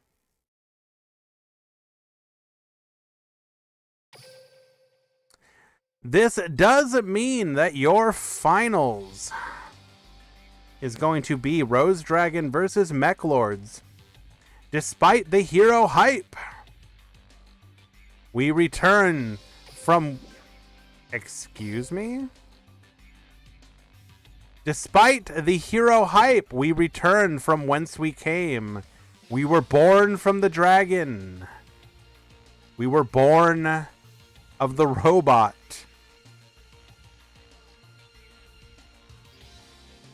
Alrighty.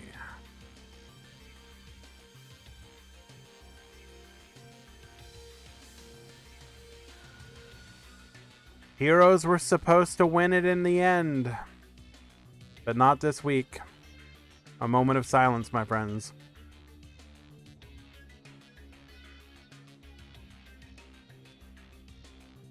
True! That Neos, though. That boy do be thick.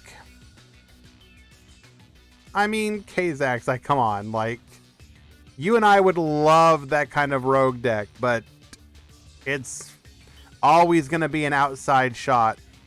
While the boys get their room ready, we can go double check and take a look at today's breakdown again. Give you an idea of what people decided to bring today.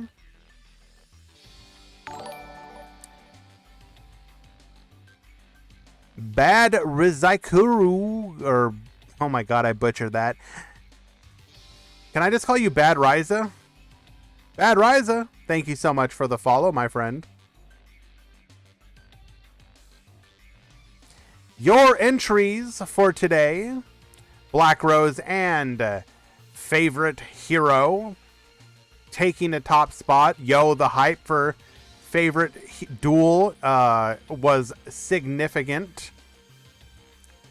Of course, Black Rose is going to be up there as, it's the best deck of the format. Then a bunch of smattering of everything else. Just call it. Whoa. Rude.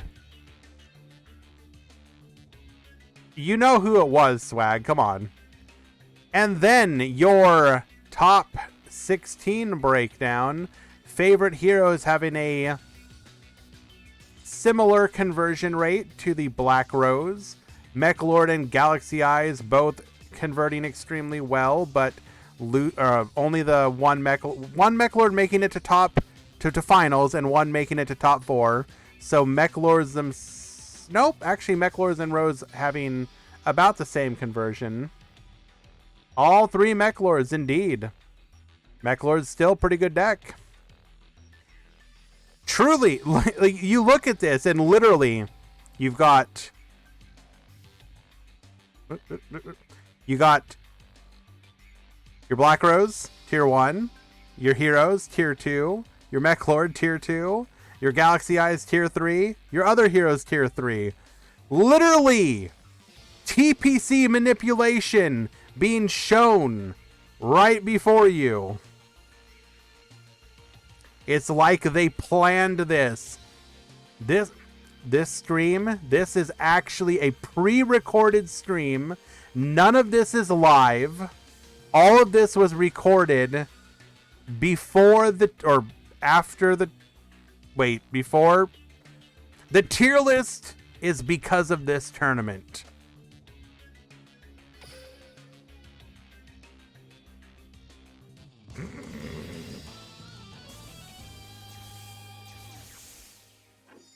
Cry at the top, El Sune at the bottom. Murderous robots from the future versus plant dragon hybrid abominations that nature should probably destroy. Let us begin. We going into that Yazi, and as apparently God intended, going into triple back row, taking out a Book of Moon, activating assembly going through. Obligato is gonna get instantly Book of Moon. We will Basil Rose. Rox Rose get searching. Only one back row. We can pop that with our Yazi if we so desire. And we so desire, we're gonna go ahead and summon out our Touty into our Baxia. Baxia get bouncing back to the deck. We are just gonna like absolutely destroy our opponent here. Yo, if you're not on the small Yang Zing engine, you are doing it wrong, but because holy,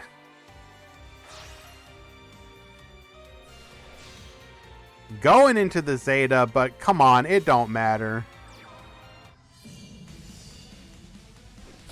Attack 1, no hand traps possible. Attack 2, and Cry, putting the Mechlords in their place in a commanding turn 3 victory. Well, okay.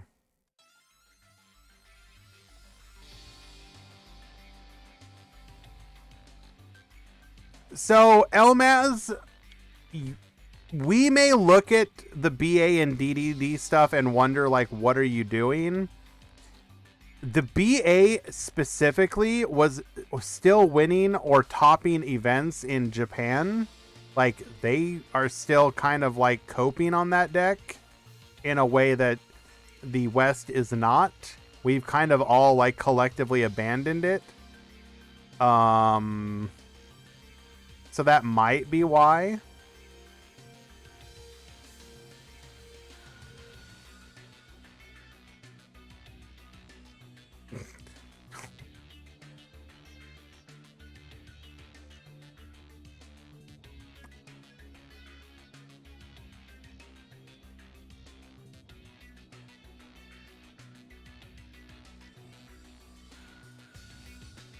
Yeah, you guys should see the TPC chat. Literally, it's just Viper raging against all the TPC members, like, every day, several times per day, screaming at them, all capital letters, like, using the double asterisk for the bold, like, I can't believe you guys are doing this to me. You're taking Burning Abyss away from me. It's the only thing I had in life. Like, you do this to me, what is left?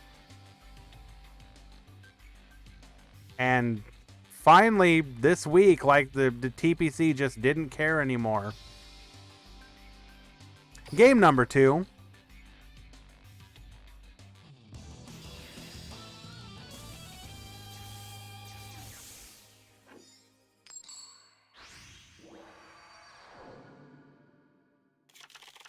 What is going on, Dark Wolf? We are watching Cry absolutely destroy Elsune here.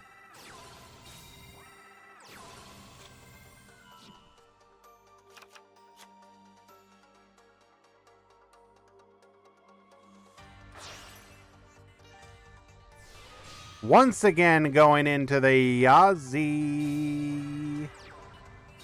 Oh, I was just literally making stuff up, Dark Wolf. Just don't let the chat know. They need to think that the drama is real. TPC drama is... Mwah.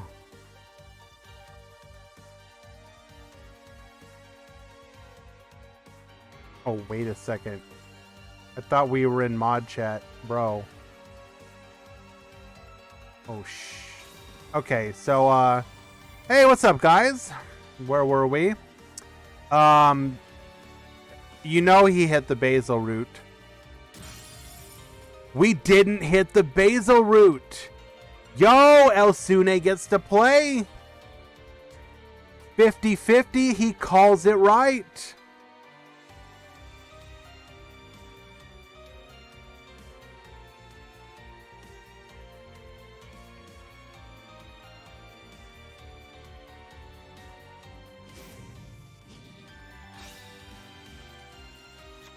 Now the question is, can we actually do anything?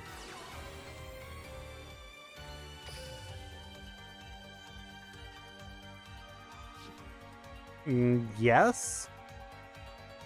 But we're saying nothing.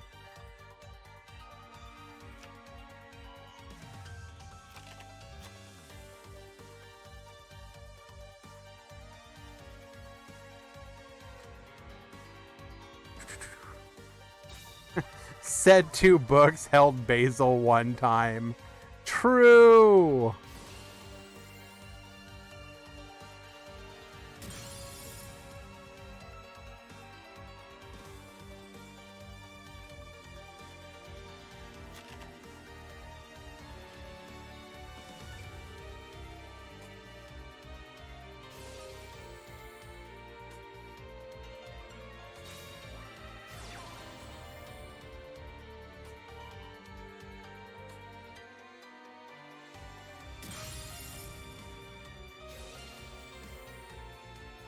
Okay.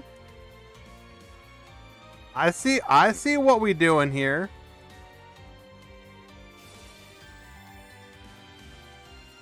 Unironically, I feel like this might have been a misplay by Cry.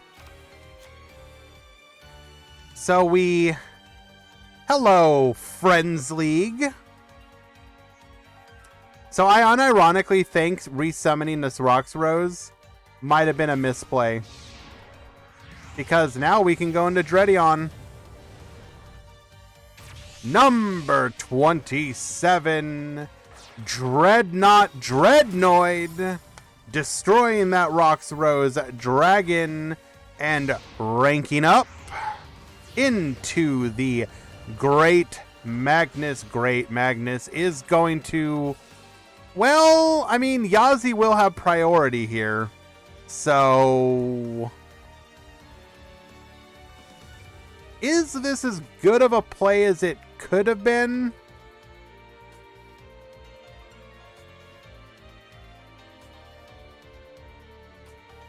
I mean, it outs the Yazi in one form or another at least, I guess. But yes.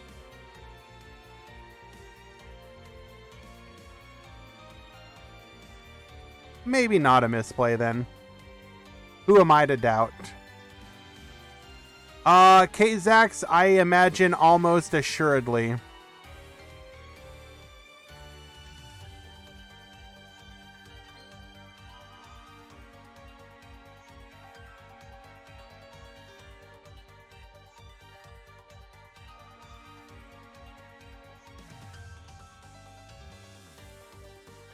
I mean, you chain in response, right? There's no reason not to. No coaching.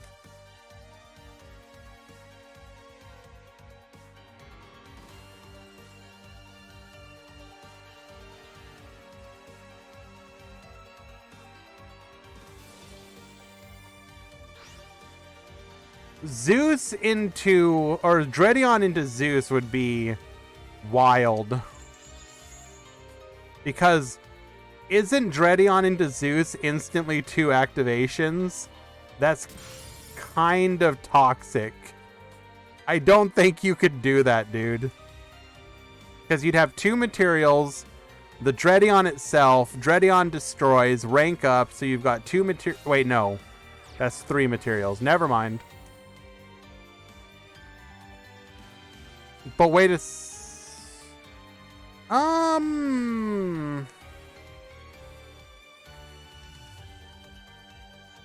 No, it'd be 3 materials. It'd be 1 activation.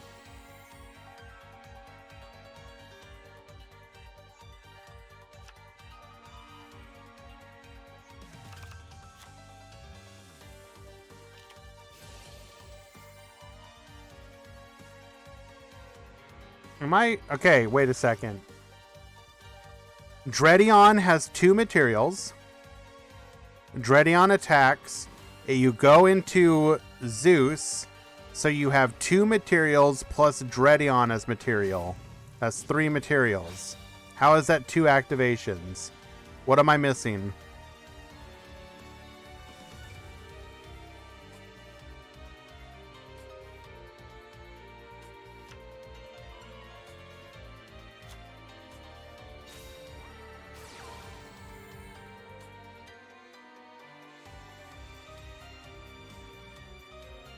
Ah, yes, the end of Battle Step Downard. Of course. Why didn't I think of that? And he has a back row. Welp. You tried, Elsune.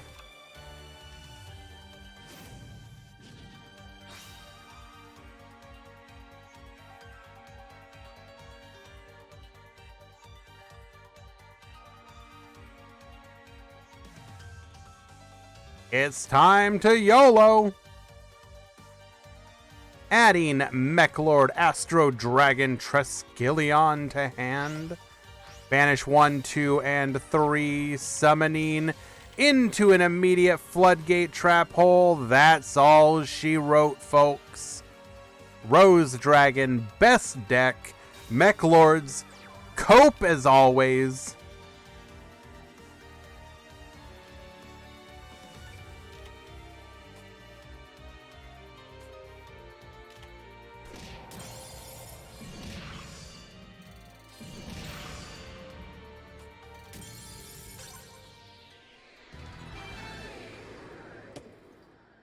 Your winner for today is Cry on Yang Zing Rose Dragons in a 2-0 commanding victory against Elsune. who probably shouldn't have even been in the finals, but made it regardless. I love you, Elsune. You're awesome. Why don't we take a quick peek at these players' deck list, see if they are running anything spicy? Probably not, but you never know.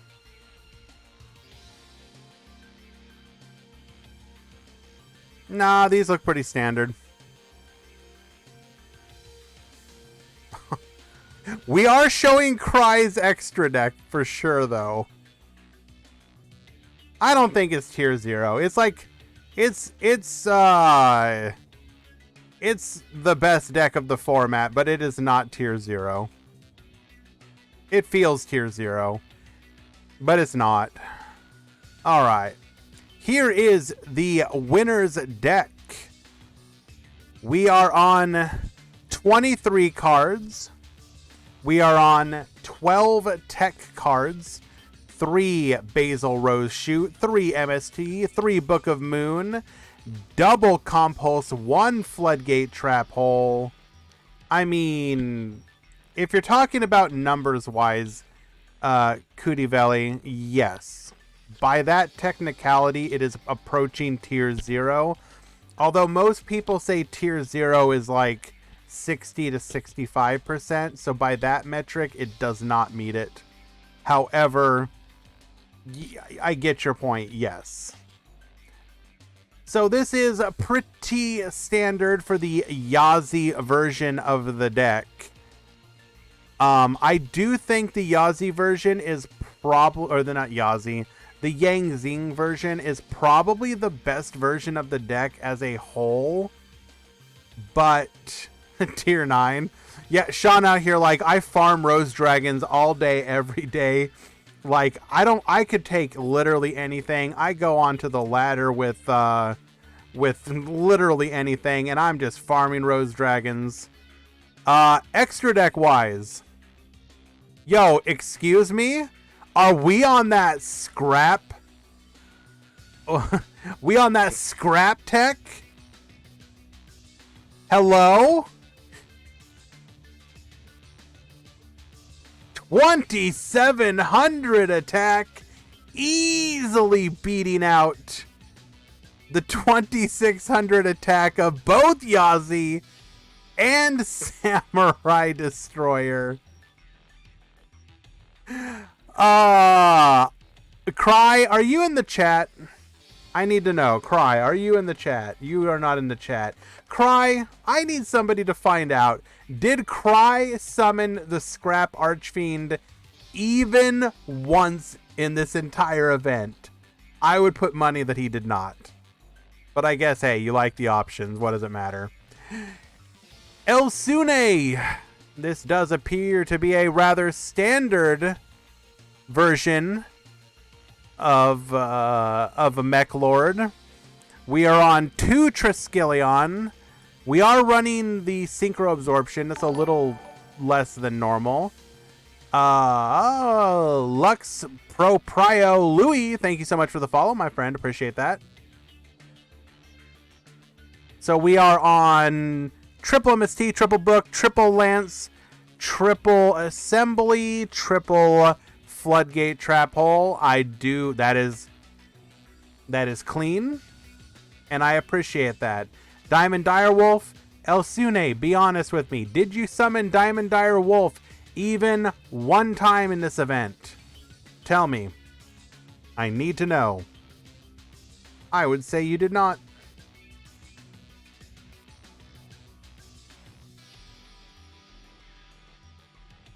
In my opinion, any non-machine monster in the extra deck is absolute garbage. You will never summon it. You are much better off running a second copy of Dredion and a second copy of, like, Magnus or something. You will never summon those monsters. But that's just me. My opinion.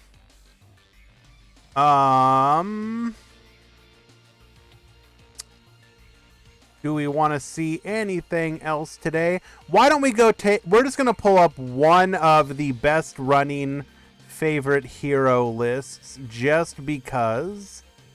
Do we want to look at hashes? I don't know about that one. I don't like. I guess we should look at one of the better ones of the event. Yeah, we'll look at hashes. That's fine.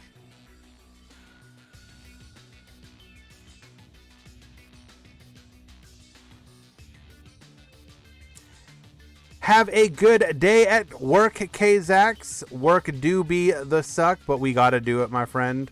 Stay strong. Hash is on. Favorite duel here. This looks fairly standard. You're on the triple Stratos, triple Liquid, 1 Grand Mole, triple Neos, 1 Sparkman, 1 Avion, 1 Burstinatrix. That is extremely standard in my opinion. You're on the 1 Rota, the triple Book of Moon, the triple Neos Fusion, the double Chalice, also standard. It is when you get to the traps that you can kind of do whatever you want. He has chosen to have his trap lineup be 1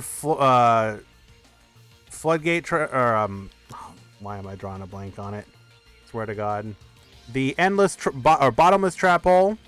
He is running a copy of 3 copies of Canadia, 1 Hero Blast, 2 Karma Cut, and 1 Trap Tricks Trap Hole Nightmare. Not sure about those ratios, but honestly speaking, you can kind of do whatever you want with those ratios. I think everything else is fairly standard-ish at this point. Anyways.